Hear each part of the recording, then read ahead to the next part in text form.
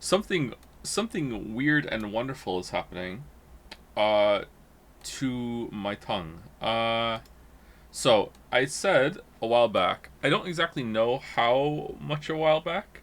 So when did we do the Amnesia Bunker streams? It was around then. Maybe it was like a month before then. I can't remember. I gave up soda. I stopped drinking soda. So I love Coke. I love Coca-Cola.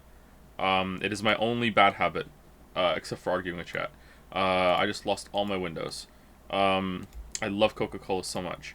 But I'm also like bigger than I would like to be. So I would like to be less big. So I cut out Coca-Cola. I cut out drinking Sprite. I cut out every single drink that has calories in it, except for coffee, tea, and I cut the calories I had in those. And I still drink Iron Brew from time to time. Like a couple times a week, I'll drink an Iron Brew because that is less than half the calories of a Coca-Cola.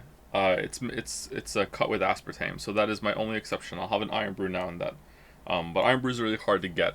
No fruit juice, no fruit juice is nothing. I don't drink as many calories as I used to. Very few calories. However, and I know some people like make hating on aspartame their whole entire personality, but because they read one article about that when they were a teenager and they decided that's a good reason to never stop drinking sugar drinks because aspartame's so much worse. I do drink sugar-free soda. So I have Coke Zero and I have Sprite Zero. Now at first Sprite Zero was drinkable, like it was fine. And Coke Zero is disgusting. But this week, man, aspartame isn't harmful. Yeah, and some people think it is though. Some people think it's a neurotoxin, but it's not. It's fine. There's been no studies that have come down bad on aspartame. Anyway, so it's a deadly neurotoxin. This week, for whatever reason, I'm gonna sound like an addict right now.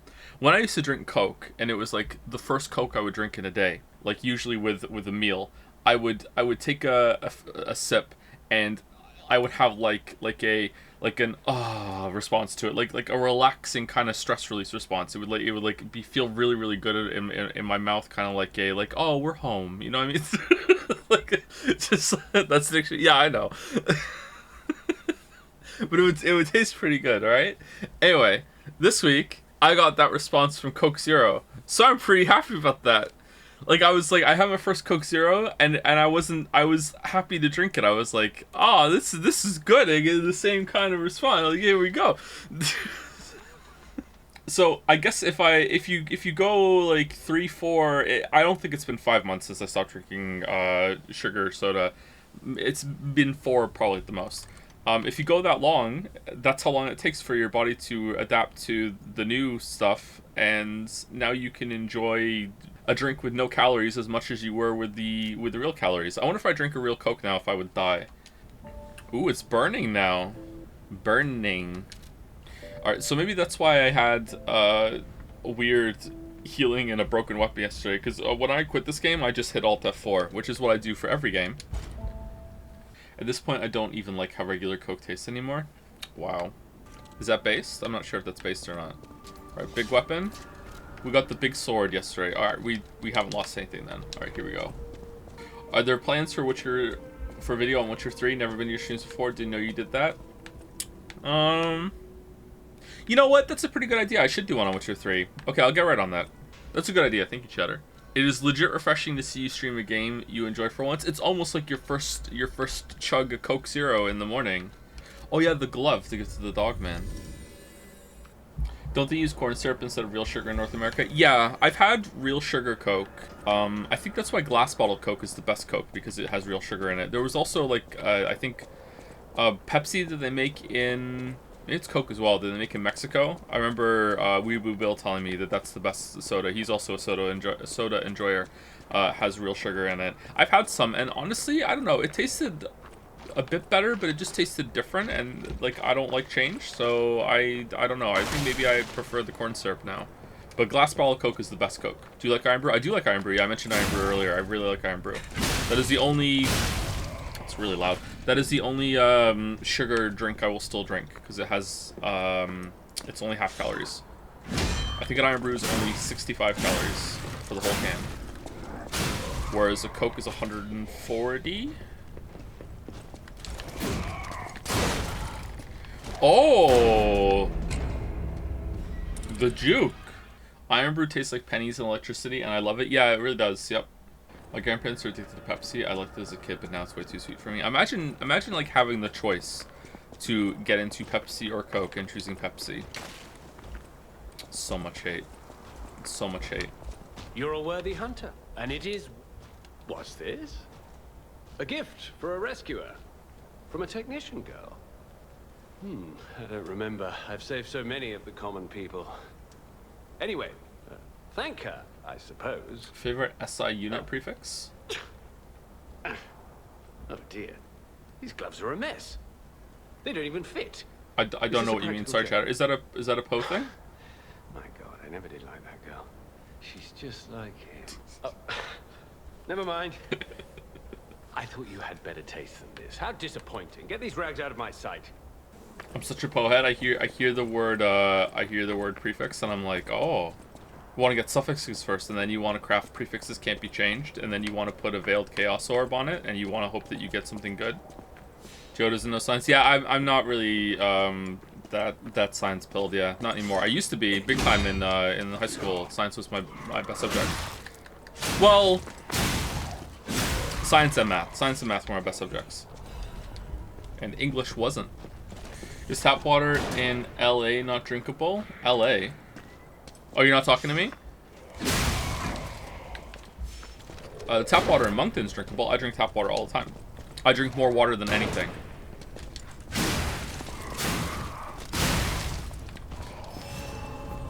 Yeah, sorry if I gave the impression to anyone that all I want to drink is soda and Coke Zero and all this other shit. Like no, those are treat drinks. I drink water more than anything else. I drink coffee as well, but I drink like absolutely absurd amounts of water. That's why I have to pee so often, and it's big pisses only. Let me tell you. Like I don't know. Like I feel like I drink water recreationally. Like it's something to do. Maybe there's something wrong with me. I feel like I drink. Like, I have dry skin a lot of the time, and I feel like I can't get enough hydration, even though I drink so much. I don't know. For a while there, I was experimenting with drinking less water on purpose, because I thought maybe I was drinking so much water that it was a problem. But now I don't think that anymore.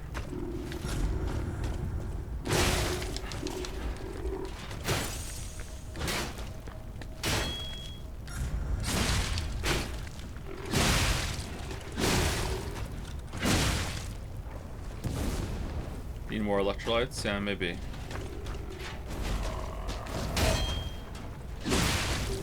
Was he on fire?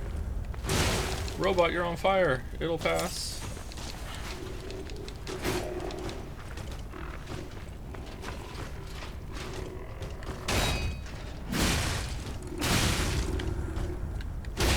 Yeah, we got a parry, finally.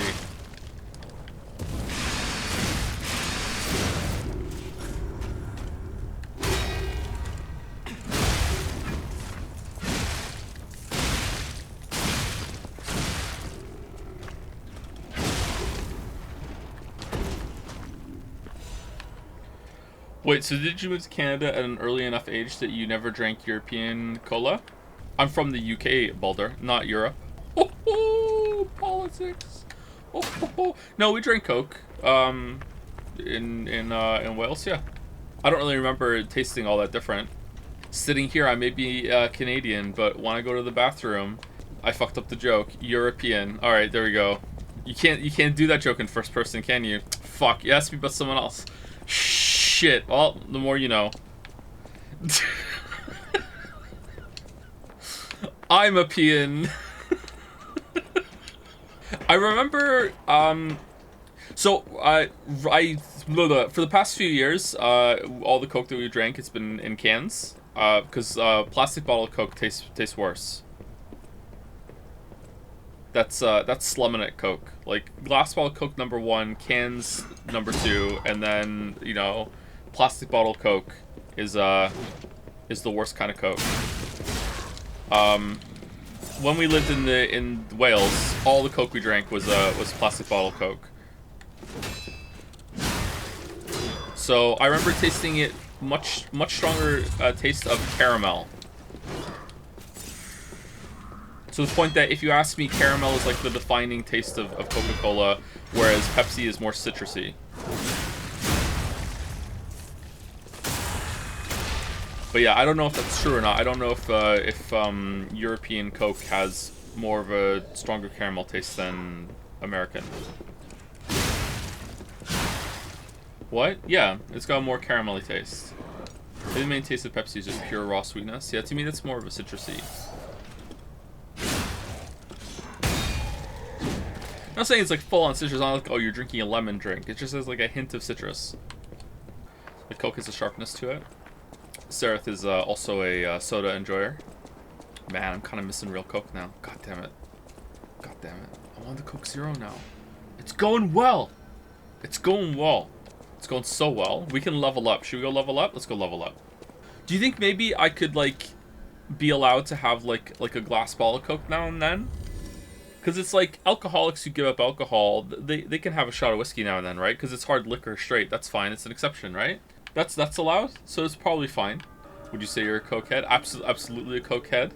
Maybe even a fiend. Hey, about my request last time.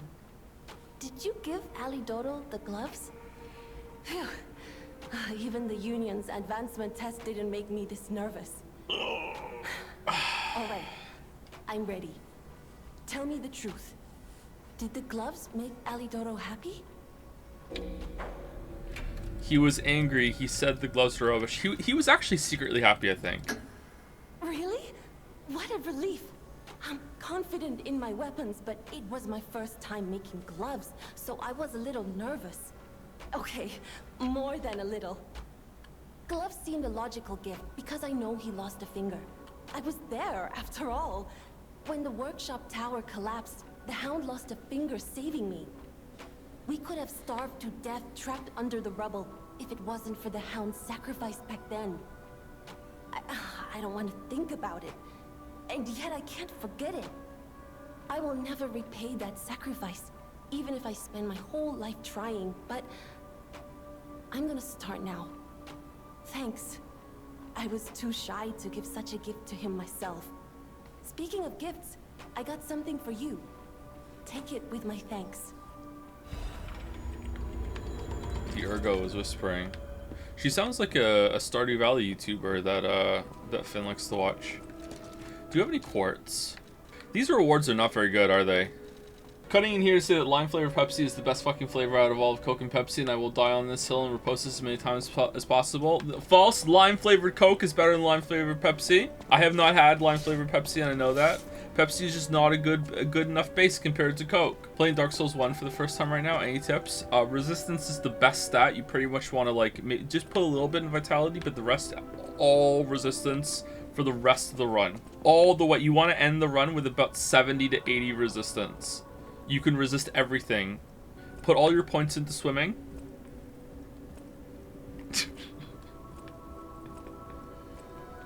All your points into swimming. Yeah, so unless you're immune to sarcasm, now you know. Don't put any points into resistance whatsoever. Really, the best general advice you can have for leveling up or Dark Souls is that a point in vitality is pretty much never wasted. So if you don't know what you should level up vitality. Stamina or endurance, whatever it is really overpowered in that game because it gives you weight limit and it gives you more stamina to swing your sword, so that's pretty good too. Pick a weapon that you like the feel of. Don't worry too much about the damage it can do. You can finish the game with any weapon, more or less. Probably you're not going to pick a weapon that feels good if it's not also one that you can't finish the game with. Pick a weapon that you like the feel of. Personally, I just like the basic longsword in Dark Souls 1. Like the basic longsword is my favorite. Dark Souls 1 is a shield game. Your first time through, you absolutely want to be using a shield and learn how to use a shield with a one-handed weapon. That you do want to switch to two hands sometimes. Like just because you have a shield doesn't mean you have to use a shield all the time. Just like, have a shield on you, unless you want to push yourself really, really hard and play without a shield. It's definitely possible to beat the game without a shield, but the game was designed around shields. And Dark Souls 2 and 3 were not. Those are different, but Dark Souls 1 was designed around shields.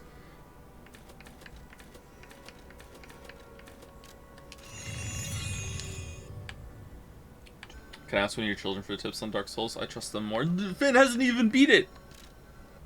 What else is good general advice? Is that too much of a spoiler? It's okay. Let's just do it. It's a waste of time to improve your armor. Don't bother. If you're just like shitting out the currency in order to upgrade it at the blacksmith, and you really like an armor set, you know what? It doesn't hurt, but you basically want to spend most of your souls and upgrade materials on upgrading your weapon, your shield, and yourself. If you have extra and you're swimming in it, then sure, go ahead, upgrade your armor. Buy a plunger. You can upgrade armor in Dark Souls 1? Yes, you can. And poise actually works in Dark Souls 1, so heavy armors are useful. What do you mean? It actually... Dark Souls 1 is the one that's wrong. Poise is meant to do nothing. Please do not criticize FromSoft in the chat. You will be banned from society.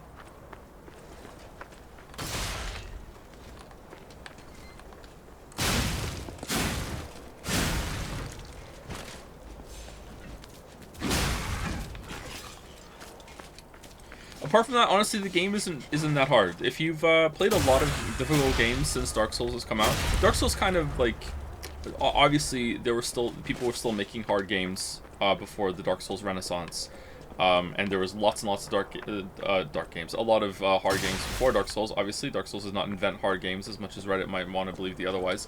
But if you've played hard games that have been made in the modern era since Dark Souls came out, you're probably going to have an easier time than a lot of people when they first went and played it when it came out.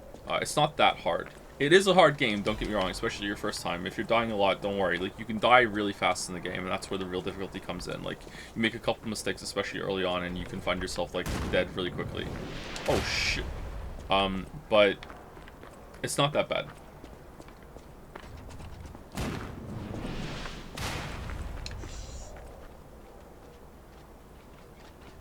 Ooh,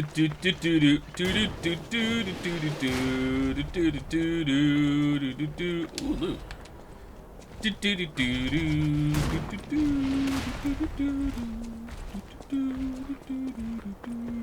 When are we playing that game? How do you differentiate between hard and easy games? I have to play them and find out. Like, how do I find it hard? Do I find it easy? I just have to find out.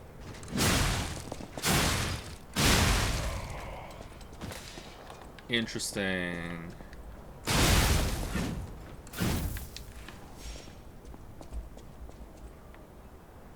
Oh. Oh. Okay. That was weird. Send a message. Live Puppets Axe Blade. Yo, what?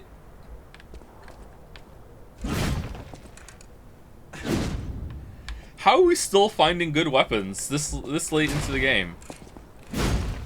We have to be close to the end by now, right?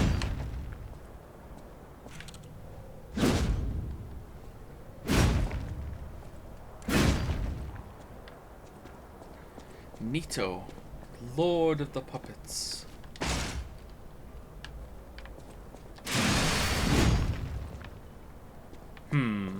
A bit simple when it comes to the moveset, but maybe that's the point. Maybe it's just supposed to be this, like, hey, I just have a big, like, chonker axe, you know?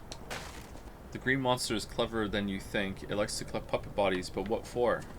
How do you feel about this game's lack of cheese and ways to reduce difficulty compared to the mainline Souls games? Seems like a lot of people have been complaining about the difficulty. Well, I haven't tried to reduce the cheese, so I don't know how effective it is to use the NPC summons. I'm guessing that, you know, having someone that's there that is going to, you know, tank the boss for you for a little bit is going to be good no matter what, but I don't know. I'm hearing the same kind of complaints I heard about Sekiro. And there's... Okay, so it's not everyone, but I did see this about Sekiro. I feel like there are a bunch of people that have played a lot of FromSoft games, and they use a lot of tools that are available to them, including summons, and they think that they are really, really, really good at the games because they used all those tools. And then they play one of these games like Sekiro or Lies of P, where you're not given a lot of those tools and you have to get more skillfully good at the game, and then they can do that, but they don't want to because they think they haven't had to do that in the other games, and then they get very upset at the game for, you know, not catering to them.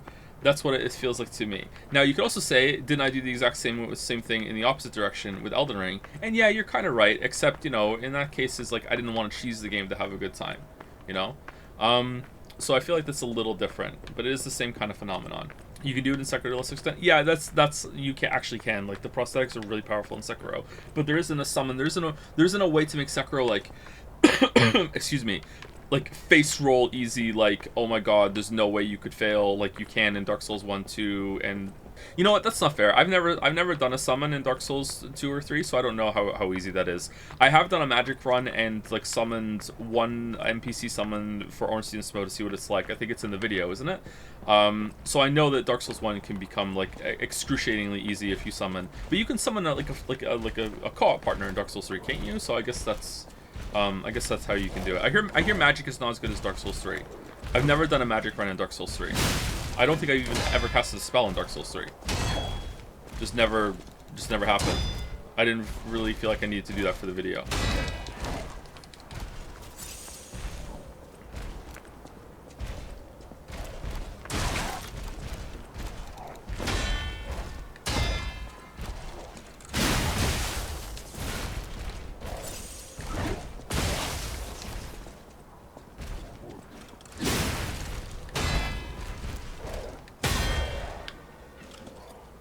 Anyway, but sorry if that's rude or sorry if that's presumptuous of me, but that's the feeling I get, is that there's a a large amount of players that play games in those ways, and that's fine. That's how you have fun, then that's fine. But it just means that if you don't want to meet this game on its own terms, then it's just not going to be for you.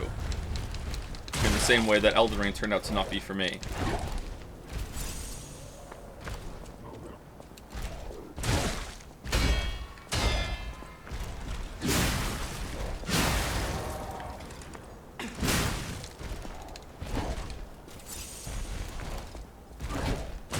Do you miss the multiplayer elements from Dark Souls while playing this game? I miss the notes on the floor. I always like the notes on the floor. It was a really unique part of Dark Souls 1 my first time playing it. I was...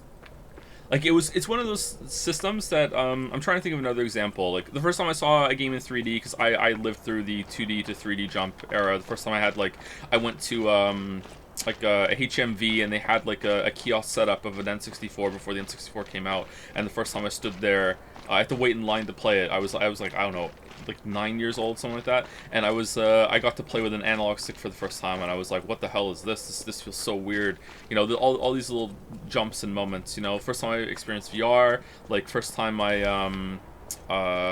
played World of Warcraft, like seeing the notes on the floor and how the multiplayer component worked in Dark Souls was kind of like wait, what? This is so cool and unique. I've never seen anything like this before. I don't know if Dark Souls was the first one to do it, but it was the first time I had experienced it. So yeah, there's a big novelty to that system that I miss a bit here. But I think if they put the notes on the floor, that might actually legitimately be too far into copying FromSoft. I don't know.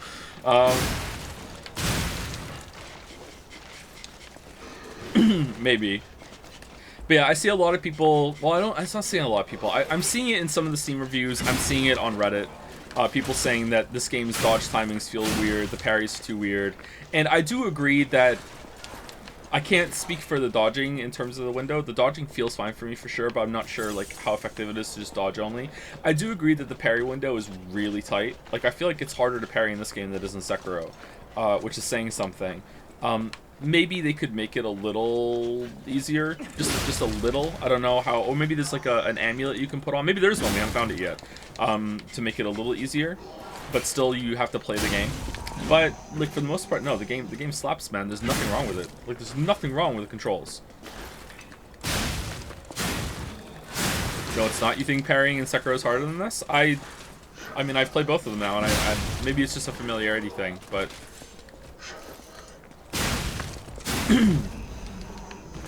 Maybe it's the flow you can get in Sekiro that's better. So in Sekiro, this is why I'm going to prefer Sekiro's combat system over this one overall, even though I think the boss designs in this game might be better than Sekiro's boss designs overall. There are some really banger boss designs in Sekiro that are probably going to take the top spots. Sekiro allows you to just attack forever because of the stamina. You just keep attacking, and also because of how the fights work. And the fact that you can just attack, then you get parried, and then you're like, oh, okay, now I'm gonna counter deflect the other enemy. Like, it's such a great flow state that I think maybe that's why it feels that deflecting gets easier. Whereas in this game, there's also less punishment in Sekiro for fucking up a deflect as long as you get a block off. Like, you don't get it perfect. Whereas here, it just feels trickier to me. Yeah, if the fight is non-stop in Sekiro, it's great. Yeah, it really feels like Clashing Blades. This is why I love Sekiro so much. And that's something that you feel yourself get better at as you play. Like, the first time I played, I fought, oh god. You fight him 3 times. Gepetchiro, whatever his name is. Genichiro? Genichiro? First time you fight him, you get your ass kicked. I have beat him at the start of the game, but not my first time, obviously. And then the second time you fight him, you're a lot more confident. And then by the time the end of that, or by the time you loop around and play the game again, like he is just the easiest boss in the game to me, and I'm just hyper aggressive with him. Like the difference, if I could see like a recording, I think I do have the recording, so I can go back and look at it. The recordings of my first time fighting him, where I'm very like, oh, I'm locking on. Where's the stand-in for him? We can go over here. You can be like, oh, he's here. All right, he's coming at me. What is he doing? All right, gotta time my deflection. Okay, he's moving. Oh shit, dodge away. Okay. Oh, what is he doing? Oh, paralysis. Oh no. And then now when I fight him, I'm like R1, dodge R1, parry, just non-stop. Like I'm the boss now, motherfucker. And like going from the beginning to that is just intoxicating. Like that's such a much larger jump in progression than any other Souls-like, I think. Just like god damn, like it feels so good to just clown on him. Sekiro parry is more reactive. This game forces you to learn its timings. I think there are some parts of Sekiro that are like that. Yeah, but I agree, yes. And I think maybe we're judging this with freshness. I think if you got into the flow state, like that's why I said, what was the boss I was fighting? It was the clown, right? And I said, god damn, it felt like I was playing Sekiro for a second. That's what I meant when I said that. It was very like reactive, and there's been a few times, and I feel like as the game's gone on, I've gotten better at it, that I've been able to intuitively feel out a parry like the first time I'm seeing an attack. So I feel like it is, as I'm getting more comfortable with it, it is becoming more reactive and more like Sekiro. And there's been lots of quick chains that they've added to the mix as the game has gone on. Before it was very slow, here comes the red attack, here we go. But as we've gone on, the boss fights have gotten more difficult. We've seen more strings of attacks coming in very, very quickly. Like Firefowl Blade, which is beyond me. But then some of those Victor chains were pretty fast, and those were a lot of fun to parry as well. But yeah, it's definitely a slower Sekiro, and I'm here for it, man. I like it. I think there's definitely room for a slower Sekiro. We're gonna die to this guy. Have you fought the inner bosses in Sekiro? I have not, no. Oh, we're just dead. Okay. This game pulls it off because even if you mess up a parry, you can still regain health as long as you get close enough to guard. Yeah, and perfect deflection heals you as well, which I really like. There's lots of clever decisions in this game. But I do agree that it's very hard. It's probably... excuse me. It's not probably, it is. It's harder than Dark Souls 1, 2, and 3. For sure. It's harder than Bloodborne. Like, absolutely 100% yes. I don't know if it's harder than Sekiro. But not only is it hard, it's also... It seems like it's less easy to cheese. I don't know if the Legion arm, you can tailor it for each one. You have the cube as well. You have the NPC summons. I have a feeling that it is still going to be cheesable. It's just not going to be cheesable in quite the same way as the Souls games. Harder than Bloodborne DLC? Yeah, I think so, yeah. I'm pretty sure it took longer for me to kill King of Puppets than most of the DLC fights. Maybe not Ludwig. That's the only exception.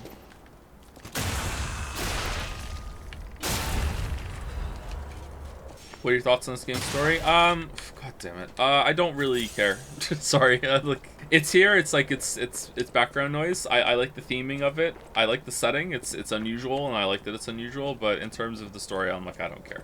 Like we'll see what happens at the end. But that's not because it's a Souls-like. That's just because it's a video game.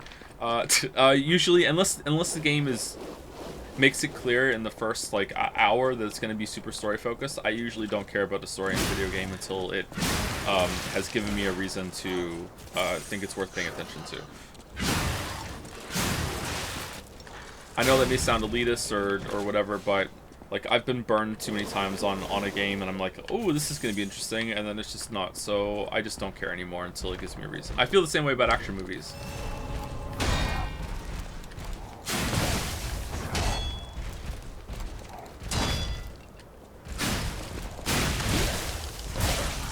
Oh, this guy's hard. Okay. He does a lot of damage. How are you not burnt out on Souls-like at this point? Don't they all start to blur together for you? They definitely have for me. I probably haven't replayed them as much as you think. Like I don't know how I've hundreds of hours into some of the Dark Souls games. I've played through Bloodborne I think 3 times, so not that much. I played through Sekiro. Oh, I played through Sekiro quite a bit, but Sekiro's short. Like I think at my height I could beat Sekiro in a couple hours. You can move really fast through Sekiro. I played Elden Ring through 3 times for the video. I haven't played it again since.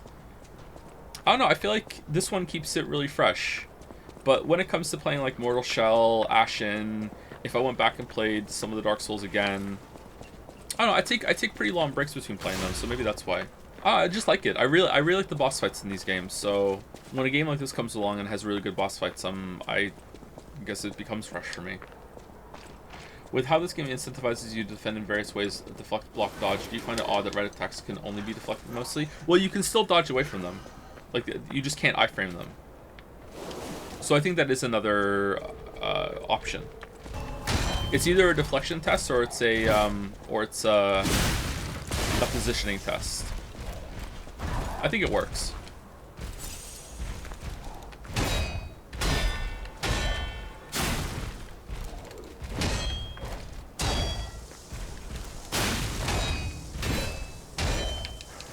Oh man.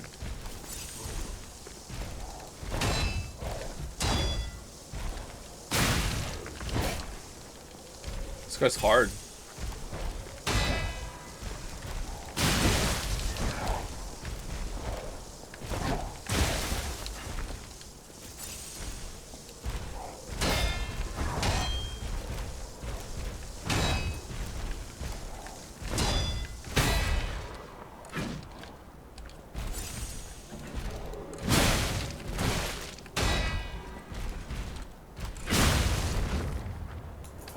Okay, a little out of practice, so we'll take a break. Parry timings are a little odd in this game. Well, not odd. Demanding, sorry. Odd and weird are my go-to. I can't think of the word I'm trying to think of right now, so I'm just gonna say it. Thank you, Lee. What's the hardest game you've ever played?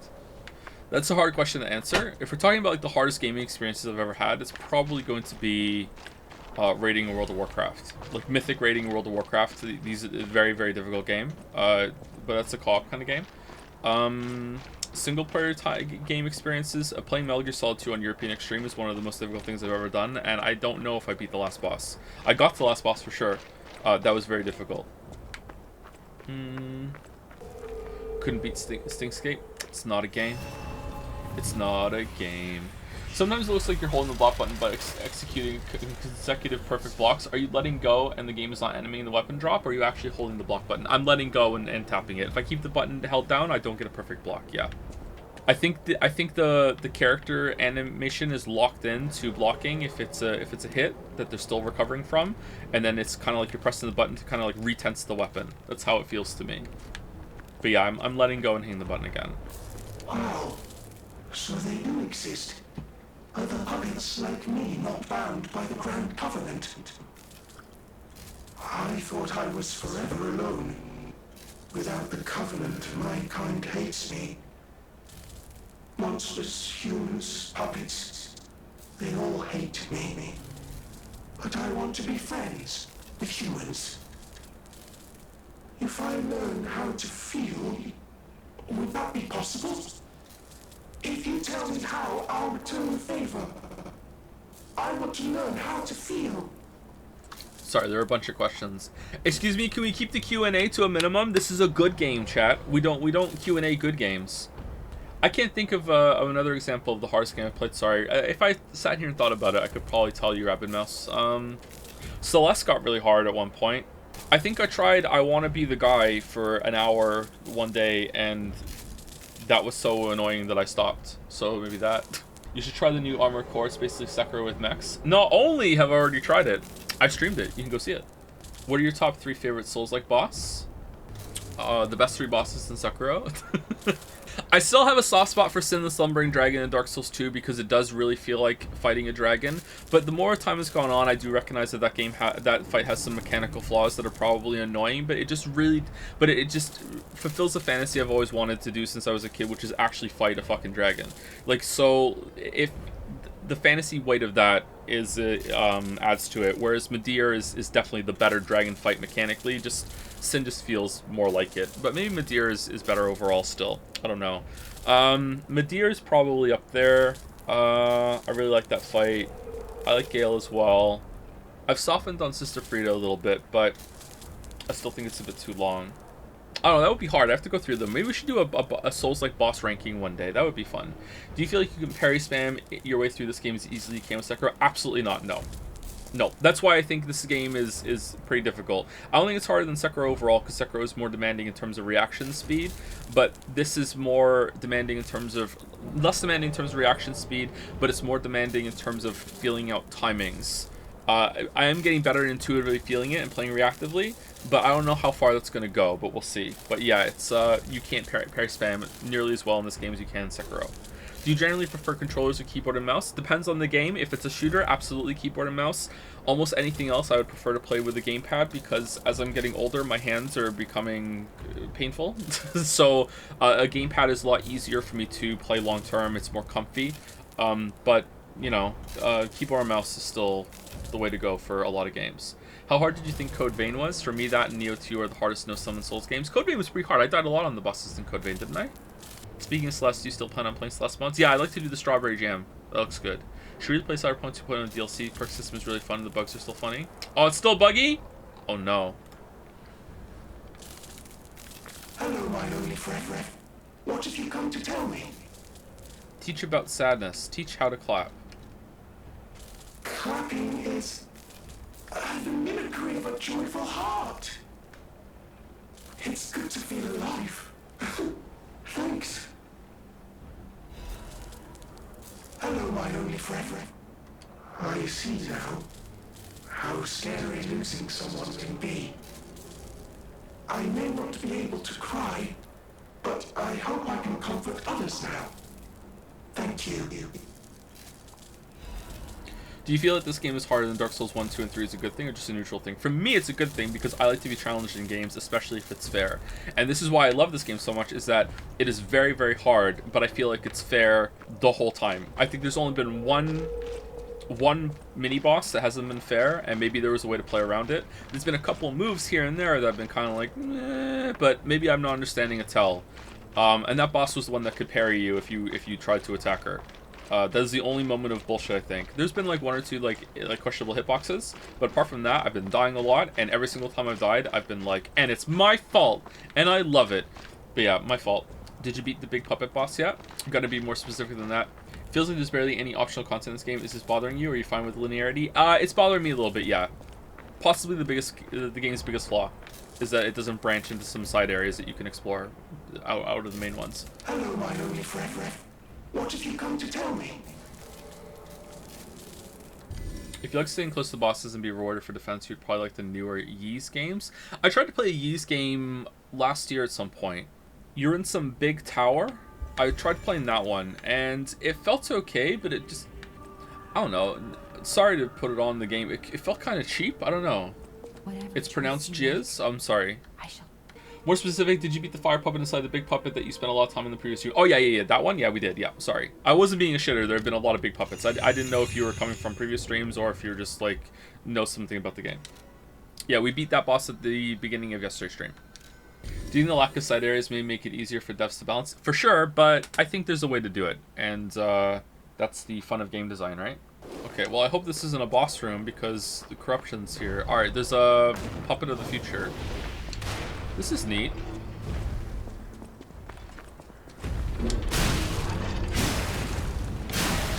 Okay, I wonder if these only have a health bar because you can't see it above their heads otherwise.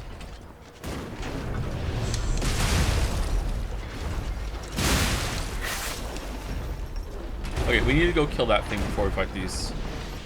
Maybe a bit of a difficult question to answer. Is there going to be another fan art showcase before the impending Gigapause? It's alright if not, but I want to know if I should bang out some ideas now or cool it for a bit. If we feel confident that... I was going to say if we feel confident that like, the next stream is going to be the last one, we can do it right before then, but... we can just decide to do the next stream. I don't think we're finishing this game today. Are we going to finish it tomorrow is the real question.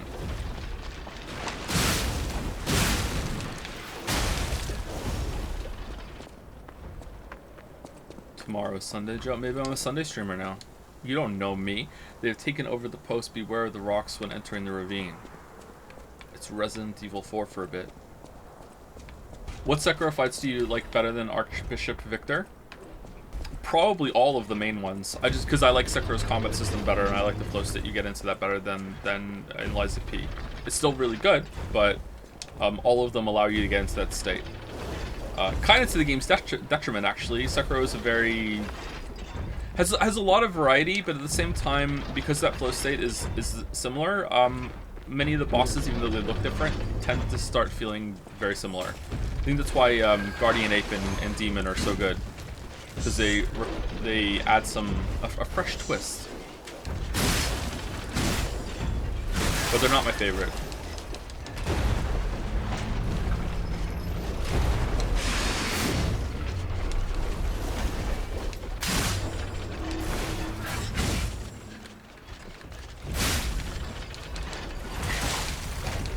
Okay, we died, but we got the butterfly, and that's all that matters.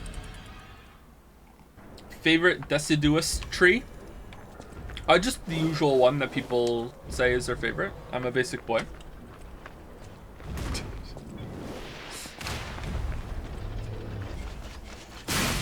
Just beat Yobu in Sekiro. Rats.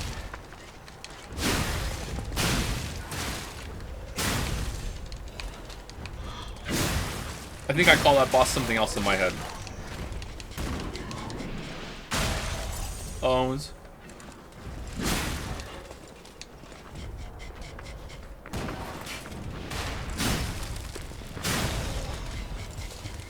What's your favorite thing to put honey into? Are you just setting this one up for me? You're a I don't like honey. Although I say this every time and chat like lights up with question marks, I don't think I've ever had real honey. I've had shitty fake store-bought honey and that's it. Or honey that comes in a fucking little packet. I don't think I've ever had real honey. Real honey is fairly expensive and rare. I don't think I've ever had real honey. That's honey. It's not honey. That's like sugar spun out bullshit. It's not real honey.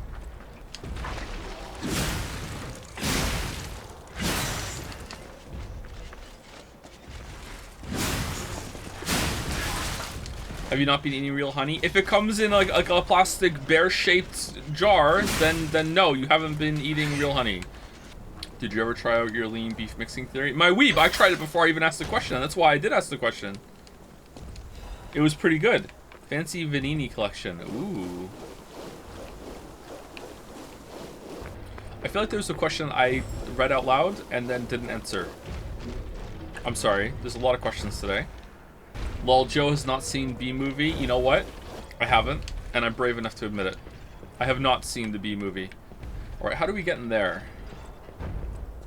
Maybe we like go over there and we go like underground in a tunnel or something, instead of like going around like you think you're supposed to. Oh, it's looking good! Status report, the most successful case from the prototype elixir injection experiments. 3 patients suffering from the petrification disease who got the elixir injection at the same time died. Right up until their deaths, they experienced painful necrosis and skin ruptures and kept saying they were about to die. Seizures and convulsions and crystalline metastasis throughout the body. Ultimately, they became mutations known as carcasses. Number 890 was able to suppress neutralization side effects and has been stable for 56 hours so far. Just the dissociative amnesia, seizures, aggressive urges, and hallucinations from the typical petrification disease victims. Personal opinion, I confirm that the Order's proposal to take a stalker with verified physical abilities as a sample is very effective. The sample extracted from subject number 890 is estimated to help the elixir development in the next step.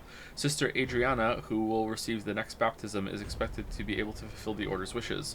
Wake up, evolve, ascend, idle. We the reborners will prepare for the birth of God. Was Adriana the one that we found in the in the chapel that turned into an alien. You looking forward to watching your kids get to Guardian Ape? Oh, you know it. Absolutely, yes. I love Coke Zero. Not sure why people seem to think it's vile. I like it. I always liked it, but I always preferred real Coke. I wonder if it would be too sweet for me now. I was at the point that I couldn't drink Coke without having some food with it because it was too sweet on its own. So I was already kind of changing. Thank you, Dalmec, for gifting a sub to Sucking Toes since 1973. It's a Bryan Adams song, isn't it? Thank you, Dalmec. Is this the best non-From Souls-like?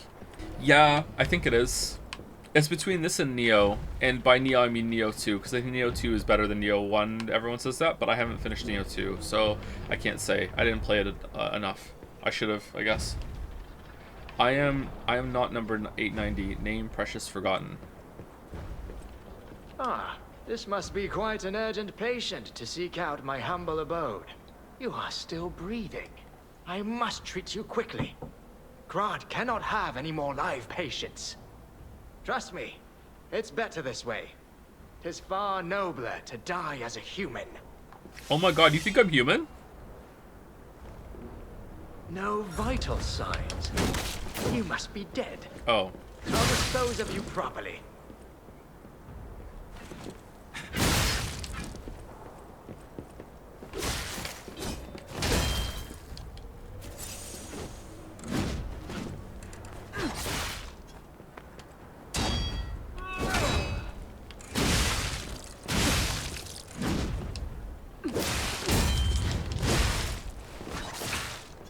Uh-oh.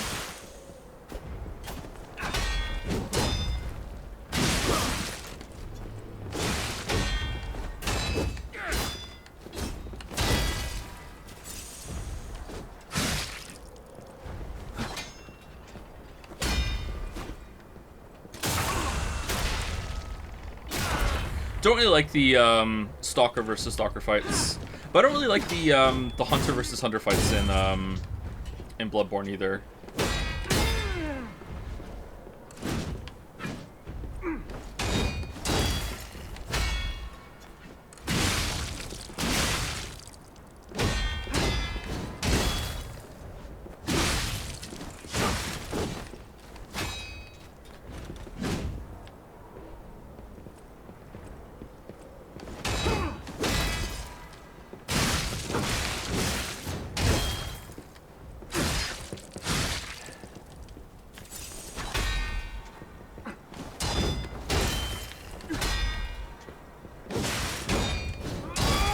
Do you think perfectly deflecting his range attacks makes him get stagger?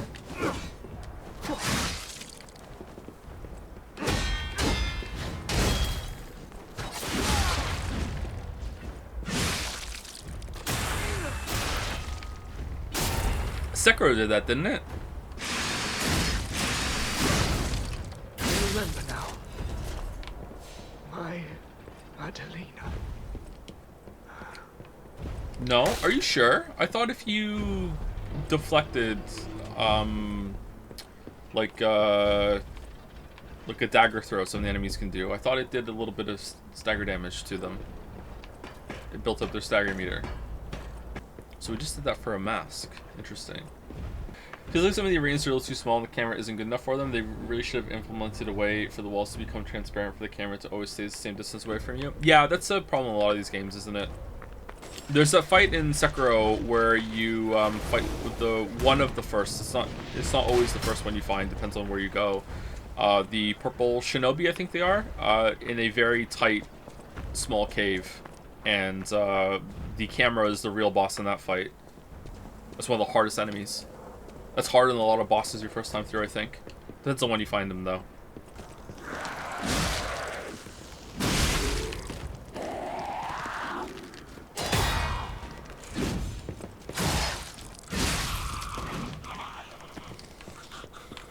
Okay, really? We're going... Oh, we're going the long way. We're going up there. No, we hit the ladder down. How the fuck did we get up there?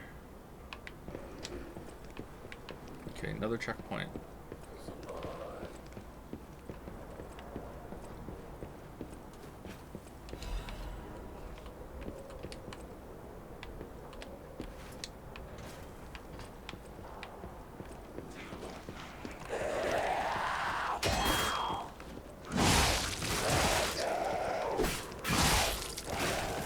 I'm yellow. Eee.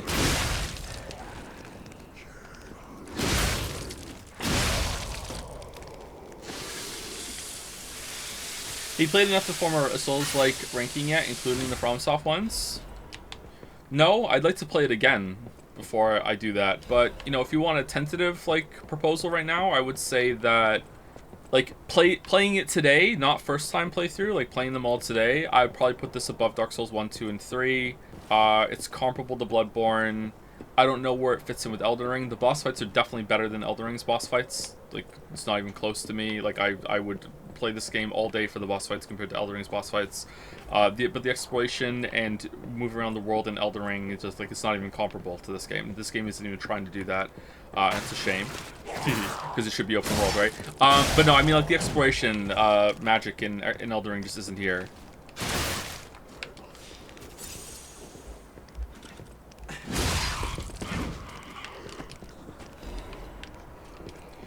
Well, above Dark Souls 1, 2, and 3 is a big claim. I mean, again, we're talking about...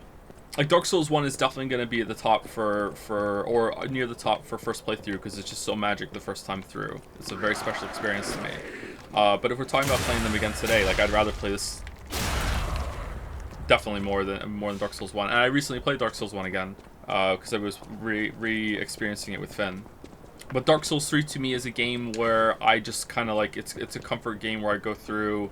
I pick a weapon, I go through and I kill all the bosses like quickly. Like you could get through Dark Souls 3 pretty fast. It's all about the boss fights and getting through the mostly linear areas with some offshoots. You know, like it's a good time. And the boss fights in this game are better than Dark Souls 3, so that's why I'm putting it above it.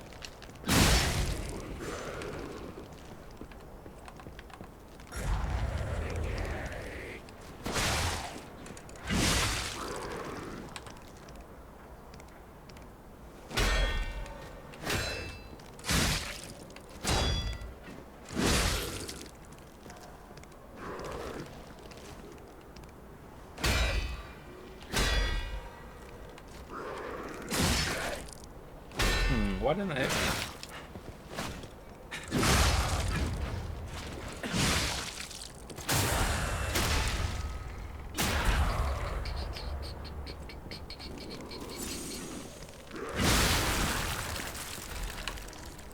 It's an experience. Shut the hell up. What does that even mean? What problem with that statement are you having trouble with? Are you taking what I'm saying is like if someone says, "Oh, I went and saw this movie," and it's not a movie, it's an experience. That's not what I mean. I'm saying it's experience, like it's something I experienced, like it's something I went through. Like, it's just a word. It's just a description. Like going through it today, I already know where all the shit is. I know where the bosses are. There are no surprises. But playing it for the first time and seeing how it worked, all the levels work together and all the shortcuts linking back and everything, I can't experience that again because I already know where they all are. That's what I mean. So the first time I played through it, that was an experience I got that was unique that time, and I can't get it again. That's what I meant. Does that make it make sense for you? Elden Ring is the same way. Like, Elden Ring has a lot of moments like that you can only really experience the first time. He was talking to someone else. Oh, was he? Okay, my bad.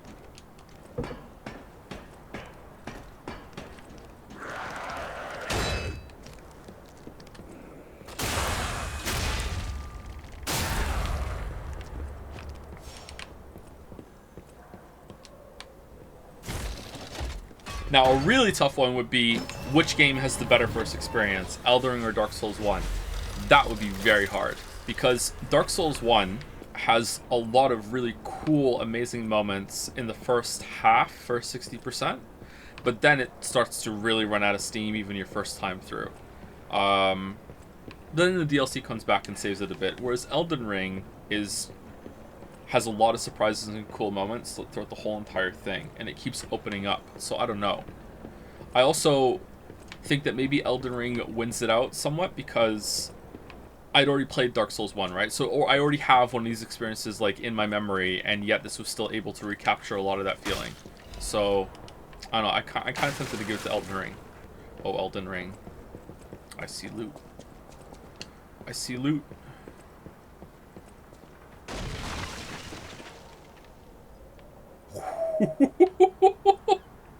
What? Oh, that's mean. Are we still dead? No, we're good.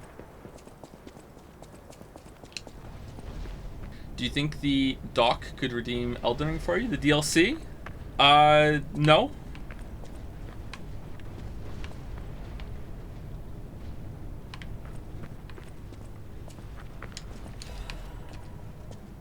I'm just kind of resigned that unless there are some big changes added to how FromSoft makes those games, that they're just not really for me anymore. I'll still enjoy them for some of the aspects that aren't the boss fights, like the exploration. Maybe I can find a way to make some of the boss fights fun with just kind of brute forcing my way with a build that's still enjoyable to me. But, alright, is the ball going to do damage to the butterfly? No.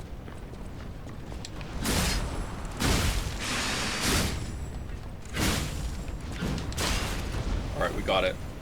But FromSoft's games going forward, I'm more interested in like what they do next in the Sekiro Bloodborne area, or whatever they do as their next kind of like self-spin-off of a Souls-like.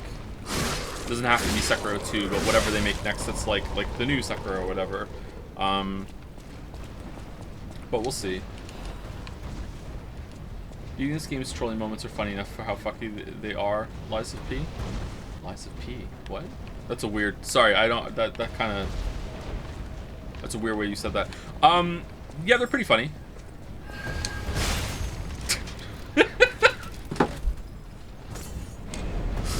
I don't know, I have a high amount of patience for it, though. How's Lies of P comparing to Elden Ring as the first time play then? So far, of course. Really good, but...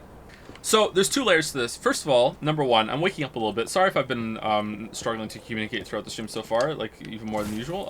I had my coffee and I'm perking up a little bit. So, there's two layers to this. First of all, is that sound really mean, but I was expecting the game to be kind of shit.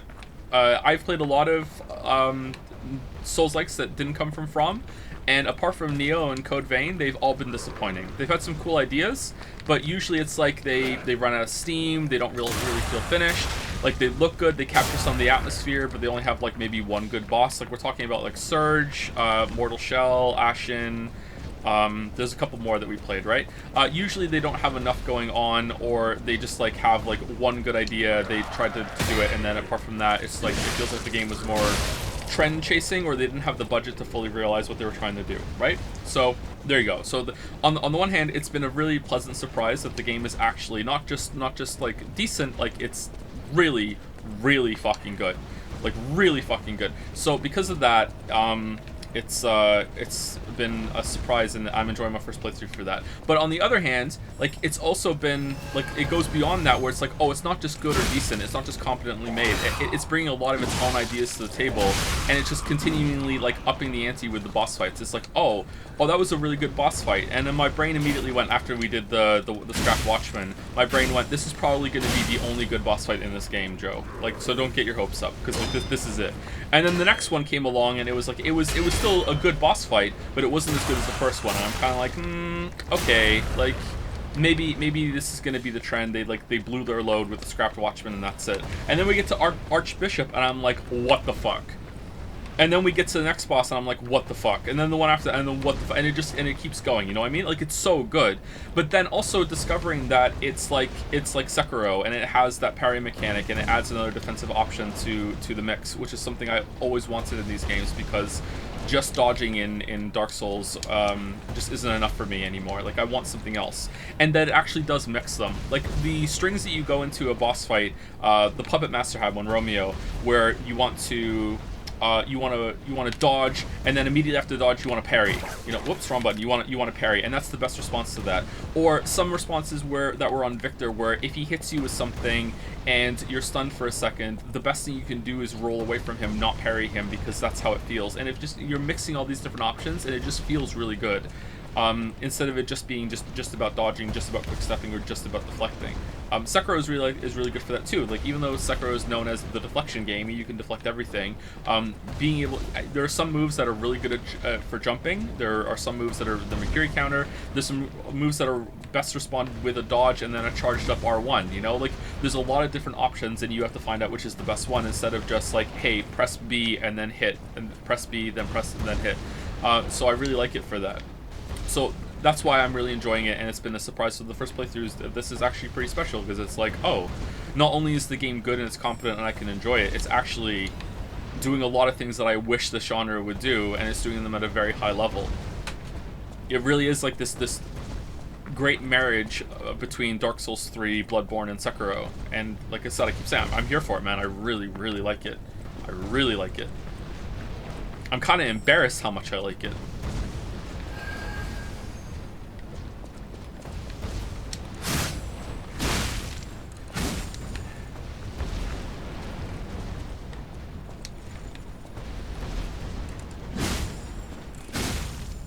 Do you regret streaming it, since you sometimes prefer to play the good games at your own pace? No, that's why we've been doing the longer streams, right? So it's been a fun time to stream. I also feel like this is gonna sound like masturbatory as fuck, but I also feel like I'm like doing people a service. I'm like, look, the game's good. You should play this. I'm guessing that some people have bought this game because the streams went well, and or maybe it's on the radar now and they'll buy it later.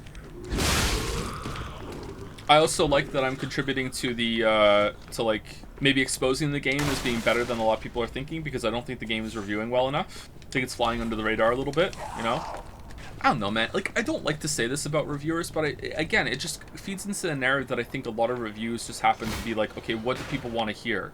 Or a lot of reviewers play games and they don't really know what the good parts are about them. So they just look at this game and they're like, okay, look, it has all the ingredients of a Souls-like, it seems to be completely well made, but I don't have the tools in order to judge this properly, so I'm just gonna give it a really safe, like, 7 out of 10, and that's it. You know, it's like motherfucker, like, no, you don't get it. Like, you don't understand these games. This game is really, really fucking good. Like, this... Like, holy shit, this game is good.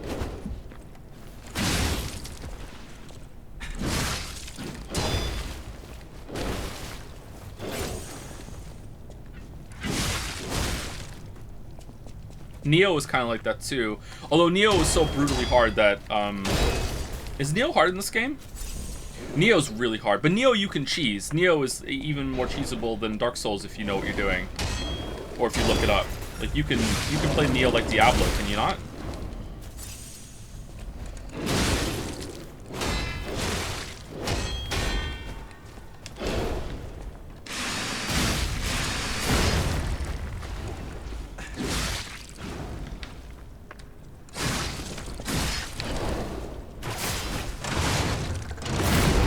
Uh-oh.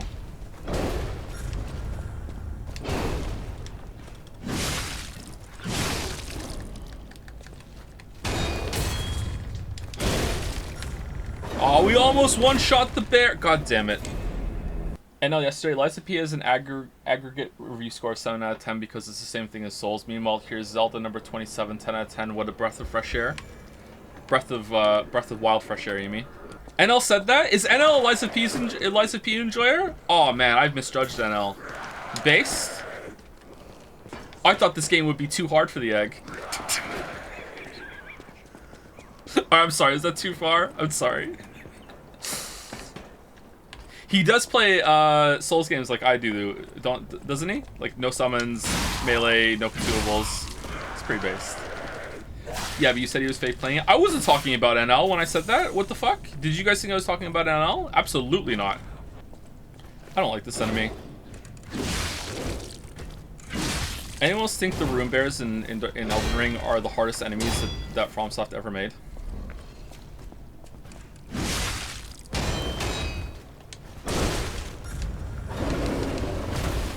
No, what is it then? I think that is the only enemy in the game that I don't know how to kill reliably.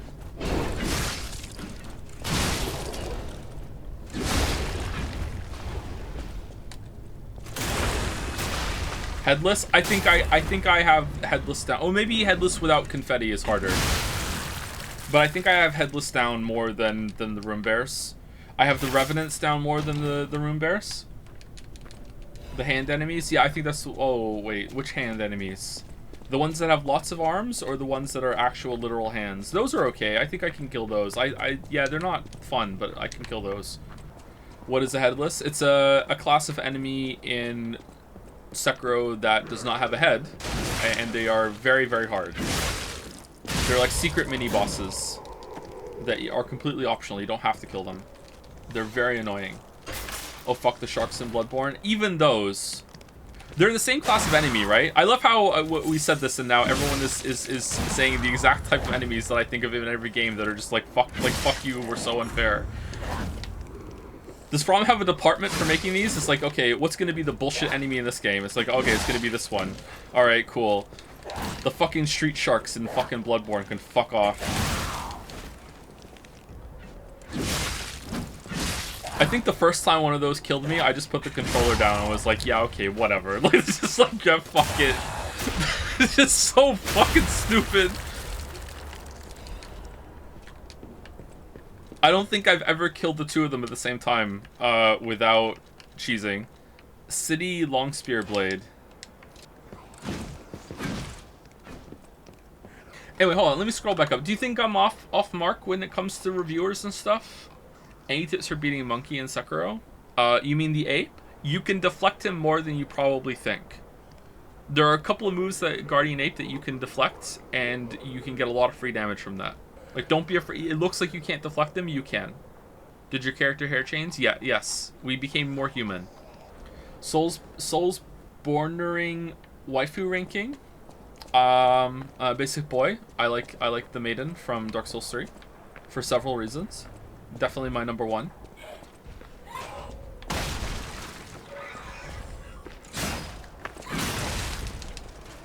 Why are we using this weapon? Oh. Okay. I don't even remember the maiden in 3. She's blonde. Does this explain it for you? Worst enemy in the game. Is it? Uh-oh. This is the street shark of Lies of P. Outside of professional reviewers, this game is scored pretty middling on community aggregate rating sites. Backlogged glitch wave. Yeah, that's a little troubling. I wonder why. Again, I wonder if a lot of people just like... that's not fair. There are a lot of people that are deep into these games that I think would recognize this. Why aren't they doing it? Am I wrong? What about YouTubers? What are YouTubers thinking? Favorite level so far? Maybe this one. Or the auditorium we were in earlier. The factory was okay.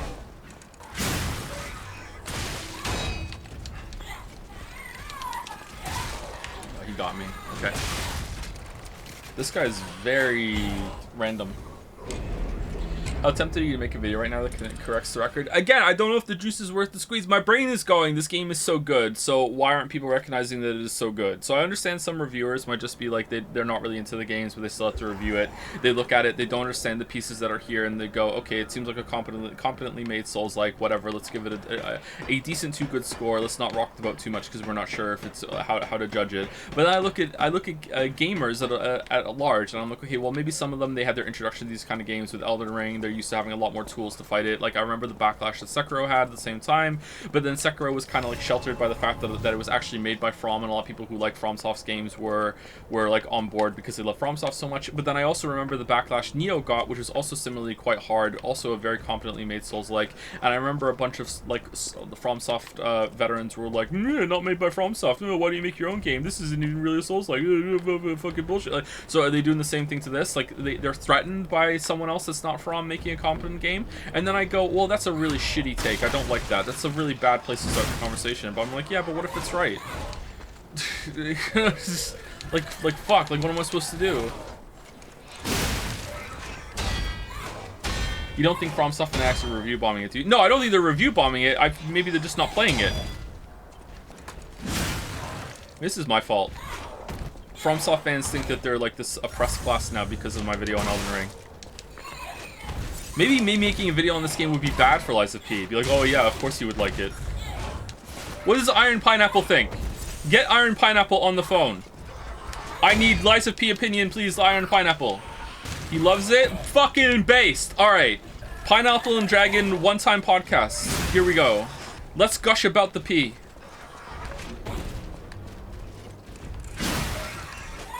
I cannot deflect this guy for the life of me.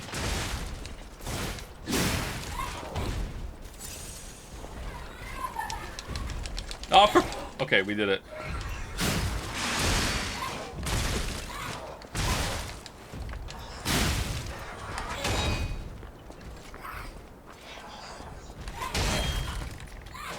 How was that not a deflect? All your videos are pretty bad. You're right about Lies of P, though. It's great. Tokyo Jammer. First time chat. Give him a marble. Can we read some reviews together? Yeah, when we're done, maybe we'll read some reviews.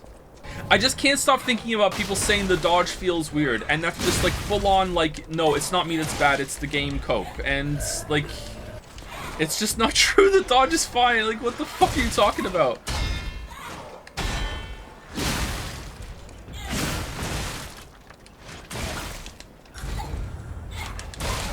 This enemy sucks. I came in to see if you're wrong about this like you are about everything else, but I'm pleasantly surprised.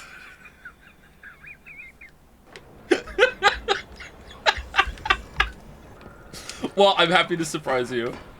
Hey, if you're memeing, well done, it's very funny. If you're not, and you honestly are that kind of person, then you know what? Honestly, kudos for like not coming in, hearing me say something that you agree with, and then not immediately thinking, oh, well, I guess I'm wrong then, fuck that. Like knowing that you feel securely about something that even someone that you typically disagree with is agreeing with you, that's pretty mature, actually. Well done.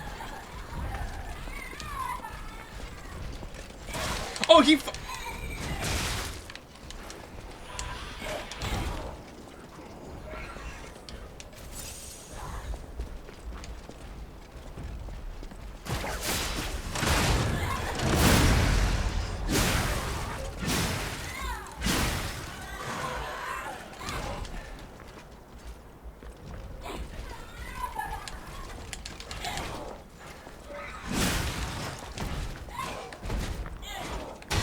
Man, it even has an enemy with a bullshit grab box. It really is a Souls-like.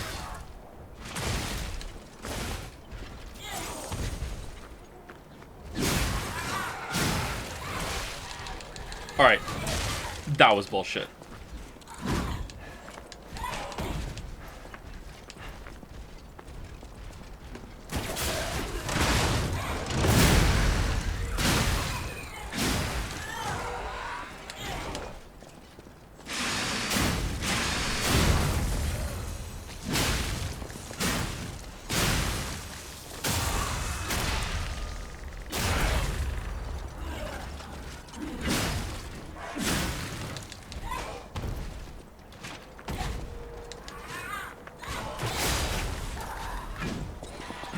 Oh, we killed him with the hook shot. That's good. Leaping amulet. What does that do? All right. I was really bad at that fight. Holy fuck. Increases max stamina. Oh, that's pretty good. Are you excited for the new 2D Mario, or are you not interested in the series anymore? Super Mario Wonder looks finally like a... So it's a 2.5D game, or just 3D graphics with a 2D perspective, or side-scrolling perspective. Does it count as 2.5D? Isn't 2.5D that the world that you can see is actually 3D around you? There was like some PlayStation 1 games that are 2.5D, whereas this is just 3D graphics with a full-on 2D perspective. Maybe it's 2.5 still counts. Anyway, this is the first game that they've made like that actually looks stylized enough that it doesn't look completely fucking soulless to me. Like the new Super Mario Bros. Games, all of them look like ass to me. I hate the graphic style in all of those games. I do like the little twirl you can do in the air in those games, but I really don't like how they look. Whereas this looks stylized enough that it looks good. So I like it. It's visually appealing for the first time, and the gameplay looks pretty fun, but I don't know if I'm going to enjoy it. We're definitely going to get it. I'm going to play it. The kids are really excited for it. They want it, so I'll get it for the boys. But I'm not like, hell yeah, can't wait. Like, I don't know. It's whatever. Ironically, though, if they announced an Odyssey 2, I would be really excited to play that, because I feel like Odyssey 2, if they build on the first game, that it would be something really good, and I would enjoy it. So... Even though I'm not a big fan of the first game, I would very much like to play the second one. Oh man, there are a lot of people talking.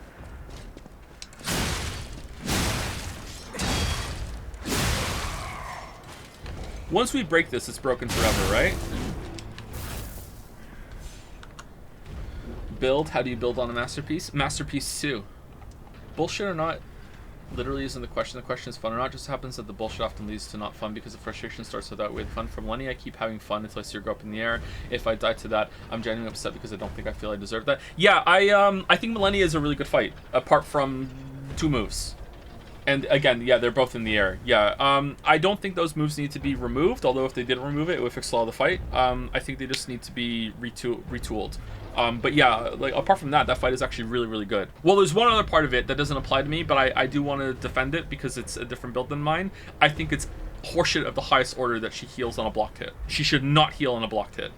that just completely nullifying a whole entire build is really, really bad. Do you notice that P is panting from exhaustion after his form change? Is he really? He's way more human now? Just curious, what is your favorite enemy that you can think of right now? Any game except bosses? Favorite enemy? Any game? I'm not gonna be able to think of one, sorry. I can't think of one off the top of my head. The general questions like that are really hard for me. It's an interesting question though. I heard this take from the reviews. While the game perfectly recreated Full Souls formula, it still feels second rate because of all the borrowed mechanics, especially because FromSoft themselves have evolved so much since Dark Souls 1 that any game that tries to copy them has no chance in competition. Whoa, what? Millennia would be mid without Waterfall. She would be less memorable without it for sure, but that's why I think you could change it and you don't have to take it out completely. I don't know. My mind went to, like, I played a lot of Gungeon. My mind went to Enter the Gungeon, and I was like, no, I prefer the mixes of enemies you can get in that game rather than one individual enemy. Joe just skips over responding. Damn, sorry, my guy. Which one? Who do I skip over? The review thing that I read out? I mean, I didn't really have anything to say to that. My laughter said it all, right? Knowing this game is the first foray into AAA console game for a studio that has only made mobile games just makes it that more impressive. I wonder if some industry veterans worked on it. Maybe this is FromSoft, like smurfing. No, it'd probably be worse than. Yeah, you wouldn't have the quality of life stuff in here. Saying this doesn't add anything, and that Dark Souls 1, 2, and 3 have continually added a lot is a fucking take to me. Holy shit! What are you talking about?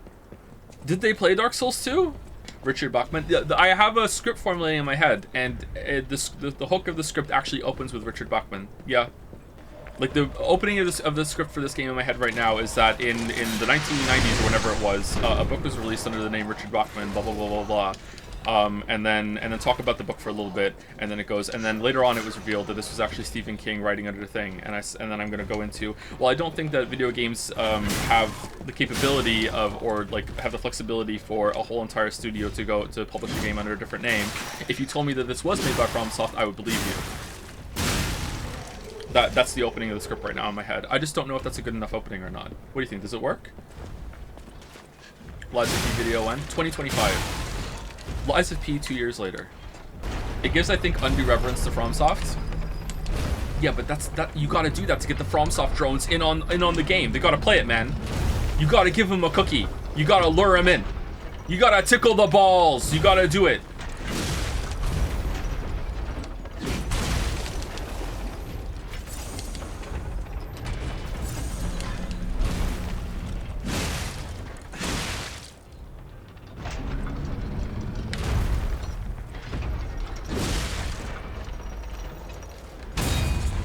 Uh-oh. Uh-oh.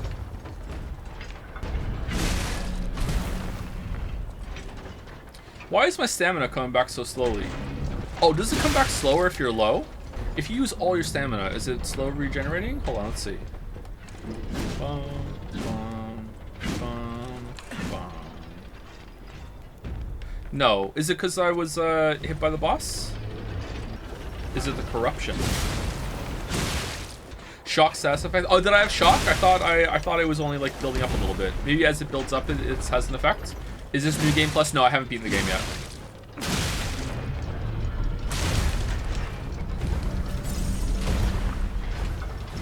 Oh yeah, it is. It is shock. Yeah. Oh, maybe I did get shocked outright. Maybe it's not building up. Maybe he does shock right away.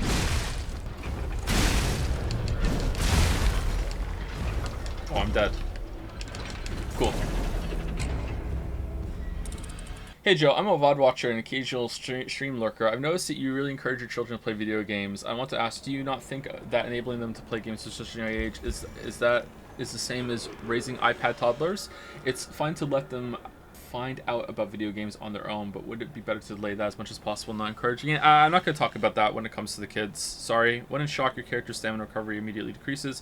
Use a purification ampule to remove status ailments. I don't want to get into that kind of topic when it comes to parenting. It's fine that you asked, though. It's okay. Don't worry. Like, I know, understand people are curious. Don't feel bad. The chat seems to be reacting pretty harshly because it's like a kind of personal question, but it's okay to ask. I can always just say no. Don't worry. I find that video games encourage problem solving. And if you have the right kind of mindset, I think video games are a really good learning tool or teaching tool. Does this thing respawn? Let's see. Big flush or small flush if you just piss, but also blow your nose on toilet paper and put it in the toilet. Just a small flush. Although I have a button on the top of my toilet that you flush it, which I don't like because I would prefer to have a handle. And the button is like actually like, it's a circular button, but it has like a crescent moon and like and the rest of the moon, which is the smaller part, right? So if you press the small part down, it does a smaller flush supposedly. If you do the bigger part, it's a bigger flush, and if you put both of them down, it's the biggest flush. I haven't tested it to see if this is actually true, but you know, I just usually just use the smaller flush and see how it goes. Yeah, if I pee, it's small flush. Even if there's like a tissue, I blow my nose or whatever while I'm peeing, and I'm saying like, look, mom, no hands. You know, I'm doing an advanced pee. You know, blow your nose while doing it. Then I'll still just do a small flush. If I just blow my nose and throw it in the toilet, I don't flush the toilet. Who's doing that? It can wait until someone else uses it. The truth is, the big flush button just holds the small flush button for longer. Yeah, maybe. It wouldn't surprise me if it was the same thing. There's an interesting book we read in my psych degree where it talks about exactly that. We want video games, movies, and TV series to mentally challenge us, and games are a big part of that because they encourage us to explore, solve, and seek. It's called the sleeper curve. Sleeper curve. I've never heard of that. That's interesting. Thank you for telling me about that. What I really like about video games, for Finn especially, is how much it encourages him to problem solve, but also how much practice he gets with reading.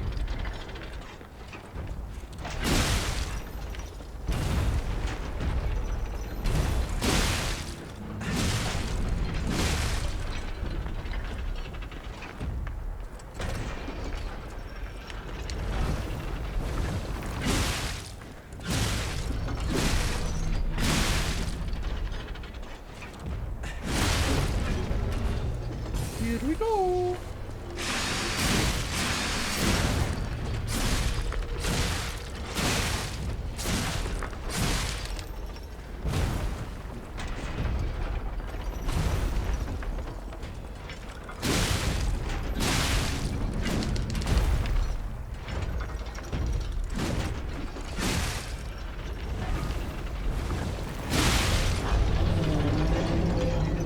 Oh, a quartz.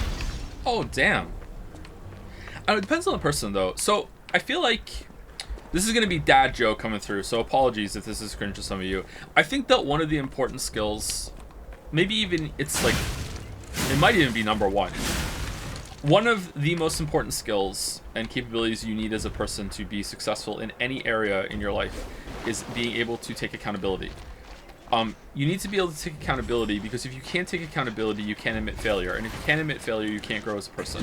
Like, failing is one of the most important things you can do. Failure should never be something that pisses you off. You should be happy to fail. Not that you should be happy like, ooh, I failed, I'm so happy. No, you should be happy to fail like on a meta level, like I'm failing. Failing means I'm learning something. There's this term called failing faster, and the faster you fail, the more you learn. And some of the most successful people in the world, I think maybe it's even all of them unless they got really, really lucky, are not the ones that like just got lucky or whatever, and are not the ones that just like happen to fall into one thing and that's it. Although they must exist, right? Sorry, I'm kind of undermining my own point now because I know there are some people like this. But they're the ones that failed a lot and they learned from that failure as rapidly as possible, and they didn't let that failure define them. Fail as much as you can. But failing is not enough. It has to come with accountability. You have to be able to look at your failure and go, okay, what went wrong here? Was it my fault? Was it someone else's fault? Was it matters out of my control? And you need to be able to be really, really honest with yourself in order to learn, because otherwise you might blame other people. Sometimes it will be other people's fault, or it might be some factor out of your control, and you need to look at that and go, well, how can I mitigate that next time? Because how I respond to outside factors is still within my control. But for the most part, you have to look, okay, why did I fail? What did I fuck up here? What did I do wrong and I can learn from it? Otherwise, you're not going to learn from your failures. And if you can't take accountability, you're going to make the same mistake over and over and over and over and over. Now, video games are an exercise in failing and then having to take accountability, especially hard games. There are some games that are not like that, but you have to continually like look at approach how you're approaching a challenge. Like, look at it. I mangled that a little bit. Sorry, need another coffee. You need to continually monitor how you're approaching challenges and be like, okay, what did I do wrong? Was it my mistake? Did I just get unlucky there? Like, what's going on? And you need to learn from that. And I think that video games being able to teach you that sort of skill is invaluable. However, I say that, and I think for some people, video games can help you get into that kind of mindset. However, there are lots of gamers that can't take accountability and don't extend that lesson outside of the realm of games. So maybe you can go a little bit too much with it, or maybe after a while you become numb to it, or if you build up a base level competency or whatever, it stops being a lesson that you take and reinforce. I wonder if that's the difference between people who play games at a really, really high level and continue to push themselves, to people that play games, got decently good at them, and then just kind of like, yeah, whatever, this is just like kind of a background kind of thing for me. I don't know. It's definitely not the best way to learn accountability, don't get me wrong, and I'm trying to come at this from an approach of like what kids could learn from it, but I think it is a way. But I think it definitely depends on the person. Do you think so, or think I'm wrong, or what? I don't know. I don't think that's a good enough reason to be like, oh yeah, and that's why every kid should play video games. I just think it definitely helps with problem solving and reading. Joe, what will you do if you walk in and your kid's watching One Piece? I'll be like, get that shit off. Here's the live action version. We tend to view our abilities as internal. I just suck at X, or a product of growth. I can learn not to suck at X. These mindsets usually emerge from in our formative years. See, I kind of have that. I guess it's a nuanced approach, right? Because I feel like I feel that way about some things. Like, I just suck at learning another language. Like, that's one of my blocks. And I think identifying the kind of mental blocks that you have in your life is also a very important thing you have to go through. And a lot of your life, especially like in your 20s and 30s, is being very mature with yourself and looking, okay, I need to understand myself. I need to not find yourself. I mean, you need to understand yourself. That's one of the most important things you can do. And I think a lot of people never do it. But it is very, very important to have success and to even to have happiness. Oh, he just knocked down a tree. That's cool. It's like figuring out how you work. And you have to internalize a lot of stuff, or you have to look within to figure out that, and you have to be really honest with yourself. Because I feel like there are some things where I'm like, I just suck at that, whereas there are things I can learn not to suck at that. None of that matters if you don't have a good enough safety net that allows you to try again. Yes and no. A safety net is very, very important. It depends on what you're trying to do. Absolutely, yeah. But I feel like I don't have a safety net might be just another way that some people might avoid taking accountability or trying. But there are going to be some situations, yes, where someone is in such a bad situation that they can't risk it. Yeah, for sure. Yeah, I don't want to say that's not the case. That does exist for sure. But you have to be honest about your situation. Why do you think you suck at learning languages? Because I never did well in that class in school. I did well in every single class in school apart from music, art, and language. And it just so happens that those are the three areas of my education that I was bad at. And it's also those three areas growing up that I don't like to explore it very much, even though I love art, I love music, and I love language. So it's probably a bad teacher, maybe. Like, another weakness in my education and the way I view the world is I am really, really bad at geography. Really bad at geography. And I also had a really bad geography teacher in high school. Now, the thing that fucks me up, though, is that the teacher wasn't actually bad. She just wasn't good for me. This is one of the best teachers I've ever had, and I didn't like her at the time. So this teacher, my parents went to teacher parent night or whatever in high school, and went to my geography class. And I was not doing well in geography. I was getting like the equivalent. It was in Britain, so it was the equivalent of like a C. You know, like I was barely passing geography. Okay, so I was in the top level of school. The school, I don't know if it's still the same way in UK, but like every single generation of students that were the same kind of age went into like tiers of education. So there was like, you were in I think it was Z level, A level, not A levels. A level was like an A class, C class, and then it went B, C, and then I think that was the end of it.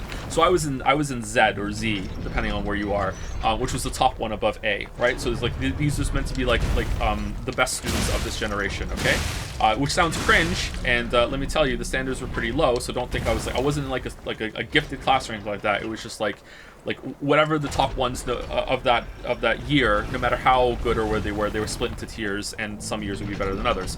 Anyway, so I was in the top one. I was in Z. So my parents go and meet the geography teacher, and the geography teacher says, I almost said my real name. I almost said my real name. And the geography teacher says, Joseph is not doing very well and should probably not be in Z level. He's not smart enough to be in Z level. You know, and my parents are just kind of looking at her, and she's like, how is he doing in the rest of his classes? And then they gave her my report card, and I was like getting like perfect scores in every single other class except for hers and like music. And she looked through my report card, and she actually said, I cannot believe she said this. She said to my parents, "Oh, I'm the problem. He just doesn't like my teaching style." Okay, I cannot believe she said that. What the fuck? I can't believe she said that, man. Like, that is, like, stuck in my memory for, like, my whole entire life. I can't believe she said that. And I liked that teacher a lot more after that when my parents came home and told me that. What a great teacher. Holy shit. But yeah, for whatever reason, like, I'm pretty weak in geography. Because, like, her teaching style, yeah, just wasn't good for me, I guess. She took accountability, yeah. So yeah, I think maybe it's linked back to education. How well can your kids read? Pretty well. I don't really want to talk about the kids' education, but we taught them how to read pretty well. We should be doing more spelling exercises with them. They're weaker at spelling than they are reading.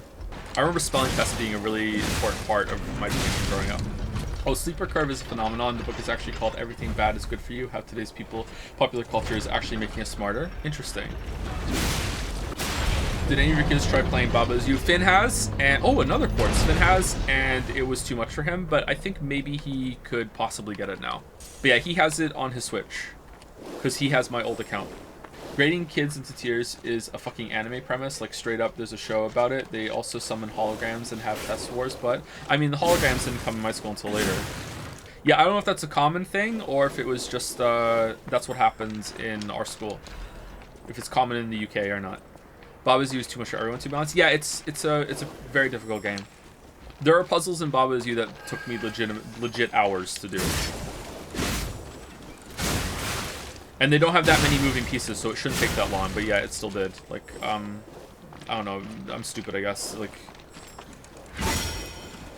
there was this one in the last set that you had to make, like a vehicle to make the goal square move up, like, the central column that was in the middle of the screen, if you know what I'm talking about. I don't know what that one was called, but, like, oh my god, that took me so fucking long to do. And the Crimson House or whatever, I can't remember what that one was, the Skull House, the harder version of that, like, I was actually convinced that was impossible for like, days. Like, I was like, I couldn't do that one.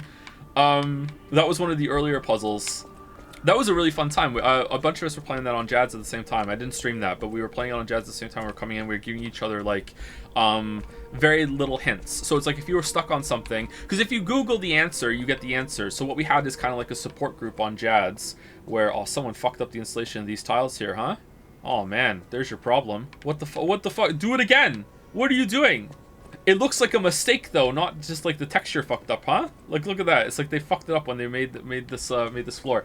So instead of it being like you Google the answer, the support group on Jads was like, hey, I'm stuck on this puzzle. Can someone give me like a minor hint and then a moderate hint and spoilers, and then I can click ahead if I need it. And that was a really fun time. We were able to do that for each other. No matter what fate brings us, I will be at Lady Antonia's side. Serving her is my duty. The very reason I was created. Welcome to Hotel Krop. How may I be of service?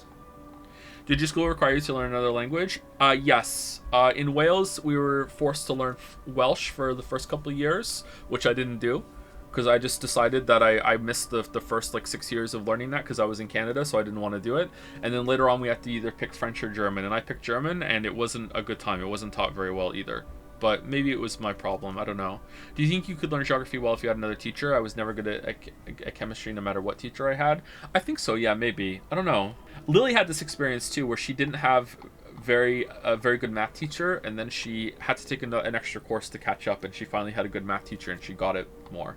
Did you ever play an instrument? No, I would like to though. I wanted to play an instrument and my parents got me a recorder, which was just so, you know, shit. I noticed you pronounce Z instead of Z, but you grew up British in Canada, so why? I don't know. I just say Z. Like, Z sounds weird to me. Sometimes I will slip up and say Z. It's strange, but Z is the one I say for the most part. Ich bin sprechende Deutsch nicht so gut. Orangensaft. That's all I remember. Are we giving it to him? At the House of Vanini, even priceless things have a price. Every item is a treasure of distinguished quality and... Master Vanini's collection box. You are indeed full of surprises, sir. Patrons of prestige can always count on seeing a bit more than the average customer. I am talking about you, sir. Shall we pay it at the House of Ani? Did he just give me a quest? Increases maximum amount of HP, stamina, and legion. Oh, it's a favorite ring of favored protection. That's cool. Transformation amulet, advanced +4. Let's get that. That's pretty good. Pistol rock drill blade. Robot rock. Where is it? It's a screwdriver. It is a screwdriver.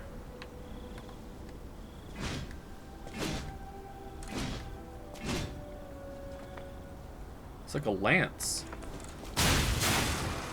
Oh, it's actually pretty fast on R2. Is the R2 faster than the R1? Hold on, R1.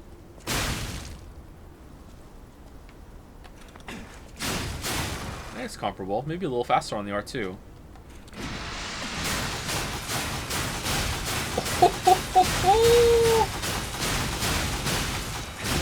Wait, hold the phone.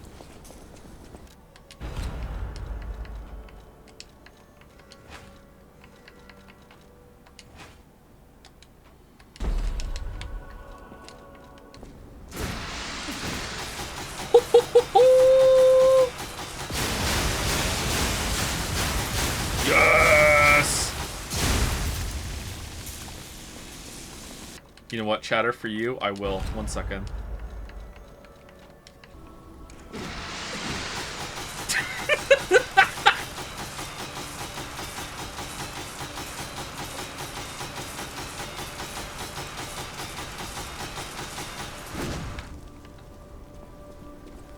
I should call her. That's a pretty cool weapon, huh? If you can get an enemy that's how much damage would that do when they're staggered? You could just like pump it out. Holy crap. That's a cool weapon. I know my way around. Oh, you know your way around a weapon, huh? That's nice. What else would look good on that? It's got to be like a spike sort of weapon, right? I don't think it would work well with the axe. Axe is pretty cool though. Are you of the opinion that Wales is the best flag in Europe? It has a dragon on it, so yeah. Can you put the giant axe on a dagger? Yeah, I think you can. Poison spear could apply quick decay. Yeah, I think that's a pretty busted weapon if you have the right time and you know the fight enough to pick your time. Pick your moment. Giant axe, this one on the dagger? Yeah, you absolutely can. But see how it says stab goes down? So this means it's going to do less stab damage, but it's still going to do slash damage, I guess. I don't know. I don't know how this works. Someone said you have to match the equals. Maybe it's just a different kind of attacks on it. Yeah, here you go. It's like a cleaver.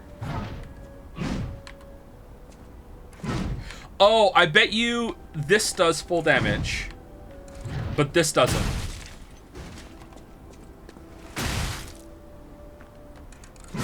Yeah, okay, that's why. Actually pretty fast, huh? Look at this. Holy shit, the damage.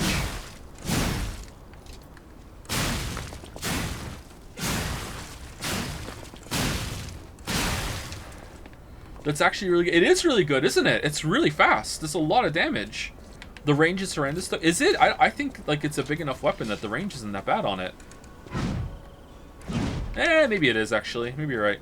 It's not even upgraded. Yeah, it's not even upgraded too, yeah. Can you show the thrusting dick weapon again but put the sailor uniform on, asking for a friend? Nah, you Icarused it.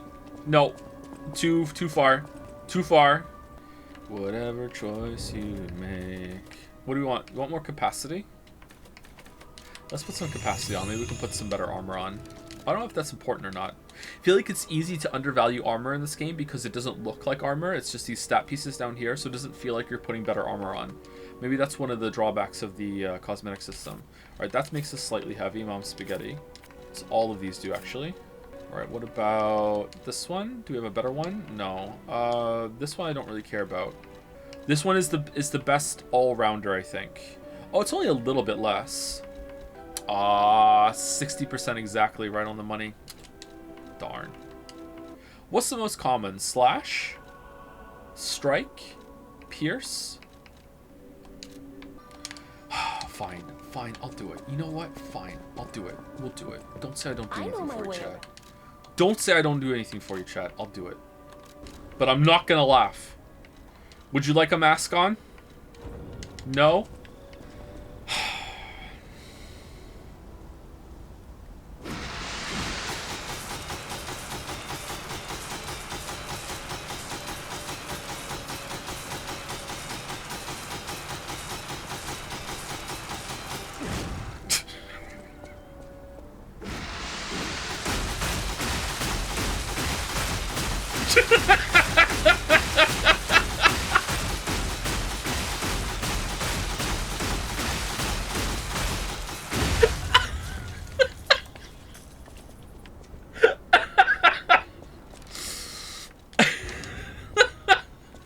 Alright, let's go. Is it boss time soon? Because that's gonna be the rest of the stream.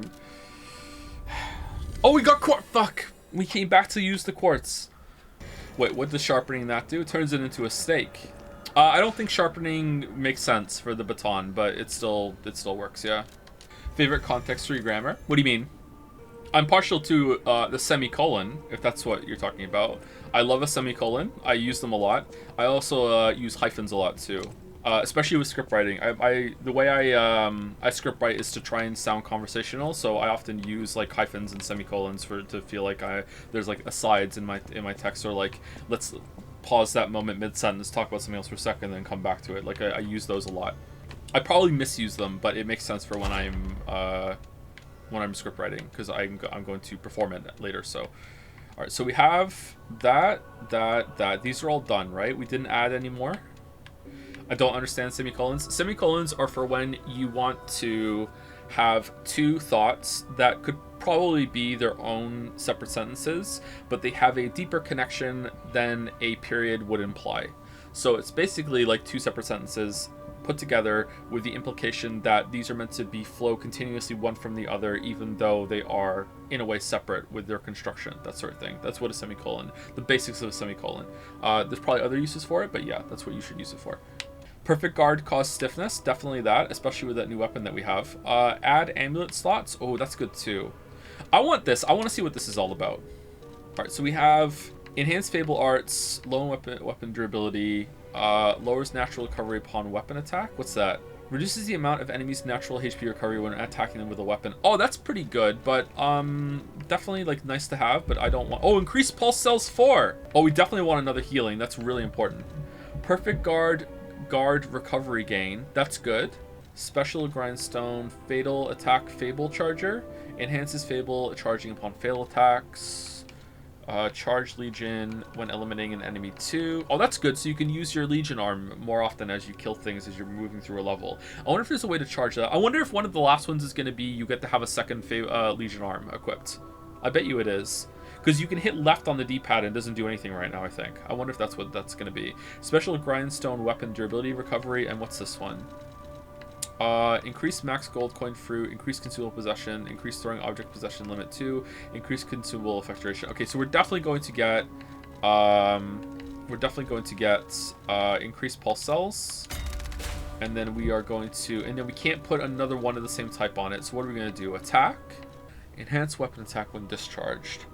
Is this a buff every time you heal? You get a quick buff afterwards, or is it when all of the healing is gone? I wish I understood. Lowers natural recovery upon weapon attack 1. Reduces weapon durability consumption. That might be pretty good. Discharges when healing is gone. Okay, that happens a lot to us actually. Ability type. Do we want one from the earlier ones instead? Is there something we want here? Enhances the attack tail. We do use those, but not that much. I'm gonna go with lower weapon durability consumption. Alright, so one more quartz and we get to see what this is all about. I like that broken banister up there, so you have a quick way to get back down. They thought about it instead of always making you run around. Can you try to pet the cat? Will it react differently now? We did last stream, and it did, yes. Now that we're human, the cat reacts differently. In my experience, hyphens work where you don't want to use parentheses because it's less of an aside than parentheses would imply, but more of an aside than a semicolon. Yeah, so parentheses in my experience is when you want to add some additional information that might not exactly be vital to the point at that moment, but it's still important to include, whereas a hyphen is used to put a thought within a thought that's very important to clarify. But they do have some overlap, yeah. Parentheses feel like an in-text footnote. Yeah, but sometimes I use hyphens like that too. You can put something, a thought in 2 commas as well, and that works. Punctuation is pretty flexible. Sometimes I think all those different options exist just to make it look visually appealing, so it's not the same thing over and over and over again in a text, and that works for me big time. But I also like study poetry a little bit, so maybe that's where it's coming from. And in poetry, like how the text appears on the page is important. But I'm definitely not a poet. I'm not big into poetry, but you know, I did look into it for a bit. You write Joe? No, I write my real name. Whoa! An earthquake! That came from the direction of Krot Central Station. Oh, this could be bad, pal. Really, really bad. What the fuck happened there? Todd?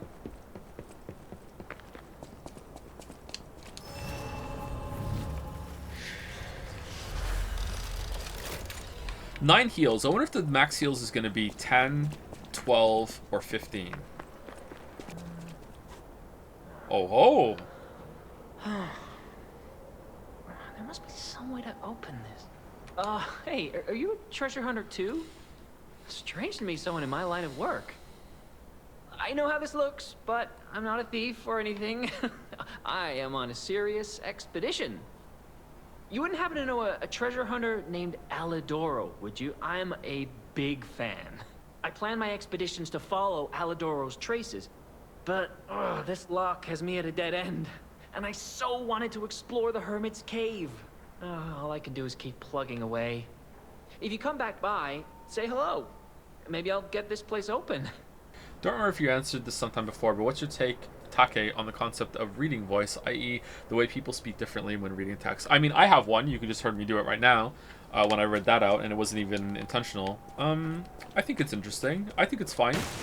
I don't speak all that well for a lot of time. I say a lot.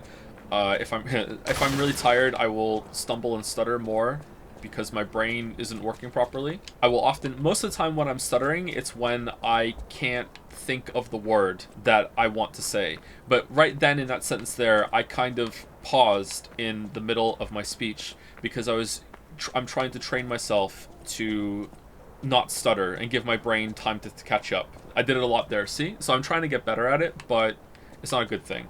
When I forget to do it because I'm really tired, it will come across more. Most hated filler word or sound?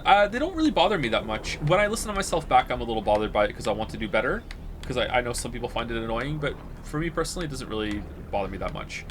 I don't like... My worst habit in speech... I shouldn't say this because some people might notice it. Yeah, I'm not going to say what it is.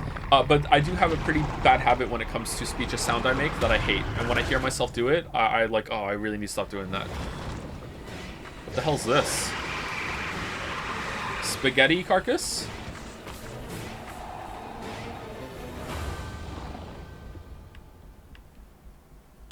Like, it's not like...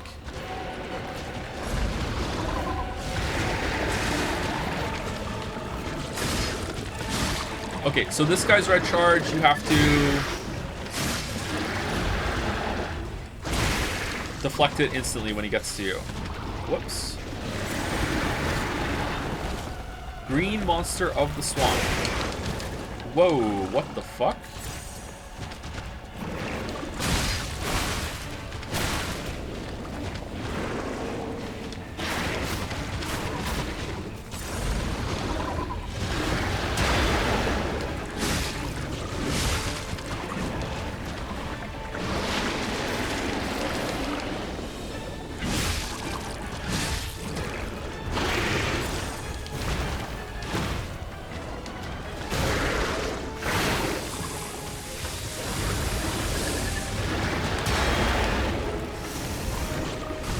Basic weapon buff.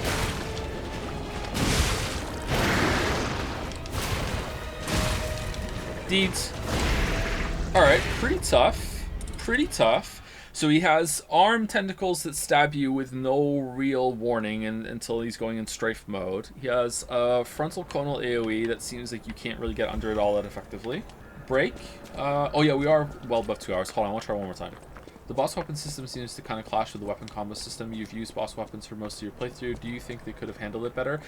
Yes and no. I like that there are just weapons that are done and feel more like authentic like weapons. That said, I think that the weapon assembly system is more interesting, so I wonder if maybe they shouldn't have done it. But I do like these weapons, so more options should be better than no options, but nah, conflicted thoughts right now. I don't know.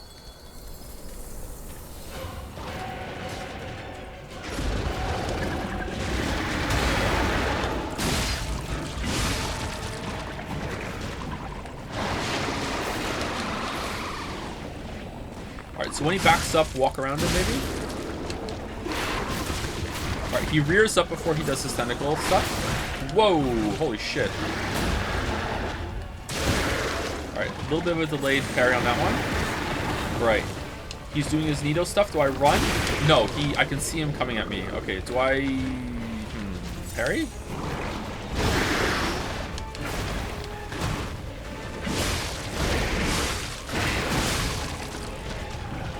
This feels like a Bloodborne boss.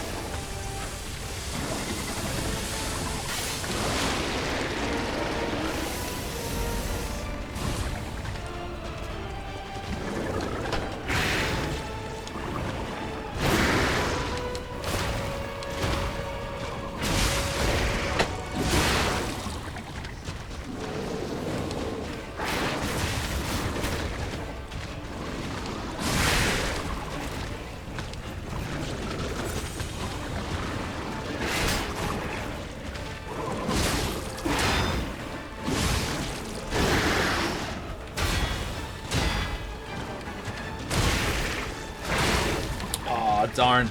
Alright, this definitely has a phase 2. How's it going? Okay, I didn't want to get close in case I made you die. It's okay, thank you.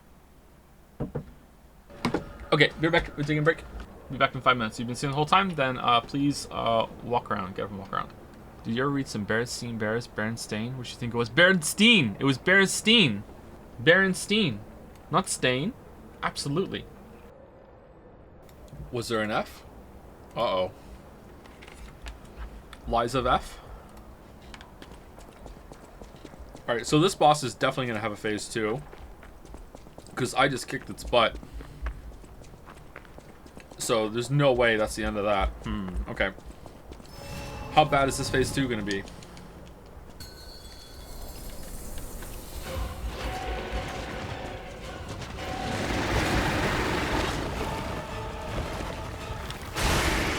Whoa, what the fuck?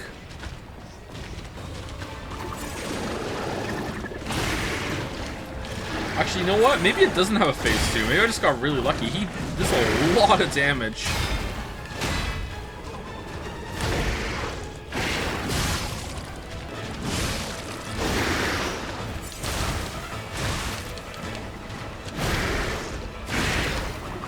Okay, so red attack, rearing up on the hind legs, red attack comes down with the boss's left arm on my right.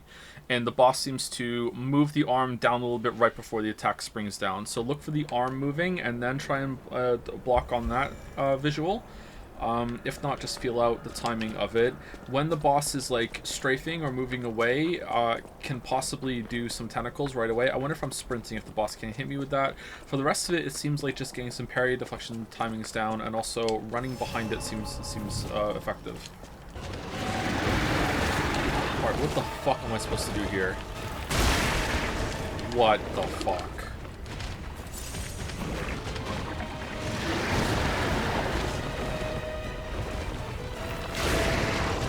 Oh, it's distance. Okay.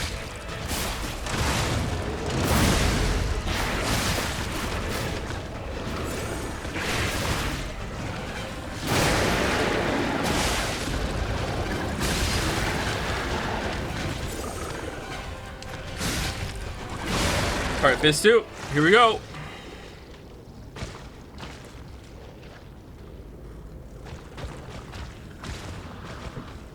Oh, oh no! No!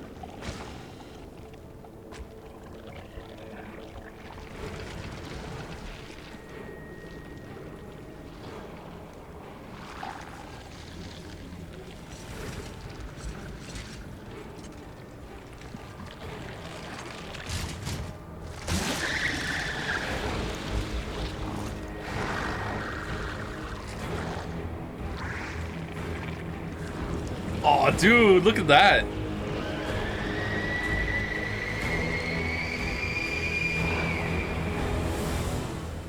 Become as mods. Puppet devouring green monster. Oh shit, our weapon!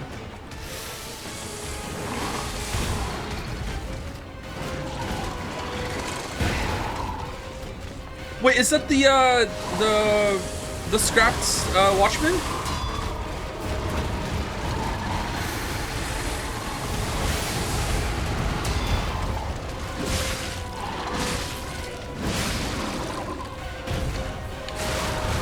Oh, now he's something else. Oh, the crow! Holy shit!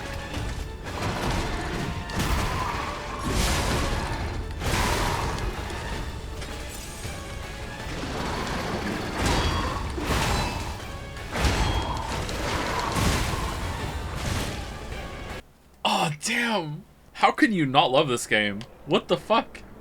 Whoever designed these bosses know blessed. Yeah, they're so creative, aren't they? Like, I'm not tired of it at all. In most FromSoft games at this point, I'm kind of like, alright, you're doing the same kind of boss over and over and over again. Let's cool it, okay?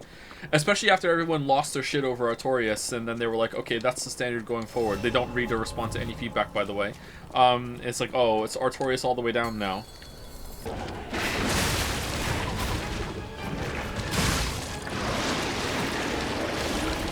Ah, got caught out. That's a lot of damage. A lot of damage. Thank you for the bits from Zornhow. Hi Joe, happy streaming. If you like, check out the weapon from this boss once you beat him. I wonder if it is intentional that you find it from a boss that lives in a dumpster.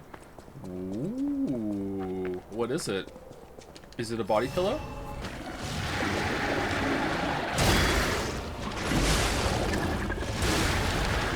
Wow. Okay, so if he starts doing the charge when I'm right in front of him, I wonder if I want to dodge back a little bit and then try and block him. Because I don't know when he becomes active for that.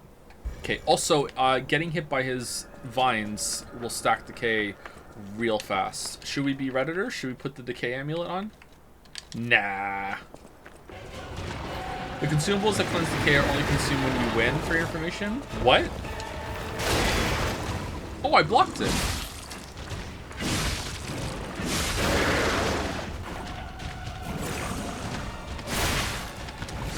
Oh, you motherfucker.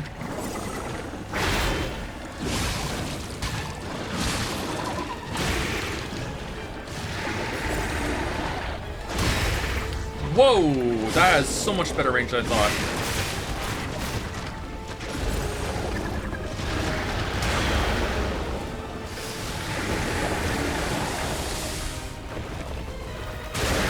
Shit. Wasn't far enough.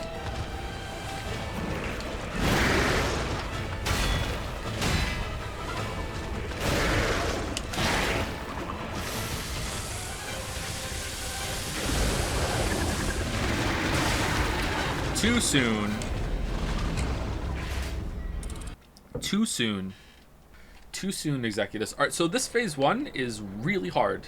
It's short, which is nice, but it's very difficult. You can die fast too. I wonder, is that better, do you think? Better that you can die, but you, yeah, it's definitely better, right? Because as you get better with it, you're gonna less likely to die, but you can get through it faster.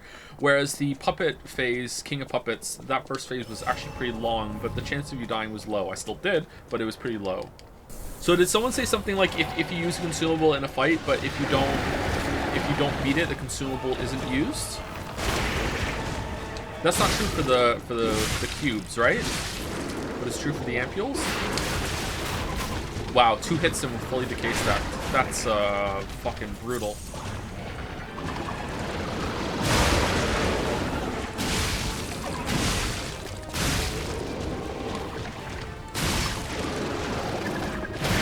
the other weapon equipped.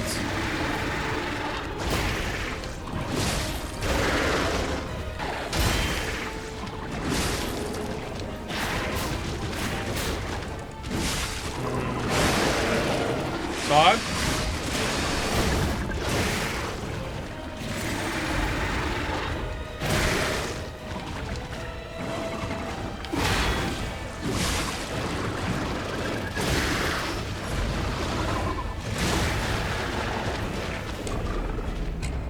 Man, that weapon decays fast. I think they all decay that fast. Are we doing enough damage? Do you think we should be using a normal weapon right now because we haven't found upgrade materials for this one? Do you think we're doing enough damage? I don't want to go and grind, but I hope that we're at the appropriate weapon level for the fight. Were you stuck there? Yeah, I was stuck there, yeah. It's not good. Can you show us the phase 2 cutscene next time? I missed it the first time. You think I'm seeing it again?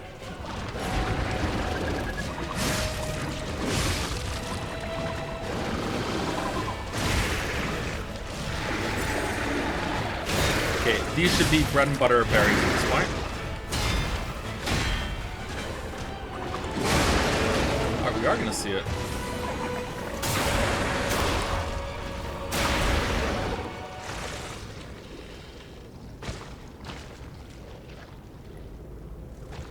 Alright, phase 1 is feeling more doable now. There are some moves that I just got lucky he didn't do a lot.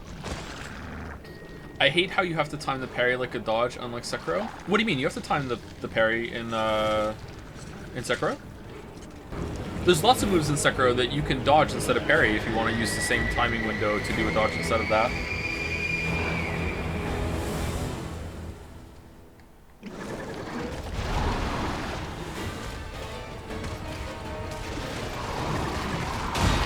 Haha, he's back! Shit. Oh.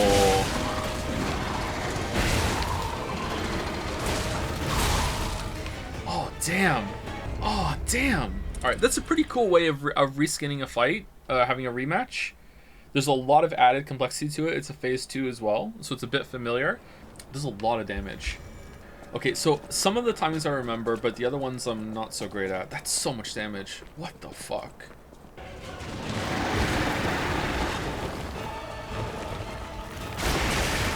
Oh, I walked into it. No.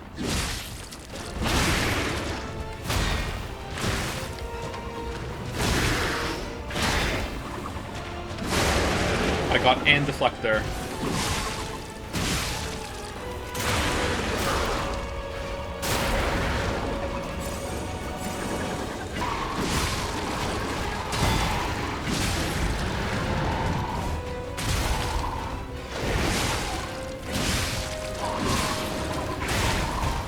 Oh, what? I thought I parried that. Was I out of stamina? I hit the button. What the fuck?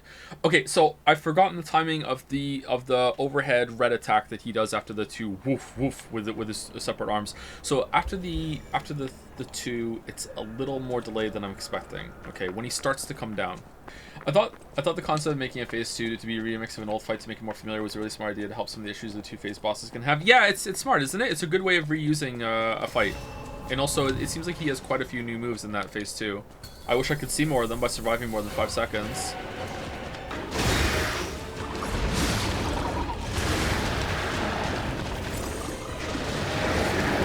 Oh, shit.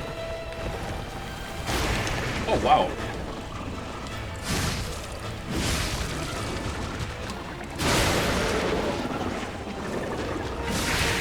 Oh, he's not stunned?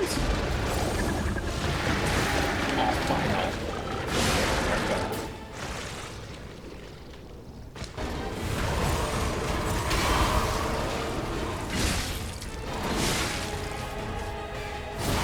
Whoa, what the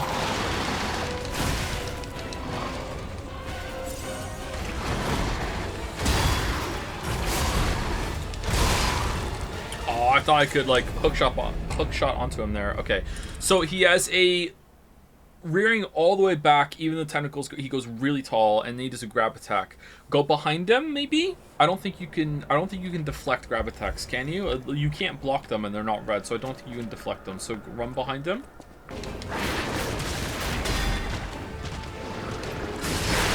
Fuck.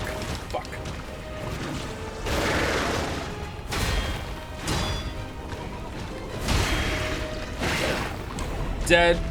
Deed. Alright, so there's some moves that he has when he's in a neutral state that I'm finding extremely hard to read.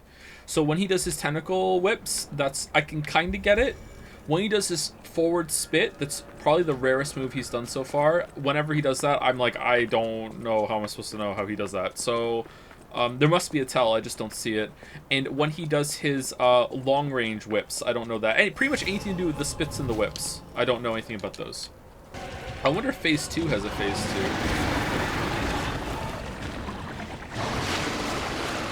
2. Not that spit, the kind of like laser spit he does. I don't think I was in that game.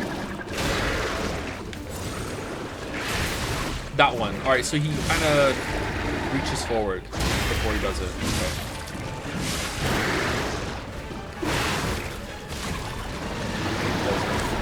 Okay. Decay is pretty harsh, huh? The decay is pretty harsh. Where is Baldur's Gate 3? Where is BG3? Where is BG3? Oh no, one day we'll do one stream of BG3 just to kill the meme, and then people will stop asking when it's boring as hell. Because the game sucks.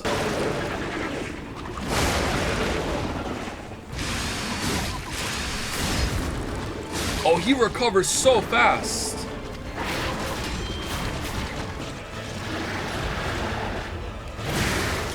Man, I'm fucking that up now. Had it down before.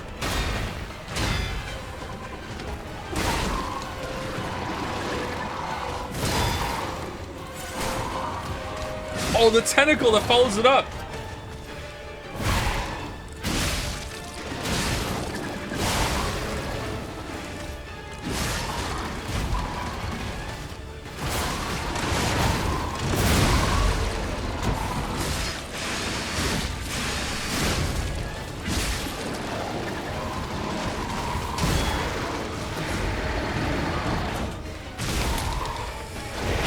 Oh, fuck.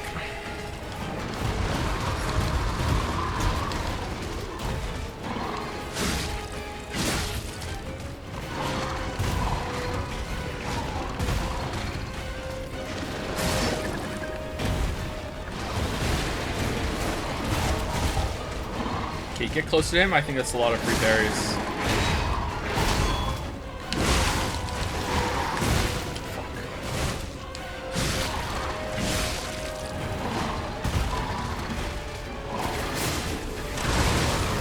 What? Oh no! No! Alright, pretty good. I think I'm getting it a little bit. He's pretty chaotic, but for a lot of it, as long as you just kind of stand back away from him, he's manageable. So I wonder if, like, if you get really good, you can stay in and you can deal a lot of his shit. But if you just want to let him rage, you're like, okay, all right, I can learn the fight. It's not so much in your face. Okay. How do you feel about the bosses? I think they're amazing. Of the main bosses, I don't think there's been a single miss. Although the fire robot that was like the third boss was a little lackluster, but the rest of them are really good.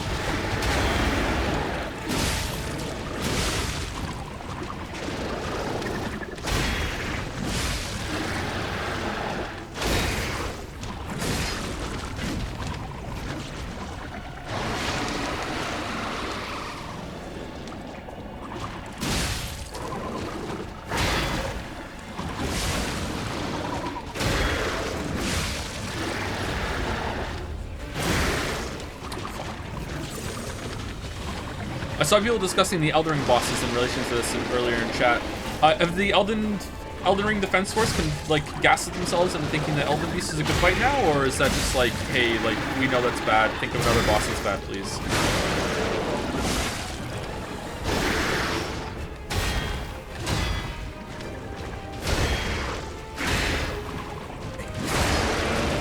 You still hate Malekith? Well, I haven't played the game since the video. So yes, but if I tried again to vibe with him, maybe I would like to fight. It's possible. But yes, I haven't played the game again since. What's this one? Oh, it's the same combo for this time he started at range. Okay.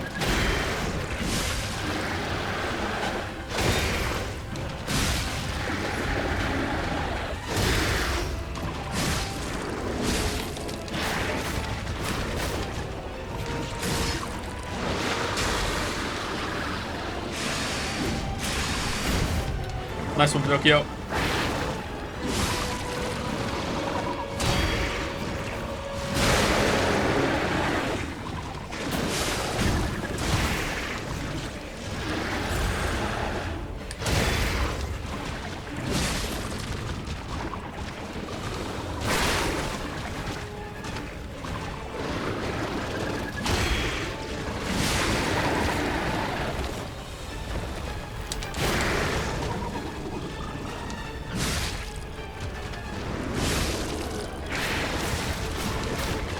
Fuck. The decay right at the end? Shit. Alright, if I let the cutscene play, decay will tick down, right? Oh, maybe it did!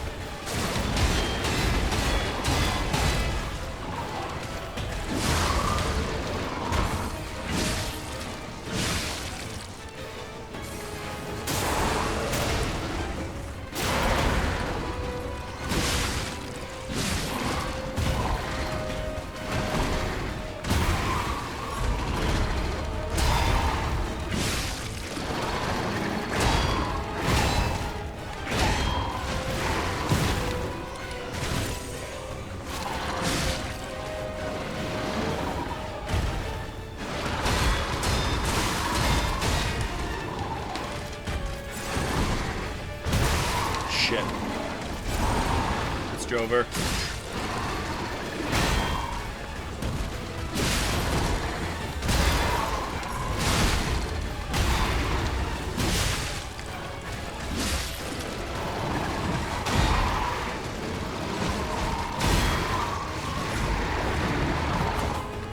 Yeah!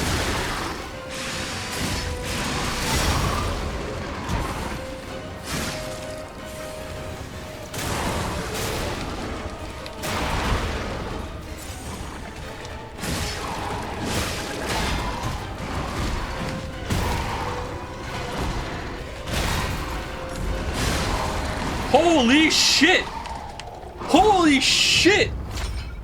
What a kill! What the fuck? What a kill!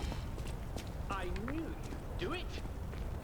Finally, the last hero weapon is in my hand.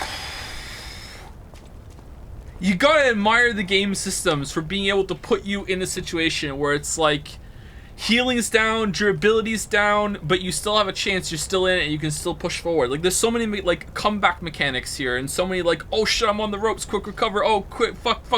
Like, just, god damn, it facilitates it so well. Damn, that was a good moment. Holy fuck. Chills there when I killed it. Whew. Oh, man. There's a secret unlockable phase 3 that's super hard if you use the baton with the spear thingy and heavy attack behind it for a few seconds. It'll take some weird noises, but ignore that and you'll unlock the super secret third phase. Alright, thank you. Thanks. Yep. I'm sure, yep. I knew you'd do it.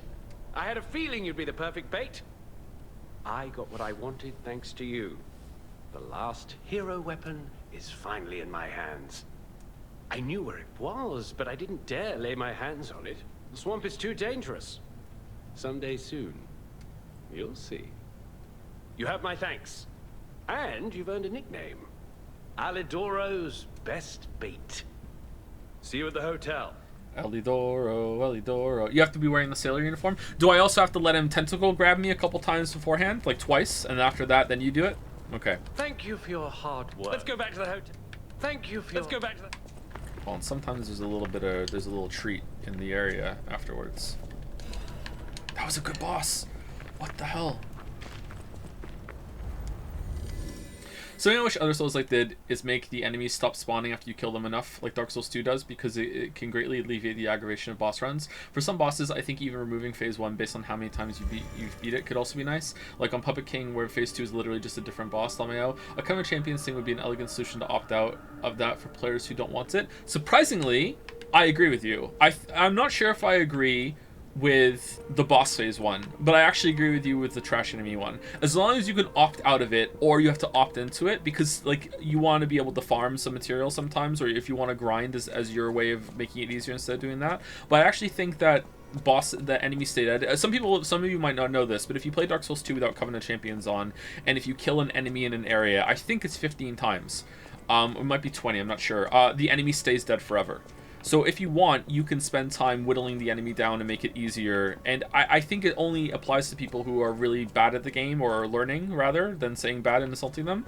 If they're dying a lot to the boss over and over and over again, then it's a way of making the run back easier. Yeah, I think it's actually a pretty good system. Getting rid of a phase after you've killed it so many times, I mean, maybe, but I would think maybe that there's better options to do that, like better NPC summons or something like that. I don't know, but I would be willing to see it done and see if it works out well. Maybe. But at the same time, it has to be opt-in, or it has to be really easy to opt out of it, because if I died a lot to Puppeted Kings, right?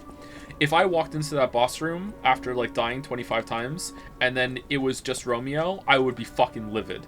So not only does it have to be opt-in or opt-out, I think you also need to be able to reverse it too. Like you need to be able to like no, let me go interact with the fog door, like bring the phase one back please. I want to get good, you know? But yeah, I think those kind of things are really welcome when it comes to accessibility options. Yeah, for sure. I discovered this a couple days ago. I accidentally went to No Man's Wharf and got stuck, but then I ruined the area for myself when I came back to it later and all the enemies were gone. Yeah, No Man's Wharf is actually pretty tricky. I played Dark Souls 2 a little bit again recently. It's kind of tricky. I think Any for Press said something like he really wants me to make a video on this game. Yeah, I'd like to make a video on this game too, but I don't have time, unfortunately. We'll see. Should I do a one playthrough critique? Ooh, he did one playthrough. He thinks he can critique it. Bold. I found the last treasure thanks to you. The saber. A precious artifact from overseas. It'll always remind me of the rascal who stole it, then fell into the nest. I tried to save him, but I failed. Let the punishment fit the crime, I say. And in a twist of fate, you must become the weapon's true owner. Okay. A great weapon calls for a great warrior. Show me that you're worthy to wield it. By buying it? It's a katana? Alright. You're right, Zornhout. Straight from the trash. Straight from the trash. Alright, what's the amulet? Fury attack dodge available. What? An amulet that can be equipped on a puppet. Information memories are useful for movement, can be imprinted on the symbol. What's a Fury attack dodge? Oh, you can iframe red attacks now. Oh, shit. Oh, that's bold. I didn't think they'd add that. Holy shit. It's really, yeah, it is really heavy. Huh. Well, obviously we're getting the sword. Weep weapon. Alright, please don't be my favorite weapon. Please don't be my favorite weapon. Please don't be my favorite weapon. Please don't become my favorite weapon. Please, for the love of God, please don't become my favorite weapon. Please don't become my favorite weapon. Please, for the love of God, be shit. Please be shit. Please be shit. Please be shit. What are the stats on it? Okay, R1. Let's do it without the puppet.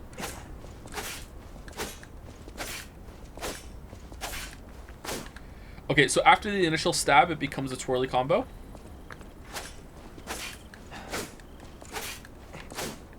Okay, what about the heavy? Alright, heavy is a twirl that goes back, and then you can follow up with another one forward, and you just do this forever. Alright, what about heavy into light? Okay, that just begins the twirl. What about heavy into light? That becomes the twirl. What about light into heavy? Okay, what about the Y? Oh, damn. Wait, is that dodge?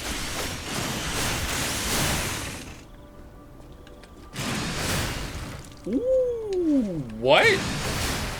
Oh, dude.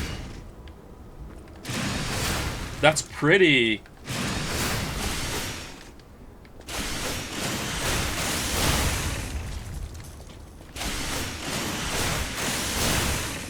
Oh, it has a bunch of gap closers on it too.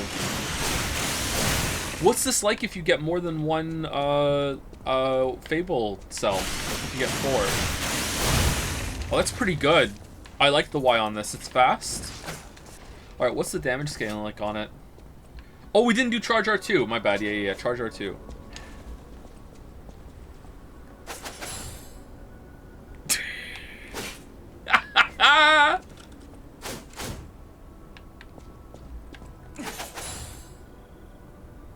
And then you hold it, and then you release, and it does that.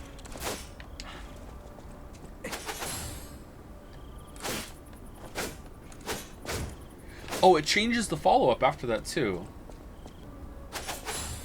Okay, so what is this? Is this a block? What?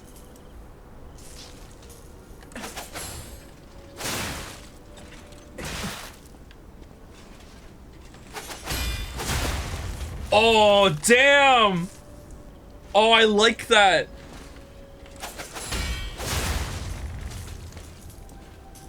That's a little tricky to pull off, though.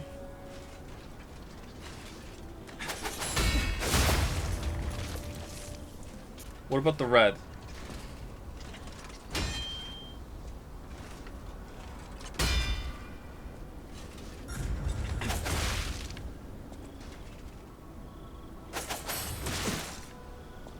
What's the window on it? Alright, you kind of want to make it land right before the flourish. Like, right at the, like... Shit. Right there. Okay, I think I have the timing down, actually. Does it always stagger? How much stagger damage does it do?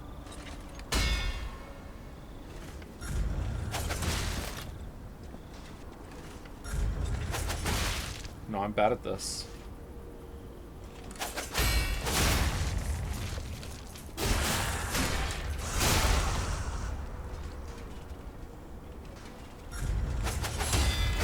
There we go.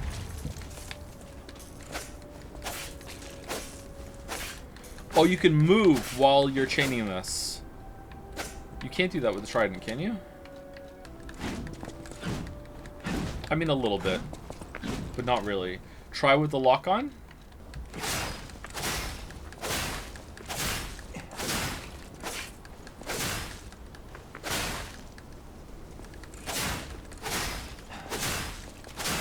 So you can move while attacking pretty much to circle around the enemy. Alright. Alright, fuck, let's go upgrade it! Fucking Sekiro, here we go. I recognize it anywhere. This is a saber from the country of the morning. You found this in the Barren Swamp? That's odd. Remember how I said my family were weapon experts? One of my earliest memories is of them talking about sabers like this. Maybe a thief stole this from the Grand Exhibition Gallery. Though it's just a gallery of ghosts now. With no one claiming ownership, I suppose it's yours. But take good care of it. This weapon carries a little bit of my heritage. I know my way around a weapon.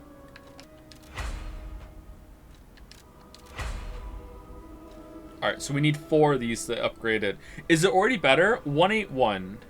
No, the trident's better, but this is faster, isn't it? Link emergency dodge. We'll try it for a little bit. Can we buy these? I think there's some for sale, but I don't think there's 4 for sale. You made the choice. I know now Oh, what shit. a glorious feeling it is to wish for the happiness of someone you care for.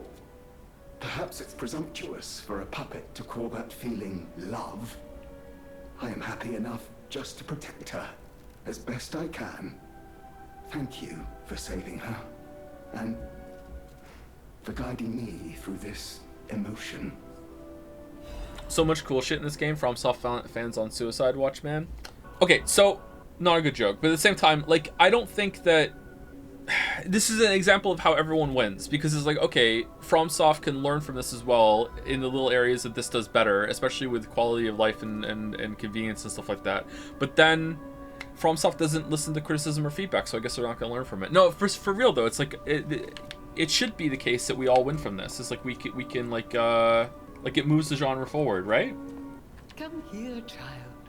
This is my first chance to get a proper look at you. Oh, is she better? It's a shame my illness kept me from seeing such a handsome gentleman. Oh, to be young again. You are responsible for this miracle. You have no idea how much it means to me.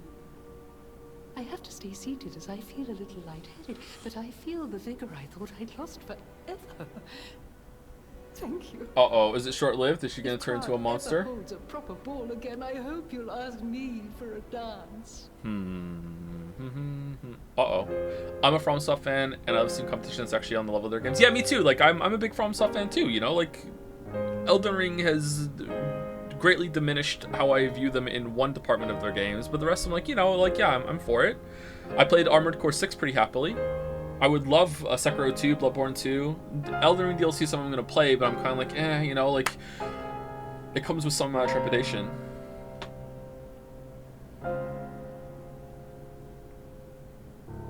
If she turns into a monster, we may get her hat, and it matches our outfit! Oh, I hope she does.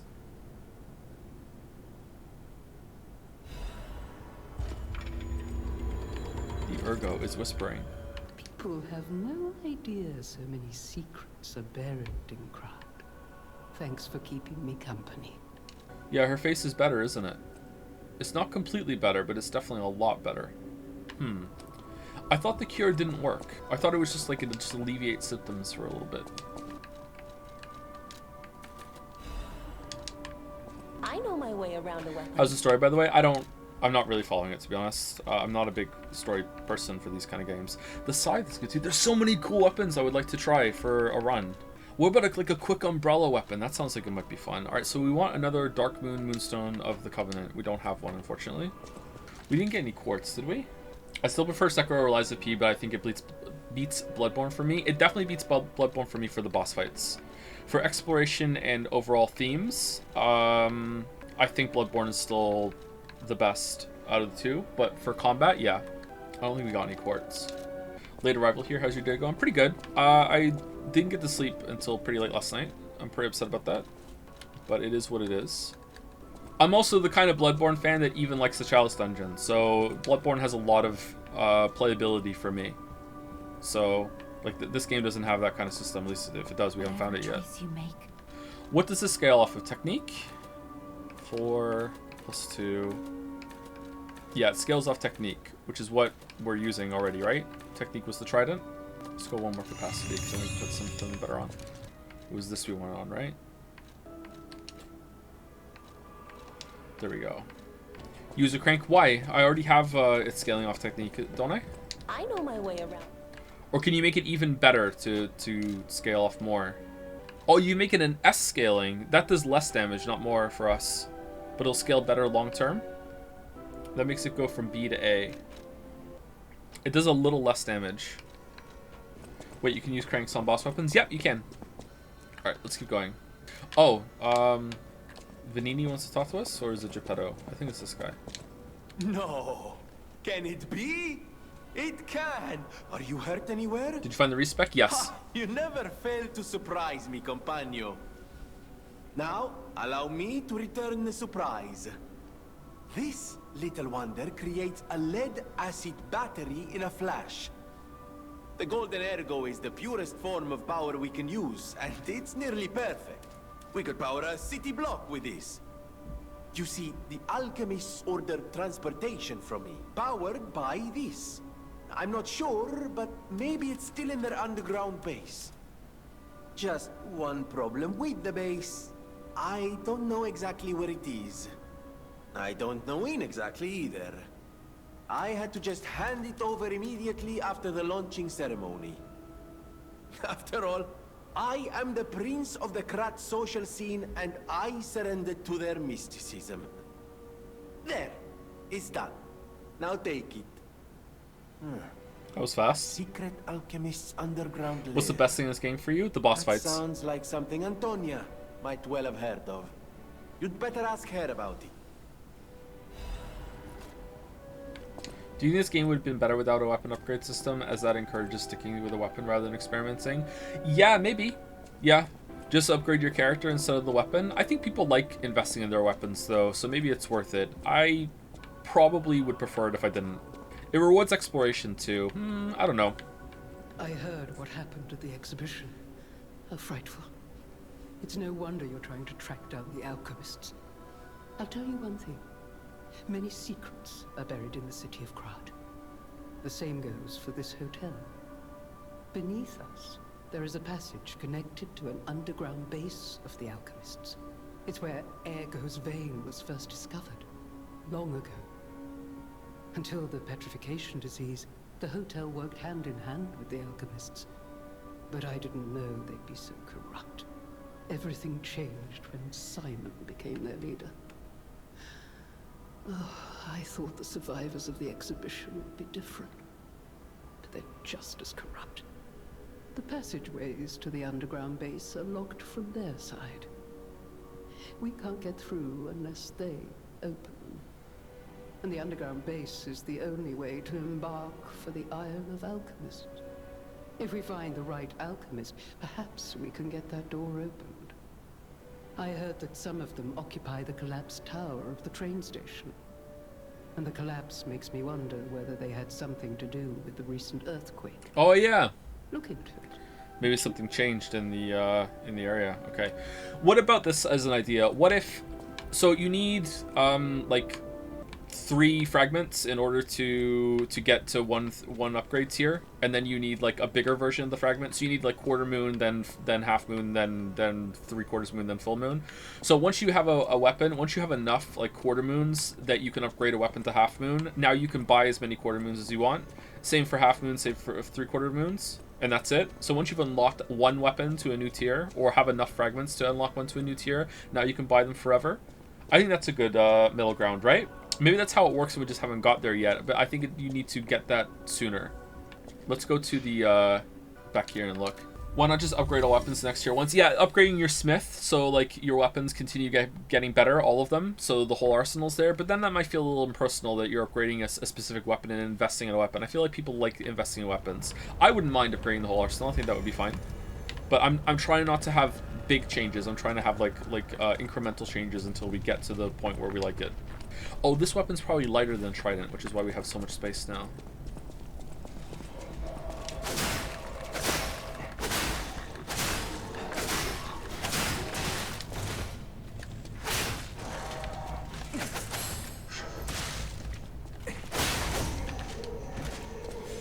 Okay, maybe I'm not gonna stick with this weapon. It's pretty fun, but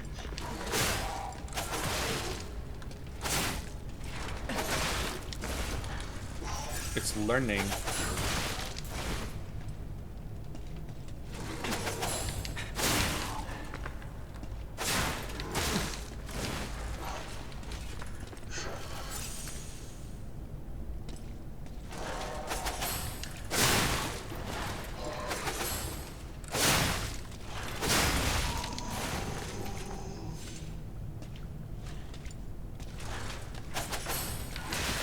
Too soon.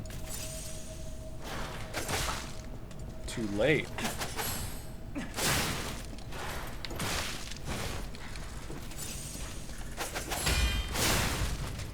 Oh, it does do a lot of damage. Does this have better boss fights than Dark Souls, Elden, and Bloodborne? I think yes.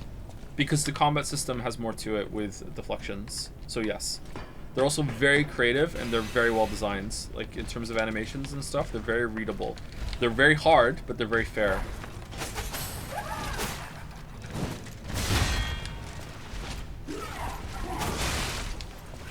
Hold on, I want to see if we get a charge parry. It does a stun.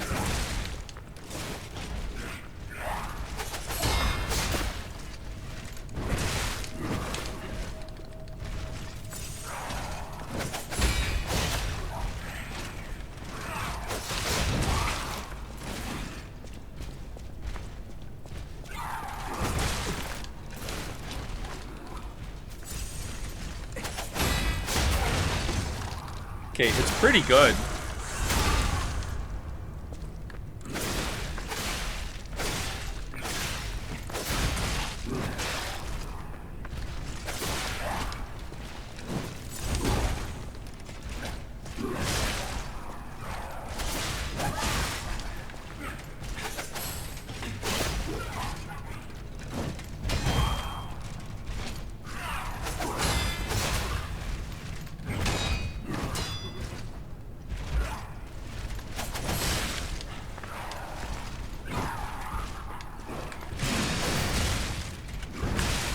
Dead. So, when you beat this boss, you either get a weapon that has a harder version of parry that's more rewarding to learn, or you get an amulet that makes it so you can now dodge the red attacks instead of just having to deflect them. That's a pretty good reward, I gotta say.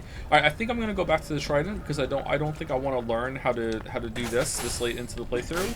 Like, I'm kind of comfortable with what I have, but I am tempted to do a full run of this in New Game Plus. Like, and usually I don't want to do that in these kind of games.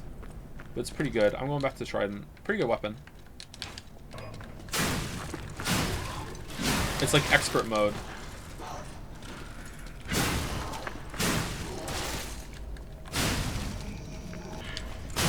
It's very fast too.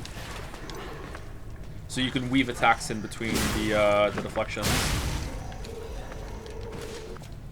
You can dodge in the charge attack stance, can you?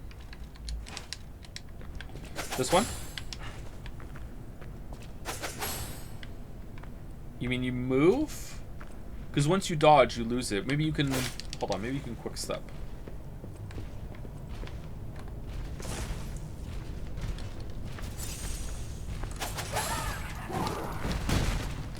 No, you lose it.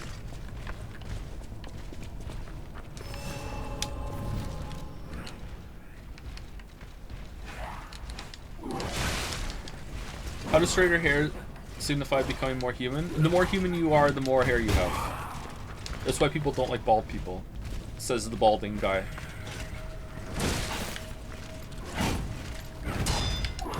I wonder if the parry frame on the charged katana is more generous than the normal one.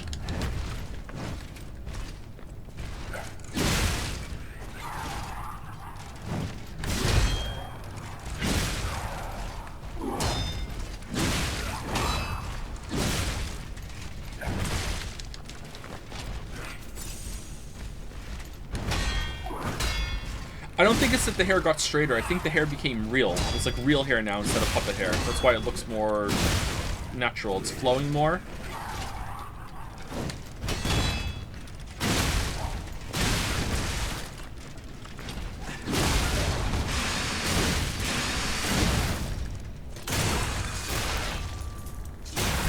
I'm sad there isn't trolley chain emotes. Maybe we should have a trolley chain emote. I just like the emotes that we have. It's hard to kill an emote.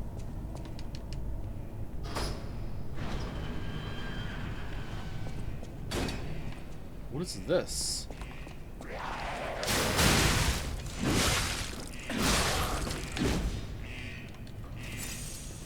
Oh, I was just expecting like a little treasure down here. I wasn't expecting an area. I like the emotes we have. I like the trident I have. I like what I'm doing, yeah. I'm sorry, you're a weeb weapon enjoyer, Merrick? You want to bring out Katana-chan?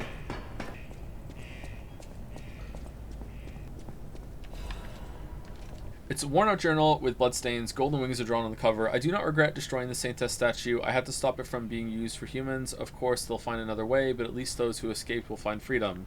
If I have any regrets, it's just one. God save that child. I came across the wide ocean, from across the wide ocean.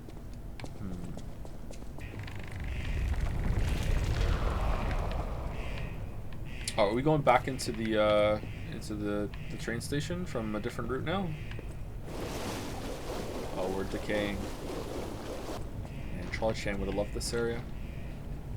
Bring back memories. I jokingly make fun of you and say you picked Longsword and Monster Hunter, but I remembered you picked Insect Glaive, and I will do it without joking. Yeah, I was an Insect Glaive boy. I think I tried the Greatsword too. That was alright. But yeah, I like the Insect Glaive. I like the mobility. I wish it did more damage though. I didn't like keeping the buffs on the Insect Glaive. I wish there was a mode where I could do more damage. Less damage if I kept the buffs up all the time, but still more damage, and I don't have to do the fucking bugs anymore. That was an annoying part of it. I mean, I started to enjoy it more than I did right at the start, but I still didn't love it. Krat Central Station, foggy night. Wait, what?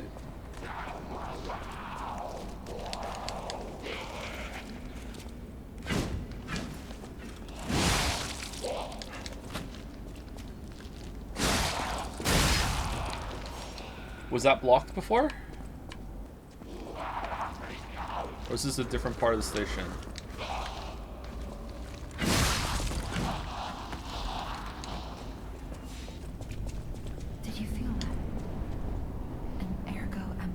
radiation effect coming from Krat Central Station. Who's talking? I wonder if the alchemists are plotting something again. Please, investigate that area.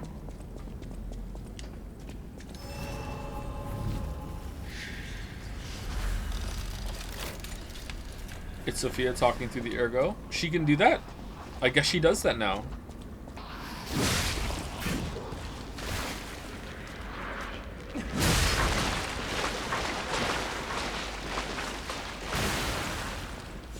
She did at the start of the game too. Oh, that's true. Yeah, she talked this with the butterfly. But the butterfly's not with us. Maybe the butterfly's still with us. Why isn't she doing the whole game then? 2123 train ticket to St. Marian. The text is hard to read because of the blood stain. Is this a reference to JoJo? Alright, so there's no way to go to the other side. I wonder if this is just another part of the train station, or is it... It's not a different train station, is it? It's the same one? I'm surprised we're back here like that. Okay, Lily handled it. It's fine.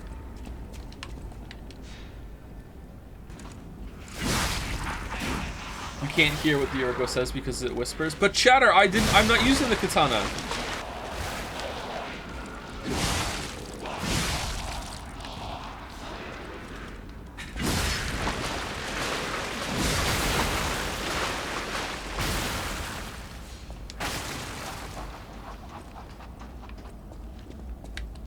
God damn it, there's loot. There's loot! I feel like I'm not talking much today. Or I'm not talking much since we beat that boss. I'm tired. I'm tired. Put it on the soundboard. I say it so much. Alright, there we go.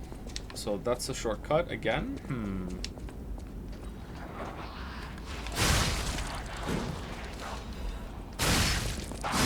This game drains you a little bit, yeah. Maybe I'm just like... I'm fully invested in the game now. I'm fully on board. Like, there's not much this game could do now that wouldn't make me say that, you know, it's better than a lot of the FromSoft games now. And maybe that amount, realizing that is making me feel some trepidation, because I know that's going to be a take that's going to be very, very hard to defend. Let me attempt to right now. So this game is coming out like after all those games, and has learned a lot of lessons that FromSoft like learned there too, that we're teaching in those games. So it's like it's building off of it. So it's not like, oh, FromSoft shit or anything like that, or oh, this game is so much better than FromSoft, what the fuck are they doing? It's not that at all. It's that they're actually taking that as a foundation and building on it. And that's a good thing, right? Like, it's good that they're capable of doing that. It's no shade. It's not a bad thing to FromSoft. Hopefully they can learn from this too, right? In Cyberpunk 77, did you manage to get the katana from the roof? DLC will let you get it. If not, no, I didn't. But I'm gonna restart when I play 77. I tried really hard with my magic stairs of cars that I could summon that could go as high as I wanted to get back onto that building, but I couldn't get the angle right, and I just gave up. It didn't seem worth it to me. Whoa! What the? Where'd that come from? I saw someone over there. Whoa! Why are they stronger without legs? Yes, finally, these legs are gone. They were just holding me back.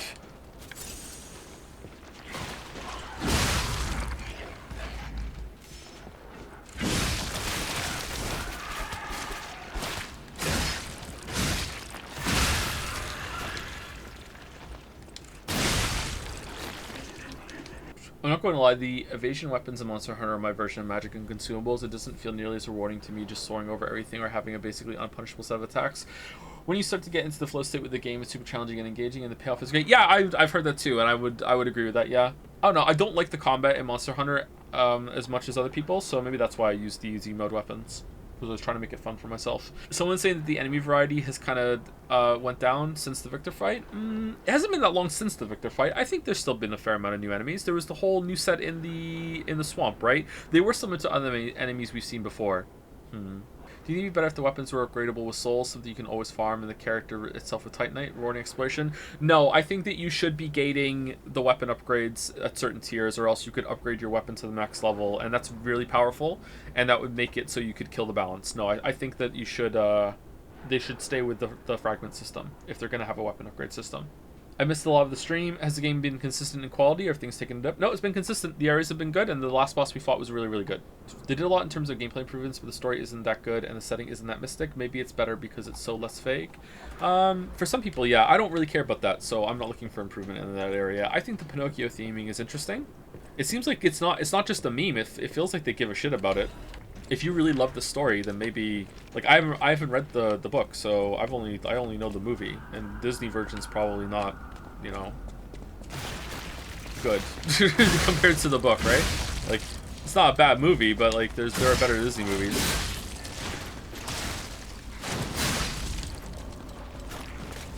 Oh, are we getting corrupted versions of all the puppets now? The carcasses and the puppets are emerging. So they saved all the reskins until this final phase when it's like the corruption's taking over. That's an interesting way of doing it.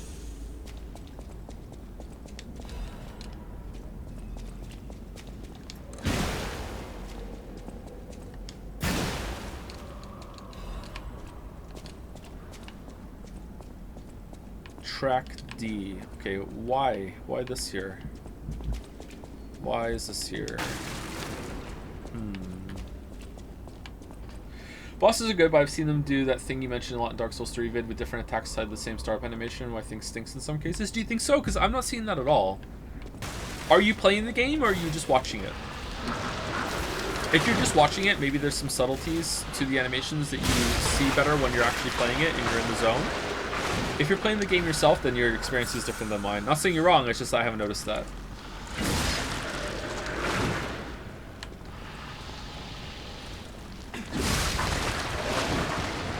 Like, it does the Elden Ring thing too, with certain combos having optional extensions that you don't know that are coming. But for some reason it works in this... Well, it's not for some reason. I know the reason. At least I think I know the reason. But in this game it works because the animations are selling it. I can feel it out. Whereas in Elden Ring, it feels more like... Maybe not with all of them. Maybe there are some intricacies in the Elden Ring system that I'm trying to be really fair to FromSoft here, because I don't want to be hating on it and loving on the game and saying it's shit. Like, I do want to definitely, like, admit that there's possibilities I could be wrong with some of the attacks in Elden Ring that I don't like. Anyway, like, I feel like a lot of those attacks are just, like, they just bolted on an extra attack at the end of the combo that comes out of nowhere. Or the enemy just snaps to it. Whereas here, I feel like I can feel it out a lot more often. What's your favorite boss so far? I don't know. It still might be Archbishop. I don't know. Like, I'm going back and forth. I'd like to play them again. The last boss we did was really good.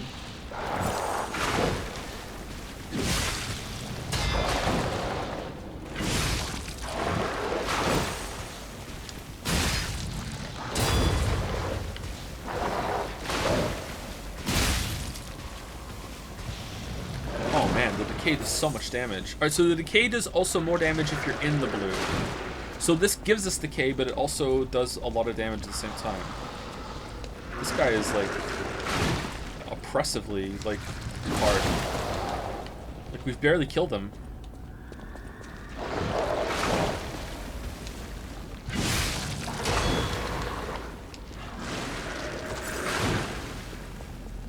Okay, I'm running past to see if we can unlock a shortcut.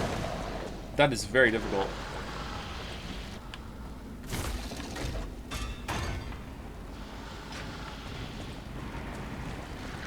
I like the Scrap Watchman a lot. What did you think of the boss we just did, which was the rematch against him? In a very creative way. I thought it was pretty good. This is such a good game. It's got me 250k coins. Yeah, there you go.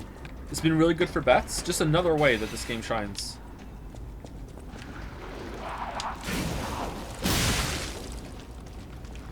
Oh shit, the weapon's broken completely.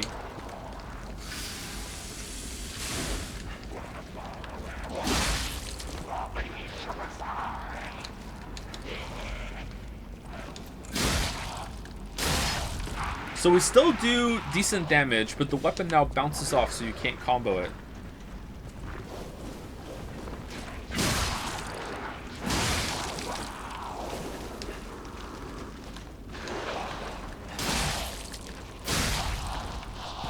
Why does my brain associate broken with Genbu now? Sorry.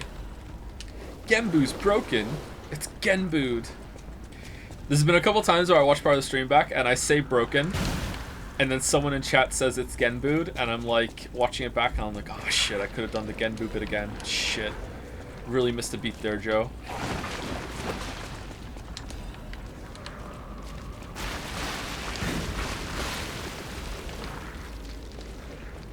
Okay, so if there's no pustules on the ground, does that mean that it doesn't come back? Let's see, does this come back? I'm gonna guess it does.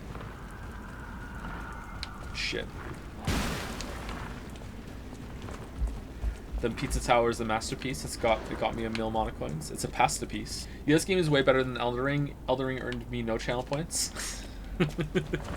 Oh, what the fuck is that? What scorpion carcass? What the hell? What?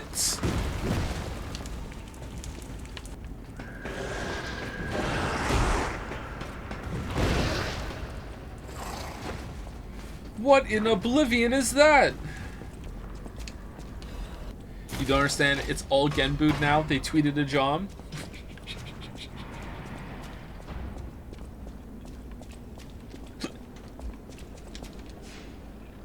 Does our weapon come back? It does. Okay. I wonder if they should have made it so you have to go back to the hotel and fix the weapon if it gets that broken. By the end of the year, we'll be saying a full sentence of fake words. Not to me. I'll be applying for a job. Going to a place. I would like a job, please. Ah, job. Job. Ah, fuck. Alright, I'll show myself out.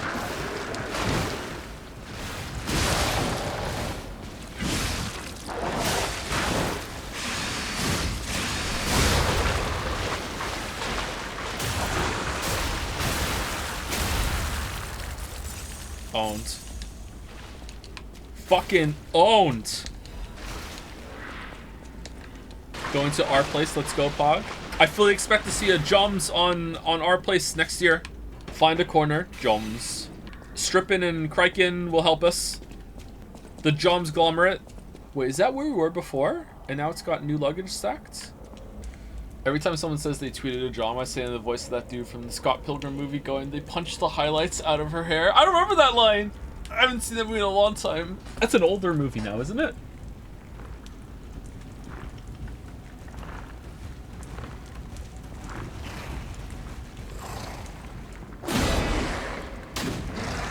Whoa, what?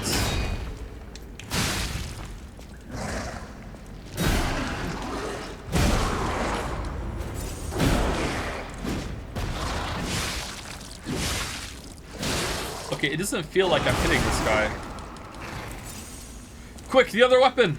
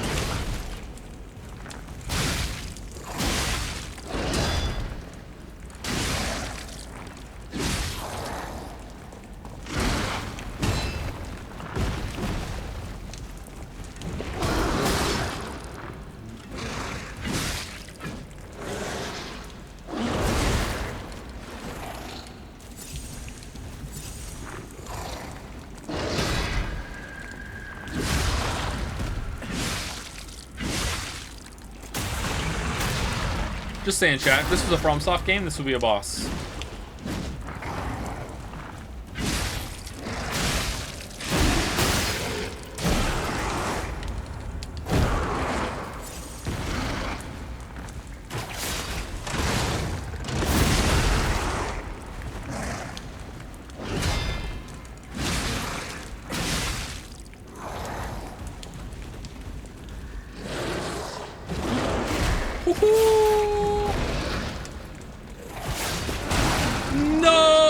Damn it!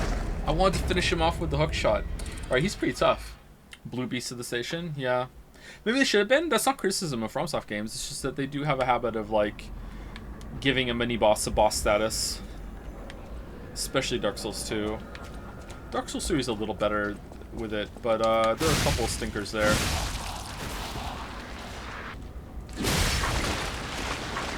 Hey, Lily. Thank you. I get to eat them.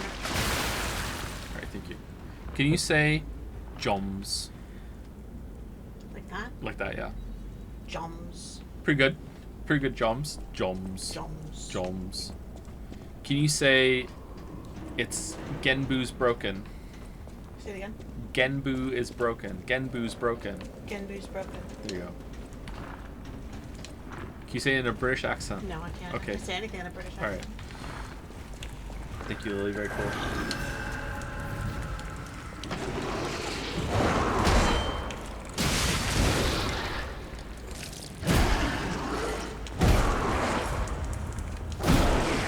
Okay, this enemy's weird. It doesn't feel like it's working properly, or maybe is it blinds? Very tanky, hits very hard, but like just kind of flails around you. I wonder what the intention of this boss is, or mini boss is. Sorry.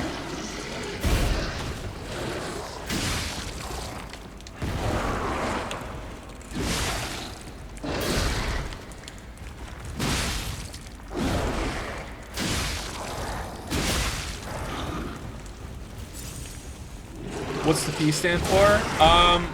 Probably Pinocchio, but someone said something about how in Korean it means something else. Yeah, this fight is not rigged properly, I don't think. This doesn't feel right. That's a shame. The rest have been really good.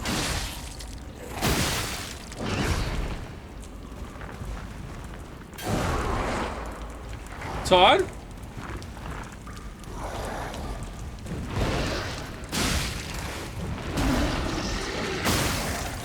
Well, I guess it does kind of feel like you're... Oh, did I just break the crystals on it? Is that what you're supposed to do?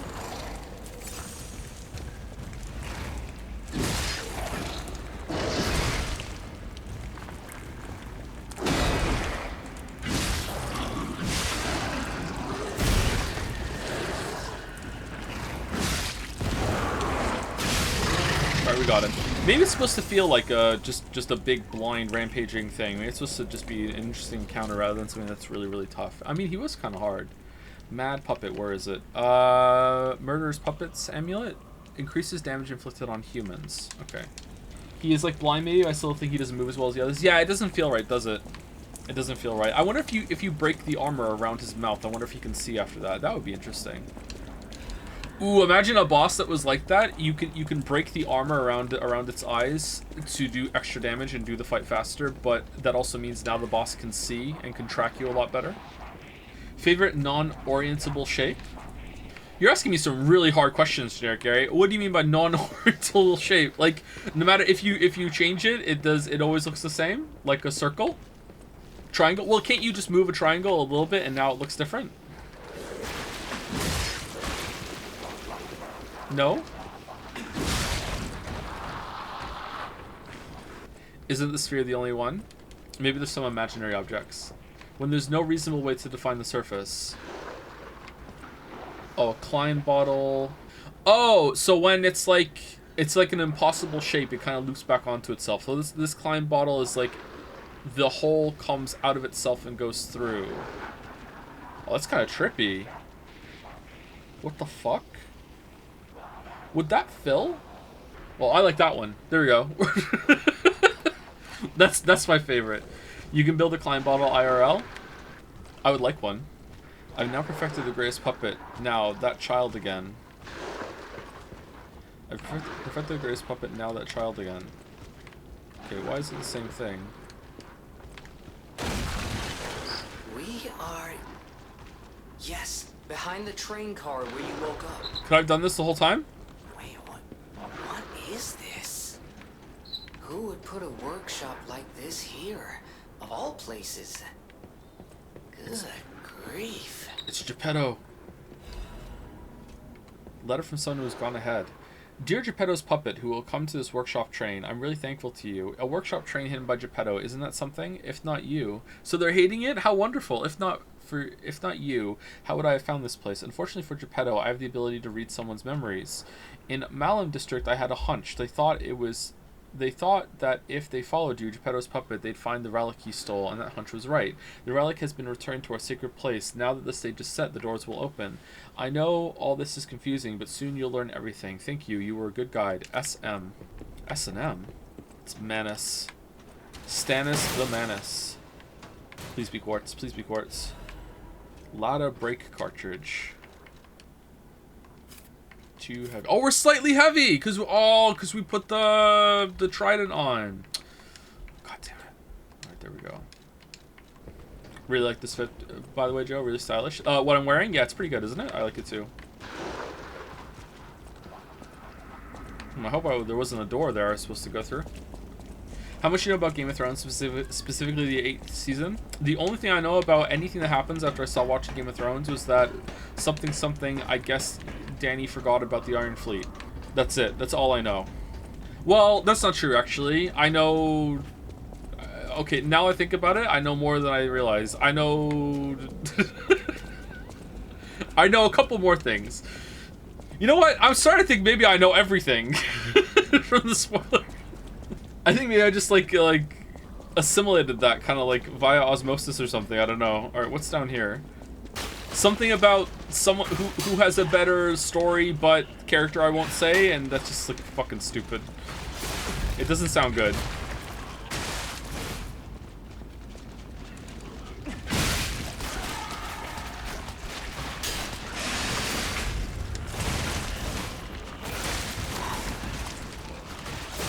Why are these so hard?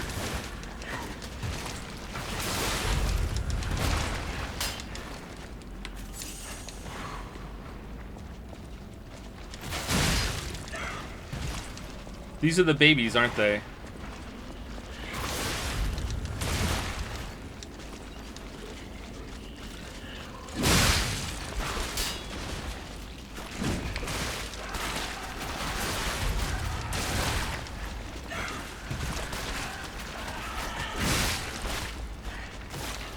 Wow, they heal so fast.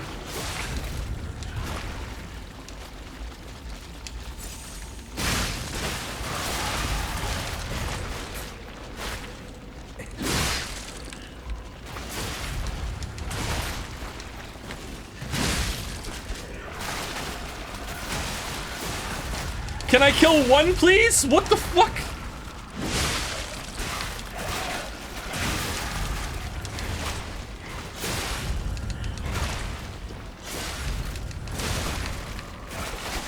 Holy shit! Katana time? Katana would be good there, wouldn't it? Because you could attack while moving and they wouldn't be able to get you.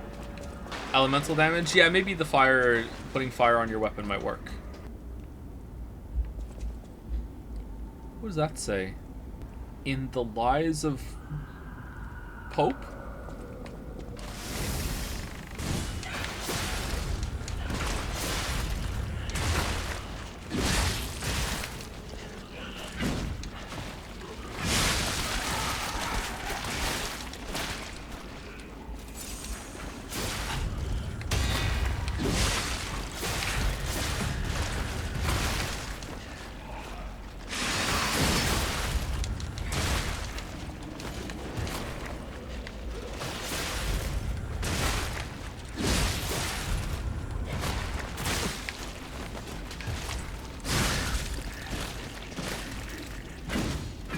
These are stupid.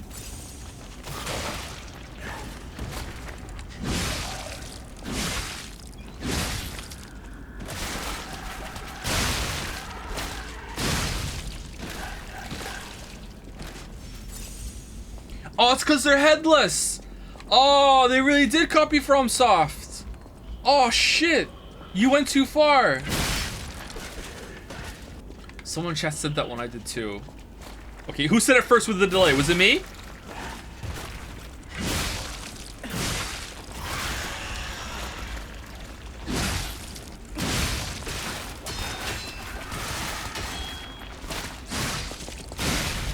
Alright, we did it. This better be something really good. Master Chef's knife blade. Still getting more weapons. It's just a cleaver.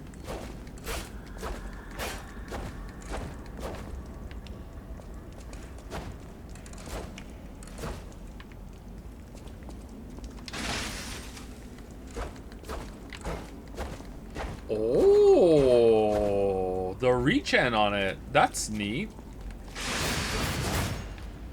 Slice and dice. Oh, we can read it. I know there was a collapse, but why did they have to cut off communication? Please let us out. There was a collapse, you say? Did I miss anything in there, chat, do you think? Telephone riddle? Oh, we're here. You lost, little lamb. Hand over all you got. Robber Weasel. Oh, it's the Reddit build.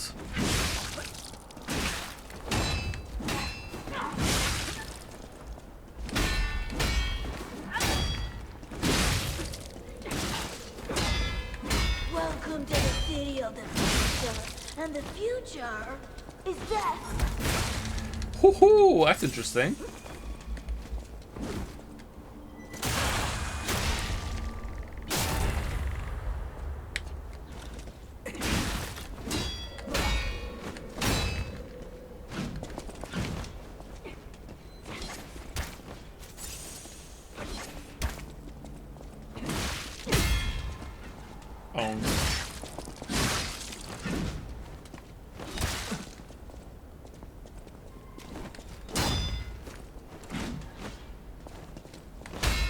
In a city where everything is upside down, the strong rule, not the wise.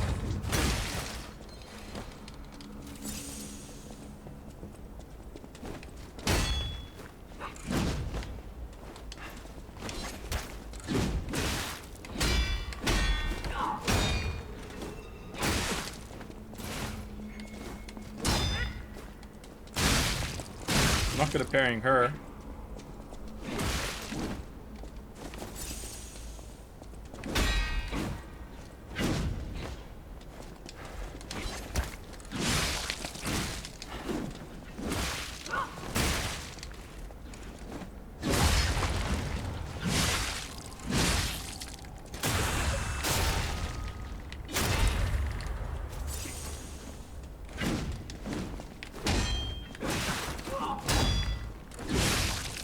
You ought to give to the needy. What? I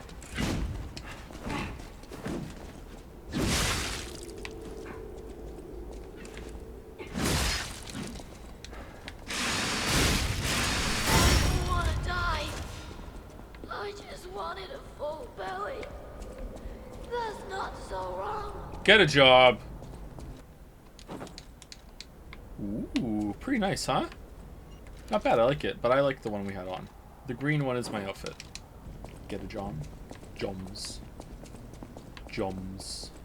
What would happen if I teleported...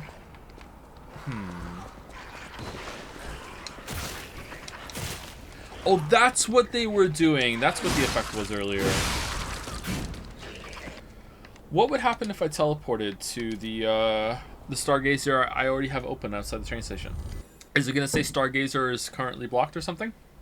Yeah, they're broken. Well, what if I just walk out and just go back the way I came? The train station is a danger zone, has been sealed off. Okay. Danger zone. I know my way around. Let's put a technique one on because it'll do more damage, right? Make it scale with A. Nice. And we didn't find any crescent ones to upgrade the katana, did we? No, we didn't. Okay, I think we're good.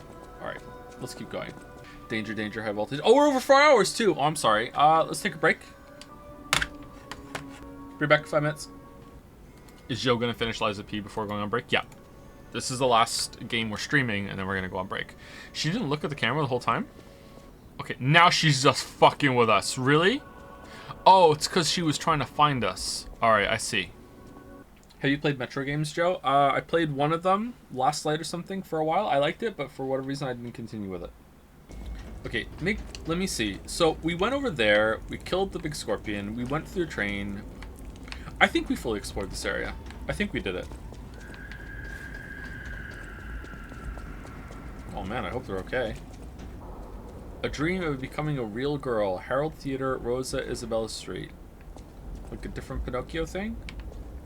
Didn't see that before. Oh, there's a butterfly. Where is it?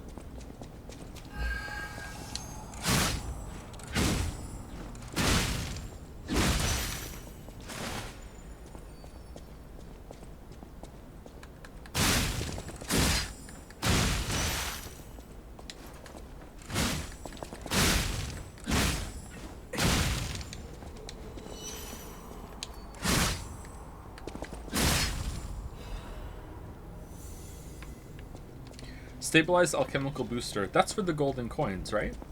We got all the butterflies in the swamp with the puppets of the future, didn't we? I think we did. There was a guy here with a gun last time.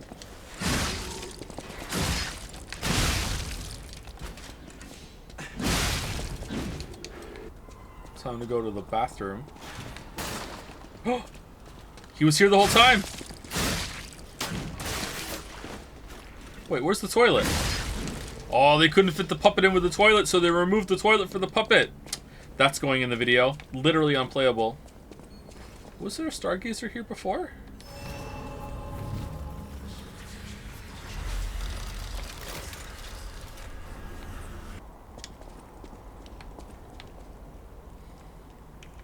I hate this shit, man. Alright, this wasn't open before. Interesting. Oh, it's a Trinity place. Alright, where are we going to get the Trinity key from? Is Riddlemaster in on this? What's Riddlemaster's endgame? Is Riddlemaster Manus? Welcome to Krat.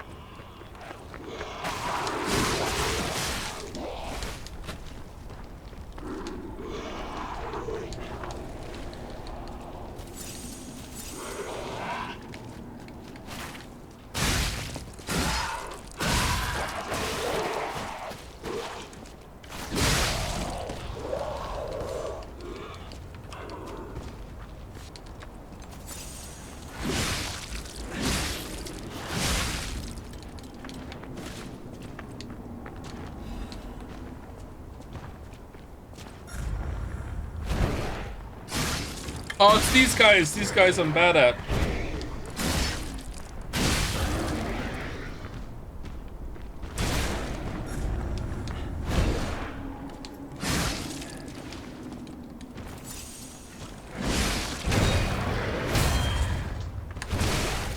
Oh, holy crap.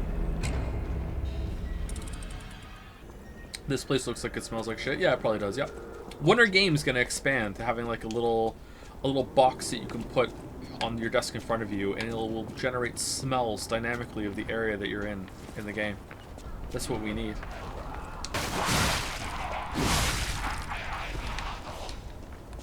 Accessibility options become being able to change sewer levels to smell like something else. Something nice like chocolate.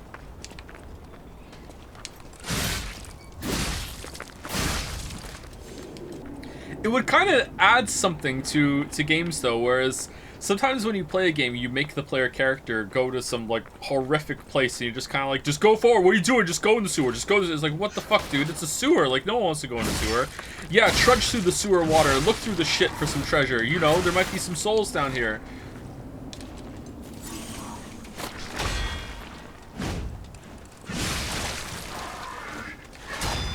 Oh, it's broken, so now the animations are a little harder to read.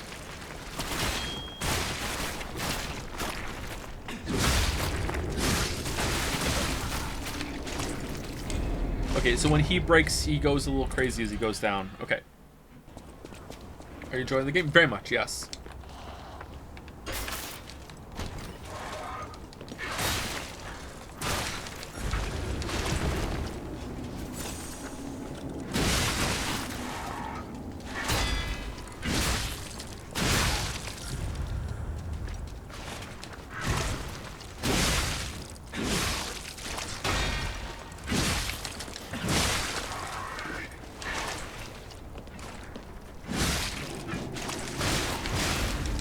Oh, I thought I parried that. Fuck.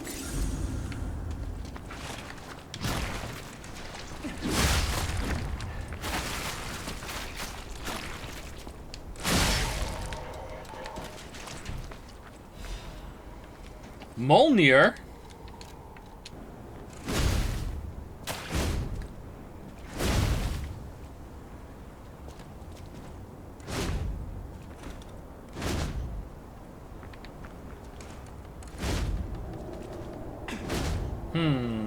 So this has just got the same attack animations over and over. What about the charge?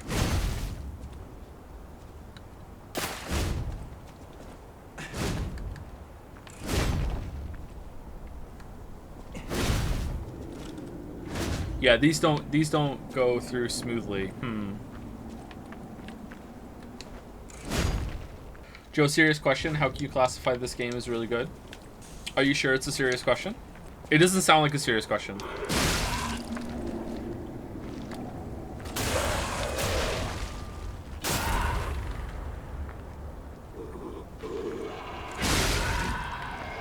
Oh, are you the guy that was here the other day when I was doing the boss fight? That was like, oh, this is just a ripoff of everything FromSoft stands for, blah, blah, blah, blah. Are you the guy?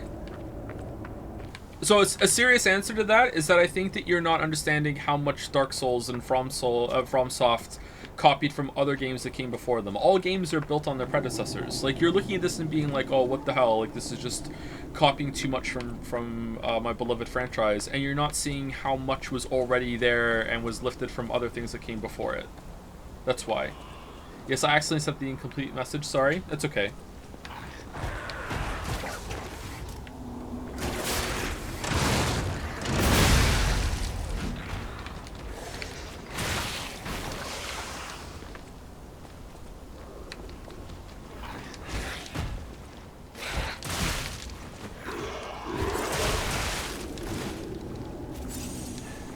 Copy past it. Oh, for fuck's sake. You know what? I'm doing it again. Yeah.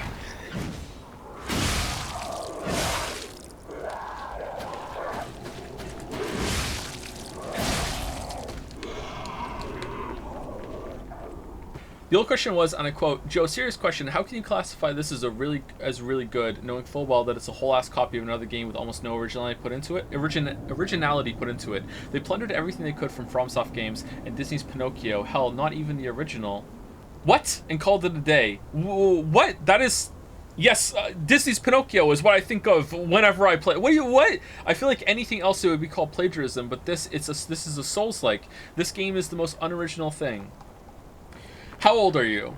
That's not a dig. Sorry, I should have maybe led with that. How old are you? Because if you're not trolling, I feel like you just don't understand genre. I'm sorry, I'm not familiar enough with the distinction between Disney's and the original. I'm not either, but I see nothing of Disney's version in this. I haven't seen a single reference, nothing at all from Disney's version in this, except for like names. That's it. 20 years old, not trolling. I always search for originality in games. Did the Dark Souls sequels bother you then? Because they're not original. Because they're building off the games that came before it. 20 years old is still pretty young, but I think that is old enough that you should have understood like genre by now. So I don't know, man. I don't know how to. I feel like you're being genuine, and I don't feel like you're trolling, and I feel like you're angry, and I don't want to say that your anger is like completely unreasonable or misplaced or whatever, and just, you know, you just need to get with the program, because no one's going to learn from that. But I'm struggling really hard to think of how to broach this subject in a constructive way with you.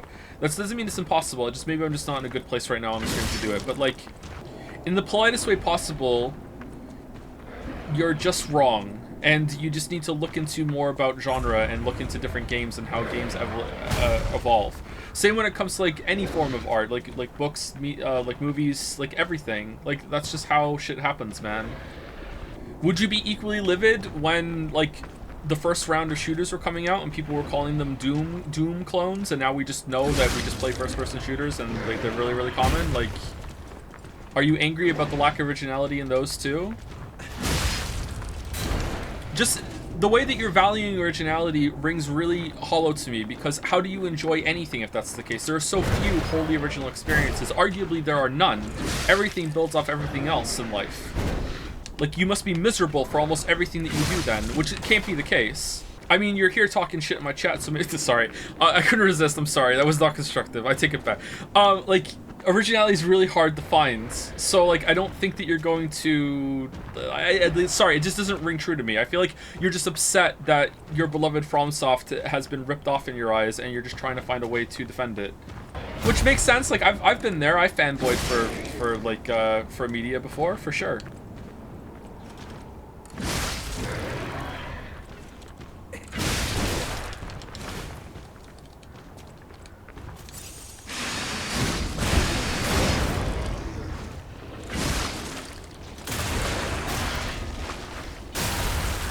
Lol, why projections though? What projections? What have you fanboyed for? I'm not telling you. But to go from everything needs to be original to nothing is original is a bit. What do you mean? Which game or franchise has your favorite character designs? I don't know. I don't think I value that thing very much. I am genuine, man. I just don't appreciate unoriginality. Look, if someone made an exact copy of a famous painting but with ever slight change, everyone would just look at it and say it's a copy. But when it's sorry, it kind of scrolled up. But then with Souls-like, it's fine. There are way more changes here than what you're describing. These situations are not analogous. There are so many more changes based on the foundation of the Dark Souls formula here. Like you just like, again, I don't want to be like too like heated right now, but you're just not understanding genre conventions. It's bait. I don't think it is. I don't think it is bait. I do appreciate you being so level-headed, and I would have torn a chatter like that. Lol. NL reference.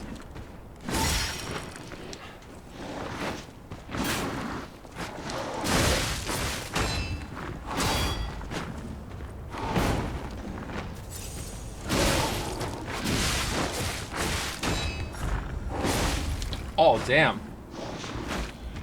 Oh, hey James, second stream. You always say you're Canadian, then why do you sound so Irish? Do I sound Irish? I think you're getting me mixed up with the other long-form YouTuber who also doesn't make videos anymore.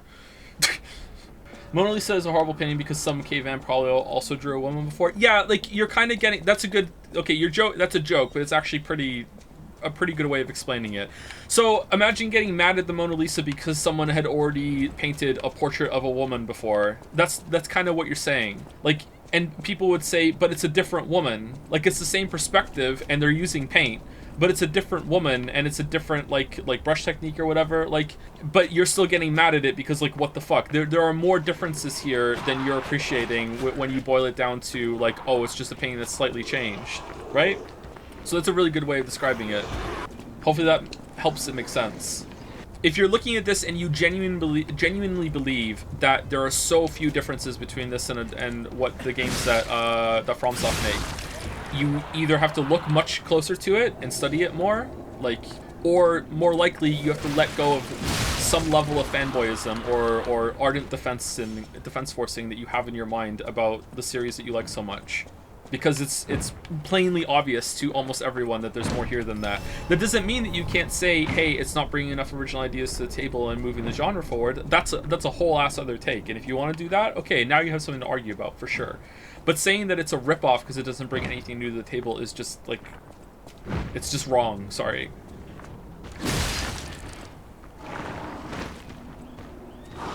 Someone said something how it's a bit about wanting originality is like, and then nothing is really original. There are original ideas and original twists of ideas, but like almost anything you can trace back to, oh, this is referencing this, it's building upon this. Like,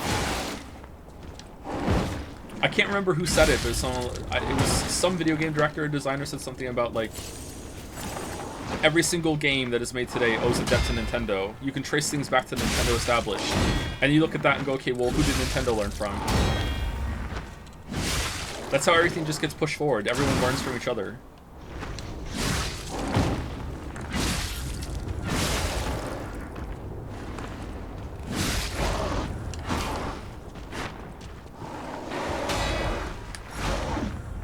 Like even streaming, even what I'm doing right now, I'm learning off the backs of streamers that have been on the platform for a long time.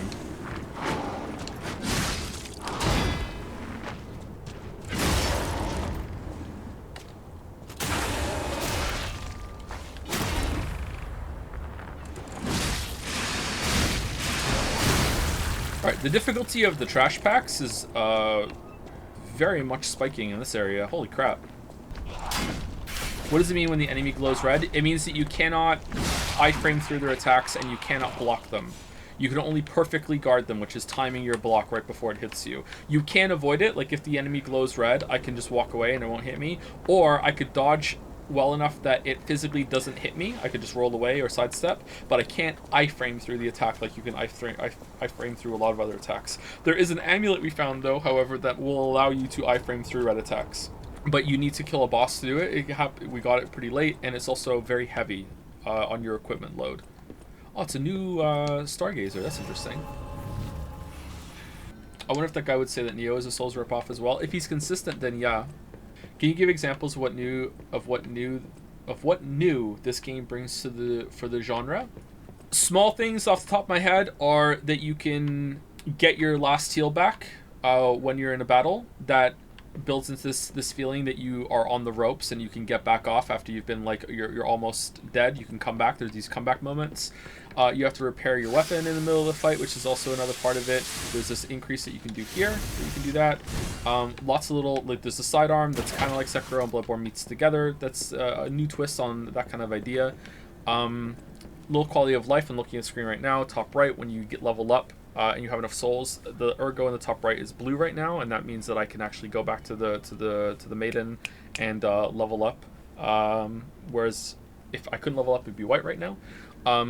Bigger ones is that you can make your own weapons out of mixing and matching weapons. So these weapons, see the ones that are like full that don't have a line in the middle of them? See these ones here, 1, 2, 3, 4, 5, 6. These ones, these are boss weapons. These are whole weapons. You can never switch them. Whereas these ones here, you can mix and match. So we made this one out of 2 different pieces of weapons. So this one has the handle and then the weapon part. So if I hold it down, see, pretty good, right? Pretty good weapon, right?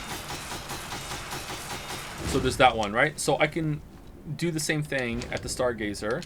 I can go to the assemble weapon part, and I can assemble different weapons out of different blades I have. So I have this great sword blade, and I can combine it with the Mjolnir handle that I just got. Okay, so now I've made a whole new weapon, just off the fly like that. And there's so many different ways that you can combine this. So now I have this big, huge spear that I just made myself.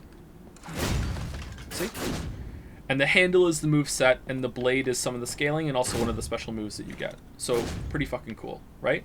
Added on top of that, you have boss combat that utilizes deflections and dodging and quick stepping, and positioning really matters a lot, with perfect guards building up a stagger state that you can knock the boss down. These are things that are found in other games, obviously, but you're going to struggle to find anything wholly original. Although I haven't seen a handle and weapon system mixed like that before, but I'm sure it does exist. That coupled with a great amount of care that is crafted onto the boss fights leads to very, very enthralling and engaging boss battles, where the animations lead to this dynamism. Oh, I said that word almost correctly. During fights, that bosses are very, very difficult, but very, very fair, very readable. Almost every single time that I see a move, I can usually grok it fairly quickly, and after that, I'm not pissed off because, oh, I don't understand how to dodge that. I just don't understand how to get the timing right, and I'm figuring it out, right? They've been very creatively designed, and the way those animations work, I'm really underselling it at the moment, I think. The way those animations work lends itself to these combo extensions on some of the attacks, and instead of being like blindsided by, oh my god, usually he only does 4 punches there, but this time he did 5 or 6, instead I'm like, I kind of felt he was going to extend there, I kind of felt he was going to keep going, and because of that you can really feel it, the fight's better, you can slip in attacks, you can really feel like you're getting better constantly. I cannot praise that part enough. That might be my favorite part of the game, actually, how well the animations are while also looking really flashy and really creative designed. For a specific example of a boss fight, I don't know if this is wholly new, but there was the boss fight against Archbishop, which was 2 bosses in one that was kind of glued together. One half was one boss moveset, the other half was another moveset. I've never seen that in a game before. I wish that they would flip over and do more moves and combo their chains together a little bit. That would be fun, but maybe they do that and I didn't see it very well, but it was really well done. It was really creative. And the boss that we just did earlier in the stream was 2 bosses put together, where it was an old boss moveset mixed with a new boss moveset that was a phase change that was also really, really cool. That brought some new things to the table. So there we go. Most of it is going to be development and tweaks on existing ideas, but again, I would challenge you to think of pretty much anything that's like that, right? Like, look at the Estus Flask. The Estus Flask is like, all right, so you have a healing potion, and the healing potion changes a lot of things because when you go back to the bonfire, the checkpoint, you get it all back and you can use it again. Well, all those ideas and ingredients already existed in games before then, but FromSoft did some tweaks to it and made it new. Same with the bonfires being checkpoints of levels, and that becoming the start of the level and you go to the end. Well, that's just basic games. Like, games have been doing that for a long time, but FromSoft took that establishing idea and put a different twist on it and made it feel fresh, right? So it's that kind of area. Was that a good answer? Was that in-depth enough? Sorry, I kind of closed my eyes while I was talking there. Thus there lived in Krat a technician who made the friendly three puppets brothers, an alchemist who breathed life into puppets, and a stalker who rectified puppets gone wrong. The three brothers built the craftsman's workshop tower and made phenomenal puppets. The puppets seemed as if they're alive. The good ones helped the people of Krat and worked hard, danced and sang songs. The people were extremely glad and everyone was happy. They said it's all thanks to the three brothers. The three good brothers lived happily ever after. Okay. On top of that, the game is also just... The game has a high amount of enemy variety. It has a lot of mini bosses. Has a lot of boss content, and the quality's just been really, really high. There's been interesting, varied movesets on all of them. They haven't been too hard, but haven't been too easy either. Like I really like the deflection. I really like the mixing of the different defensive options. I really like when I have more than one thing to do. It's not as good as Sekiro because Sekiro has more than two, whereas this only has two. Really, it has like blocking and rolling and different timings on each of those. Positioning too, I guess, for a third one. Sekiro has jumping as well, and technically it has to dodge forward from a carry counter, but that's kind of like a different kind of dodge, really. So Sekiro is probably going to edge it out a little bit for me, but yeah, it's just everything is at a really high quality. I don't suppose you'd like to buy anything? Sorry, I've been on my own so long, my sales pitch is a little rusty. Hard to engage in trade when you're fleeing from monsters. Even if the abnormal has become normal, the living must live. Buy something, and you'll help both of us. Kind of adjacent to this, but I've noticed how older games are based off of real experiences, e.g. Pokemon was to recreate the feeling of adventure the director felt as a kid in the woods, but now games are based off of each other, which maybe that's constructive, but it definitely is a shift I can feel. Maybe that's kind of what he's getting at, that also is like a kind of based on each other at this point. I think that's a very generous estimation of that. Oh, it's a shovel! I think that's pretty generous. Let's get the overheat one.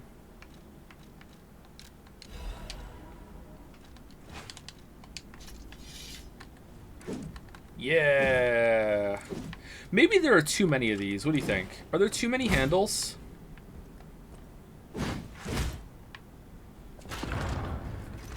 The good way to think of this is innovation versus iteration. Innovation creates new genres, i.e. Demon Souls is an innovation. Oh, wow. Uh-oh.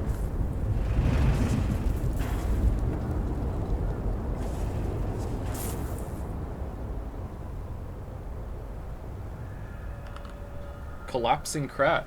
Huh. Innovation creates new genres, i.e. Demon Souls of an innovation from games like Zelda, but because it is new, it cannot explore the new genre in depth.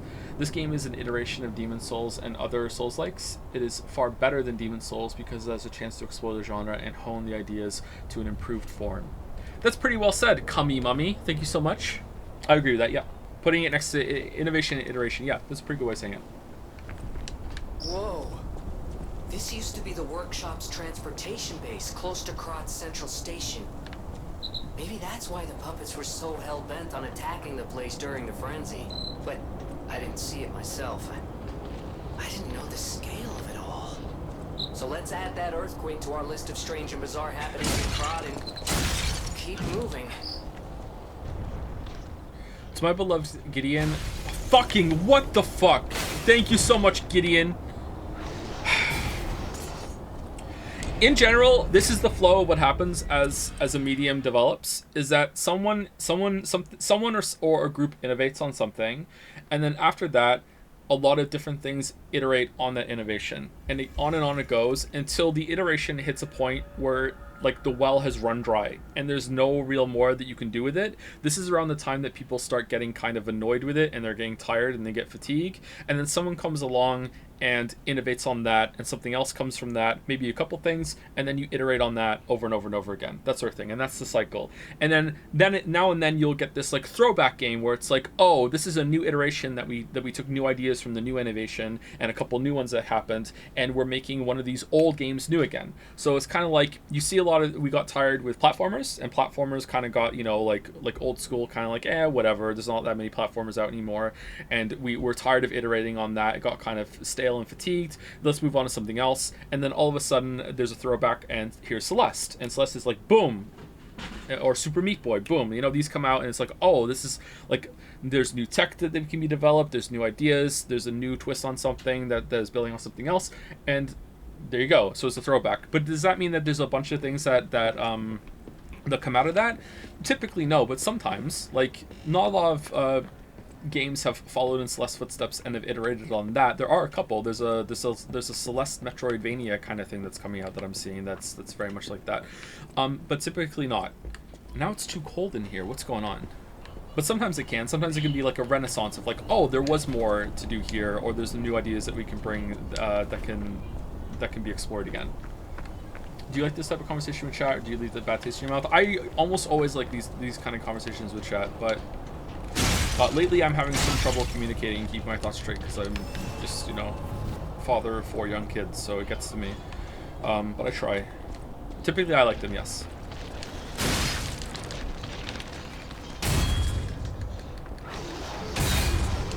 What the fuck?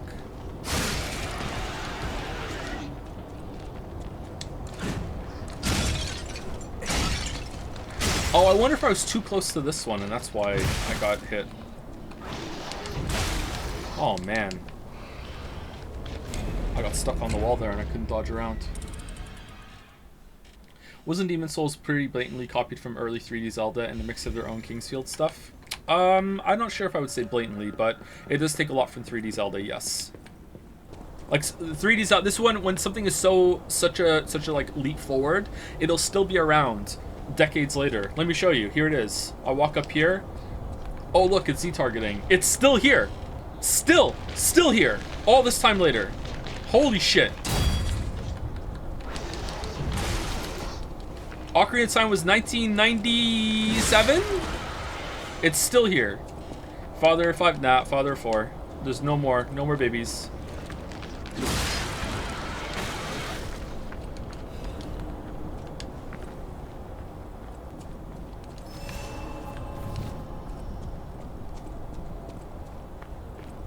Favorite gluon color? What's a gluon? Gluon these. A gluon is a type of elementary particle that mediates the strong interaction between quarks, acting as the exchange particle for the interaction. Gluons are massless vector bosons, thereby having a spin of 1. Rainbow. I like my gluons rainbow. Kind of weird question, but do you think you would want to live if you had severe dementia and couldn't even remember to drink water regularly, let alone anything more complex? I don't think I would want to live like that, no. Any plans to see the 2024 total solar eclipse? Moncton is right on the edge of the path of totality. Oh, is it really? I didn't know that. Yeah, I would like to do that, yeah. Finn has expressed some interest in that too. Right on the. Do you think? Do they know exactly if we'll be able to see it from here, or are we so on the edge that it's kind of like, yeah, maybe not?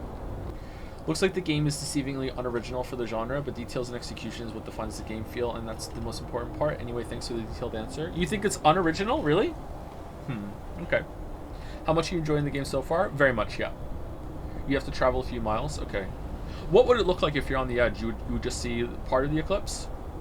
Joe, would you like to have no games and infinite bacon, or no games and no bacon?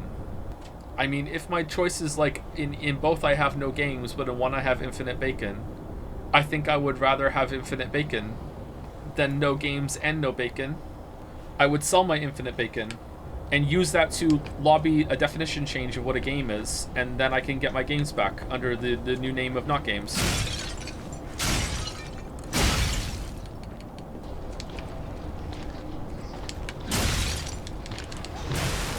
Oh wow, what the fuck, dude?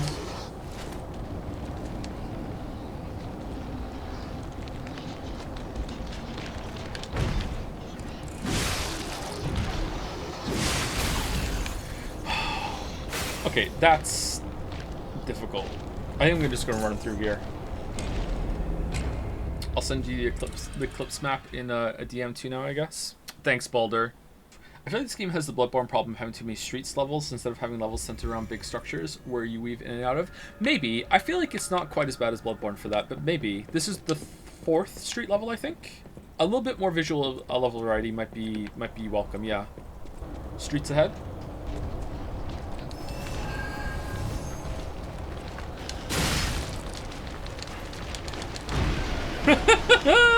Fuck.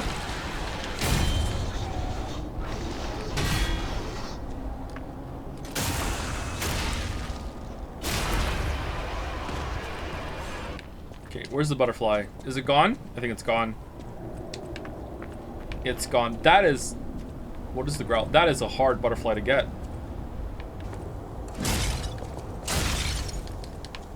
Hey Joe, I just started playing Lies of P. What do you think of the game so far? I love it. It's probably going to be my game of the year. That's how much I like it. When is it Turn Nights? Not sure. Maybe in November. Alan Wake 2 is going to have to, like, blow me away, or we do play Baldur's Gate 3, and I'm like, oh my god, my childhood, and then I fall in love, like, for something else to beat this. What about Starfield? What about Starfield?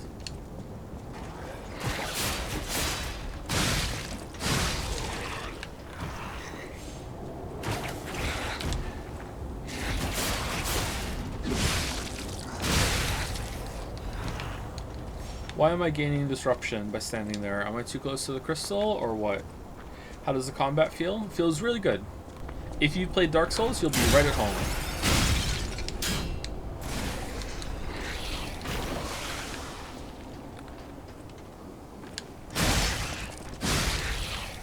You'll feel right as rain. Baldur's Gate 3 isn't original though, but might as well just pass on it. Don't meme the guy too much. If he's being genuine, like, everyone's at different stages of their life, and you don't know what they're going through, and, like, everyone has different, like, media literacy levels, okay? Like the guys here having a conversation, you know, was coming on a little strong, but still was polite enough. Like, I don't know if we helped or convinced anyone, but usually what happens is that you try and do your best to be constructive, and you just plant some seeds and maybe they grow. But most of the time, one of the best things you can do is to remember that for every single person who says something, there's a bunch of people that are thinking the same thing that aren't saying shit.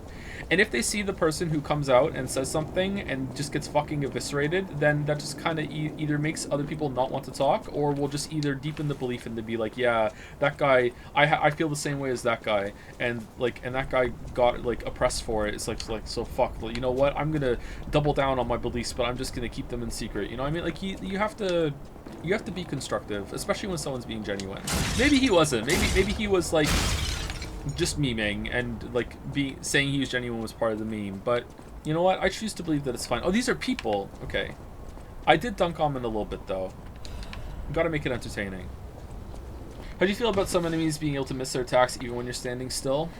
I like it. If you know what the AI is going to do and you can account for that, that seems like it's a fun thing. There was a boss earlier, it felt like it was actually just fucking broken, though. Can't people just have wacky opinions like The Expanse Season 1? The Expanse Season 1 is dumb. Surely the world is big enough for both of us. See, this is an example of the opposite, where someone says this, you need to, like, really hammer it down and not say it's okay, even though, you know, you're on friendly terms with them. Because after that happened, there was a bunch of people that also came out of the woodwork and were like, oh, it's okay to have this opinion, huh? You know what? The Expanse is no masterpiece. Thank you, Merrick. The turntables have turned. Where are we going?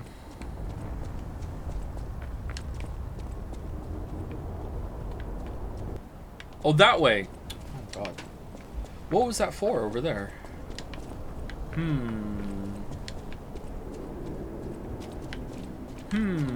How do we get to you? I feel like we've really grown as a chat. Fuck you. I'm really proud of this community. How do we get over there?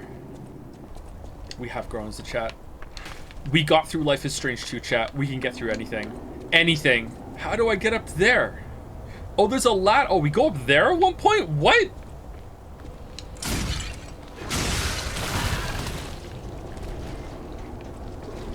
I'm worried I missed the ladder somewhere.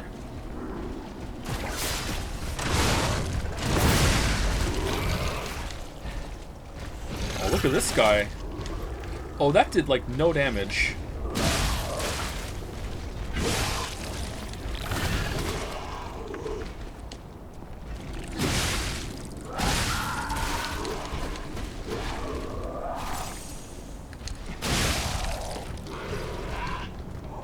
Alright, let's go!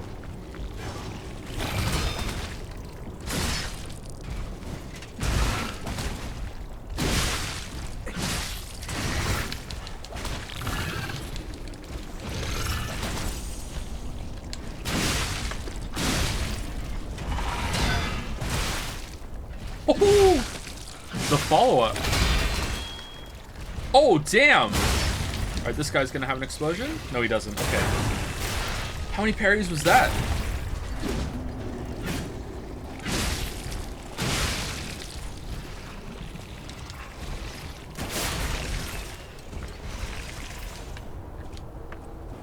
I've watched Expanse after your discussion. I gotta say Merrick has a point, but unlike Merrick, I've watched season 2, and things getting better was a lie of the century. That's not— oh, for fuck's sake! That's not true. I don't believe you. You're just trying to make me angry. There's no way. Expanse season 2, like, so your take is Expanse season 2 is just as bad as season 1? That is fucking, like, objectively wrong. I'm not saying that fucking Expanse season 2 is like, oh, it's good. You're allowed to not like it. But saying it's the fucking same as season 1 is just objectively fucking wrong. I'm pulling out the fucking O word. That's just wrong.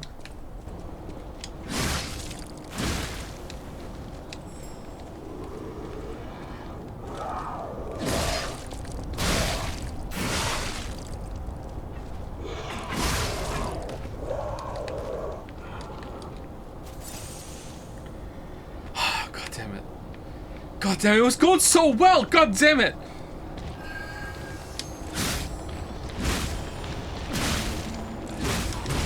Oh, what the— why is that butterfly so hard? How are you supposed to get that butterfly? Do you use your fucking, like, Legion ability? Not Legion abilities. Can you hookshot the butterfly? Fable text, that's it, thank you. How are you more tilted at someone calling season 2 of Expanse bad than someone calling this game of Souls copy? Because Expanse is like one of my favorite shows. We're not done with this yet, and I feel a lot more confident in my video game opinions than my TV opinions. So like, it's like, oh, your show you like is actually pretty shit. It's like, what the fuck? It's pretty good. Did you read the books? No, not yet. Owned? Ho ho!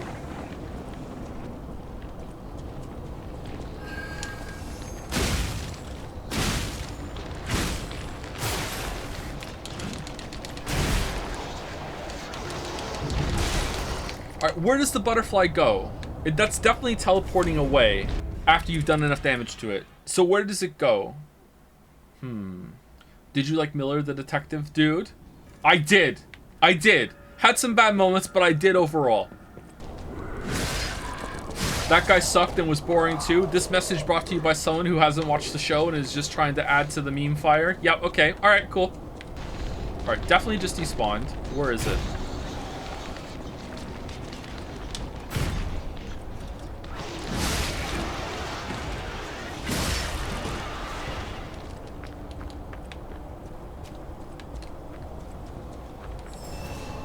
Oh no! No! Uh-oh. Phew! Bite back, what's the worst TV show you've ever seen? I don't know anything about Merrick's takes! I can't fucking dunk him! He's a fucking enigma wrapped in a waifu generating machine! No one knows anything about Merrick!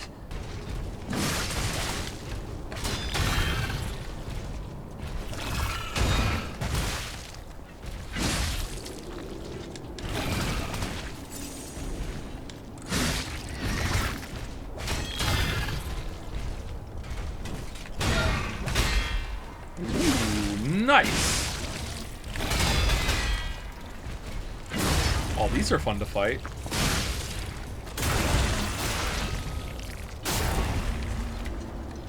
Say something about the TV show Friends. Surely you have a hot take on that.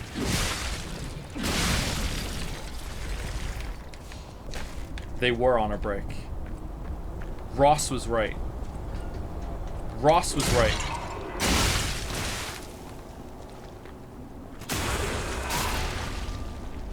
And I don't like Ross, so that hurts me to say, but Ross was right. However, if Ross valued the relationship with Rachel, he shouldn't have done it. However, if Rachel valued the relationship with Ross, she shouldn't have suggested the break to begin with. They're both wrong. Should we get the butterfly? It's probably nothing good, right? What if it drops a quartz? For fuck's sake, what if it drops a quartz? What if it's a quartz? What if it's a quartz? We need the quartz. They say when crystals appear from the ground, it's a sign of the end days. It's the end. We're all going to die. Everyone's going to die. Okay.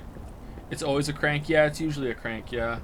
I feel this game has very little enemy variety. I used the dual archers in Dark Souls 1 as an example of unique encounter. Every big enemy you fought in this game feels like rune bears to me. You can just walk past them. The one shield guy in the catwalk felt like the only legitimate big guy you fought. He was a real obstacle you couldn't just slowly walk past. I disagree. I think this game has a lot of enemy variety. You might be right when it comes to encounter variety with how you encounter those enemies, but no, I would probably say no to that as well. But I'd have to go through it more carefully and think about it more with more consideration. How many notable moments of encounters like that, like the archers in Anor Londo, can you think of for Dark Souls 1?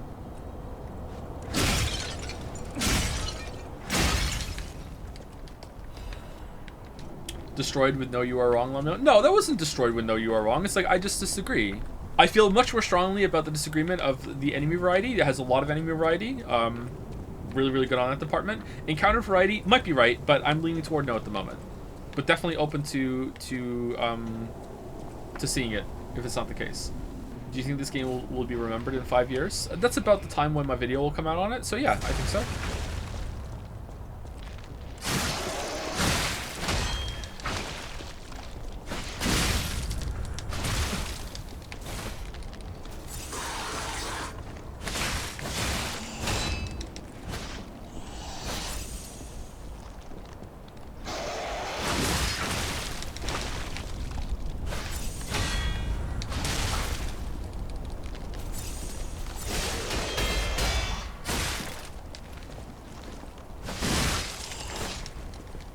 Alright, love, calm down.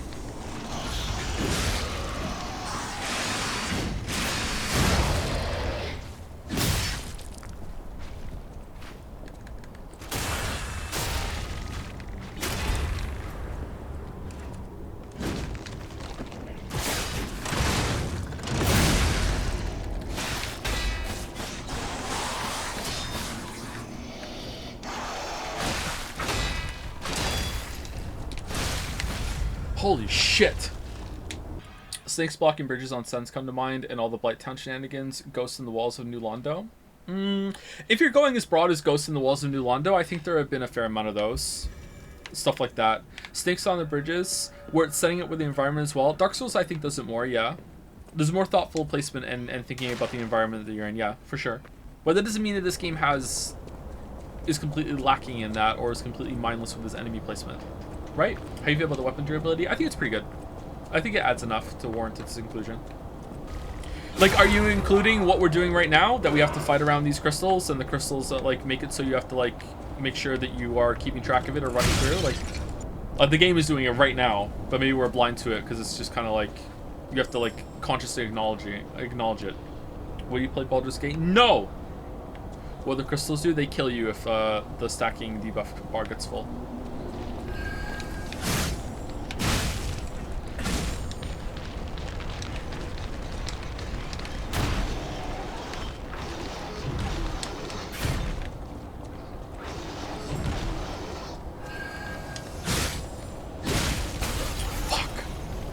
One more hit. Let's try again.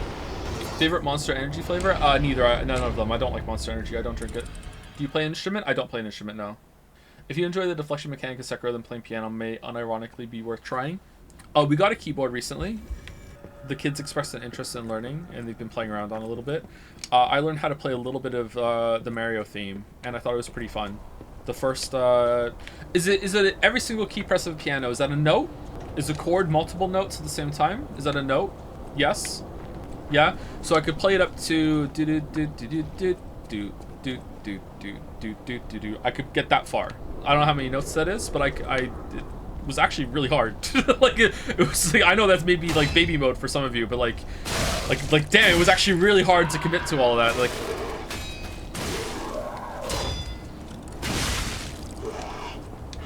you guys have a piano? We have a keyboard, electric keyboard.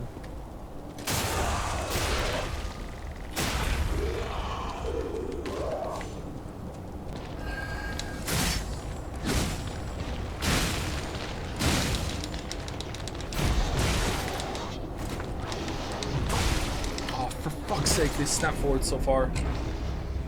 Okay, I want, like, obviously the smart thing to do here would be to clear all the enemies out, but I don't think you have time to do that with the butterfly will fly away, right?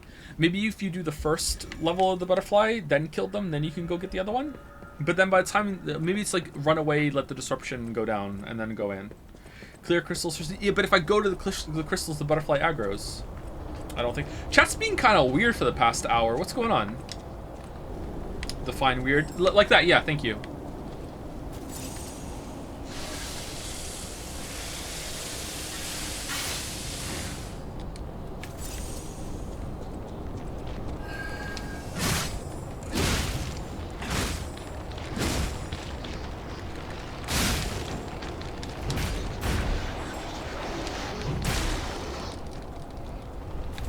Man, they, oh shit!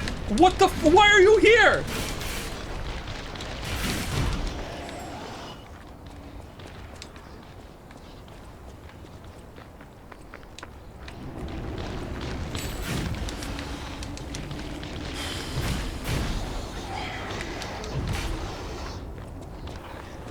Is it gone? Yeah, it's gone. I can't wait to see what drops. Better be a quartz, man. If you weren't a video game content creator, who would you want to be? Where would you work? I don't know. The places I can work are fairly limited because I have a lot of trouble keeping a sleep schedule. So I wouldn't be able to hold down most traditional jobs. If I could work at a place that had flex time, which is that it doesn't matter like when you come in really, as long as you're there within a certain amount, like a window of time when you can come in and leave, then yeah. What kind of work I would like to do? I don't know, man. I've been doing this for so long. If I wasn't doing this, maybe I'd be making games. Maybe I would have done that. I was trying to do multiple different things when the video making kicked off, and one of them was making games. And I was just doing different things to see which path would open, and this is the one that did.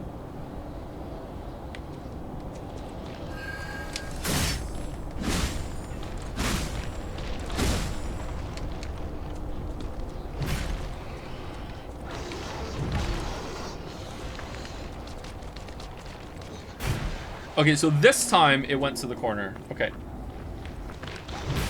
This is the one, chat. This is the one. This is the one. I feel it. I feel it. This is the one. Here we go. Dun, dun, dun. What the? Where'd it go?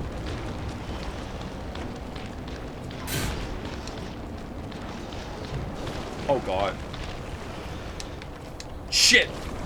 Where did it go? Joe, why am I being Joed? Where'd it go? You took too long? I thought it only shows up when you're there next to it.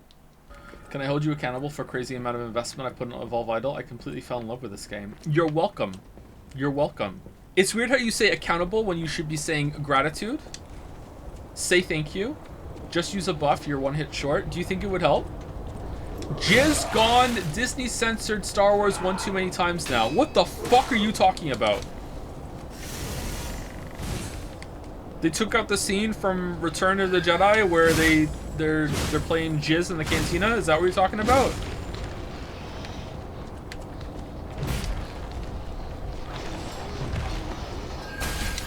Okay, so sometimes he goes that we're gonna have to use like range attacks to kill the crystals. This is annoying. Channeling my inner Gary. What's your opinion on atomic force microscopy? Microscopy? Versus scanning tunneling microscope? I prefer the former. It's a lot harder for me to say, therefore it must be more advanced.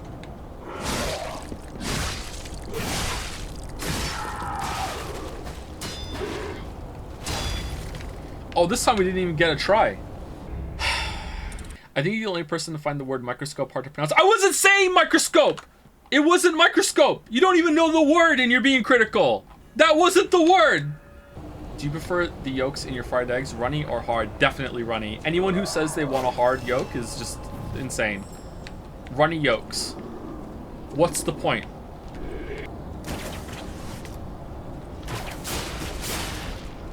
Haha! Alright, now what? Runny yolks are better, you guys are crazy. Yeah. That chatter was doing what is called a chat vibe check, where they say something that's just demonstrably true, and they see if most of the chat will go against it for the memes / lulz. So now we know people are memeing pretty hard at the moment. Let's throw the shot put balls. Pretty smart chatter.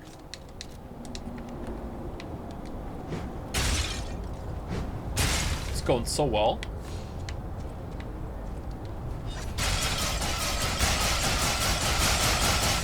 Alright, we've done it.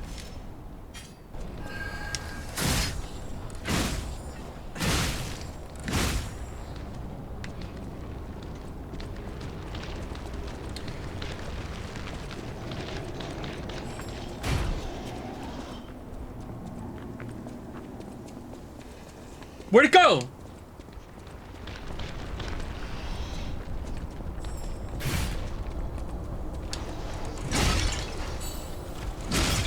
What the fuck?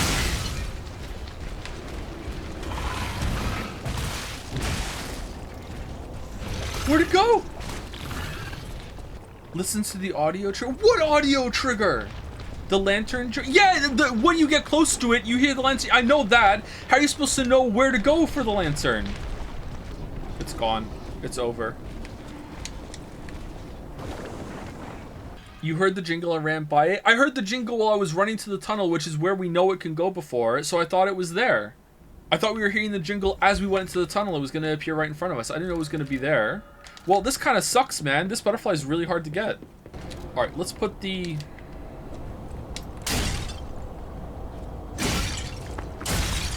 Let's put the disruption thing on. Is it this one? Let's put that on and see if that's enough time to hit it.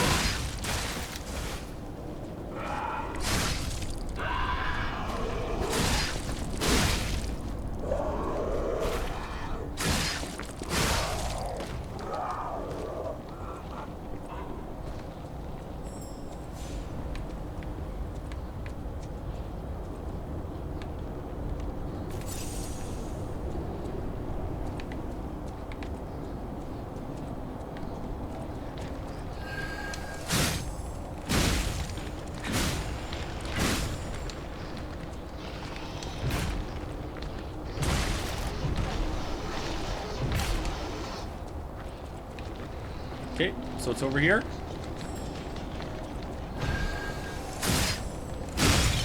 Yay! Balance crank, so worth. Actually trolly as fuck, huh? It's just guesswork which way it goes. I don't like that. But we got it. Whatever. It's a little fun thing to do.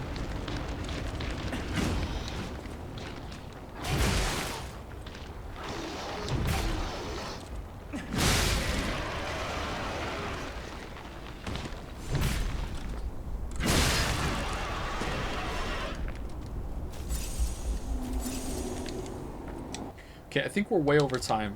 Yeah, we're way over time. Okay, let me just run through and see if I can find something good to stop on. Which game do you think had the more competent, cohesive story? Deadly Premonition or Life is Strange True Colors? Deadly Premonition, easily.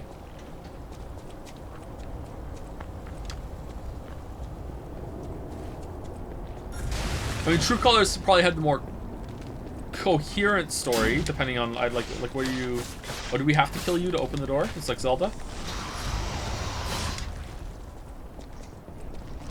But confident story, absolutely Deadly Premonition.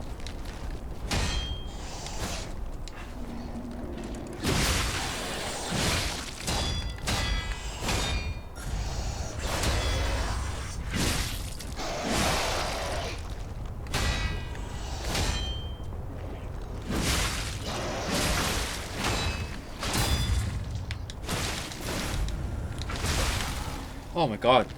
This guy's hard. This guy's hard. Alright, I'm done. I'm way over time. See you for more Lies of Pete tomorrow. I don't know if chat's been like just having fun for the past hour or whatever, or if things got toxic. I don't know. Maybe it's fine. I'll watch it back and see. Anyway, see you tomorrow, chat. Thank you, Mr. Spookalon of Boneville. What? For the out of season Halloween sub. Thank you very much. That's a really cool name. Yeah, the Expanse hater set everyone off. Thank you, Merrick. Thank you. Thank you. Anyway, see you later.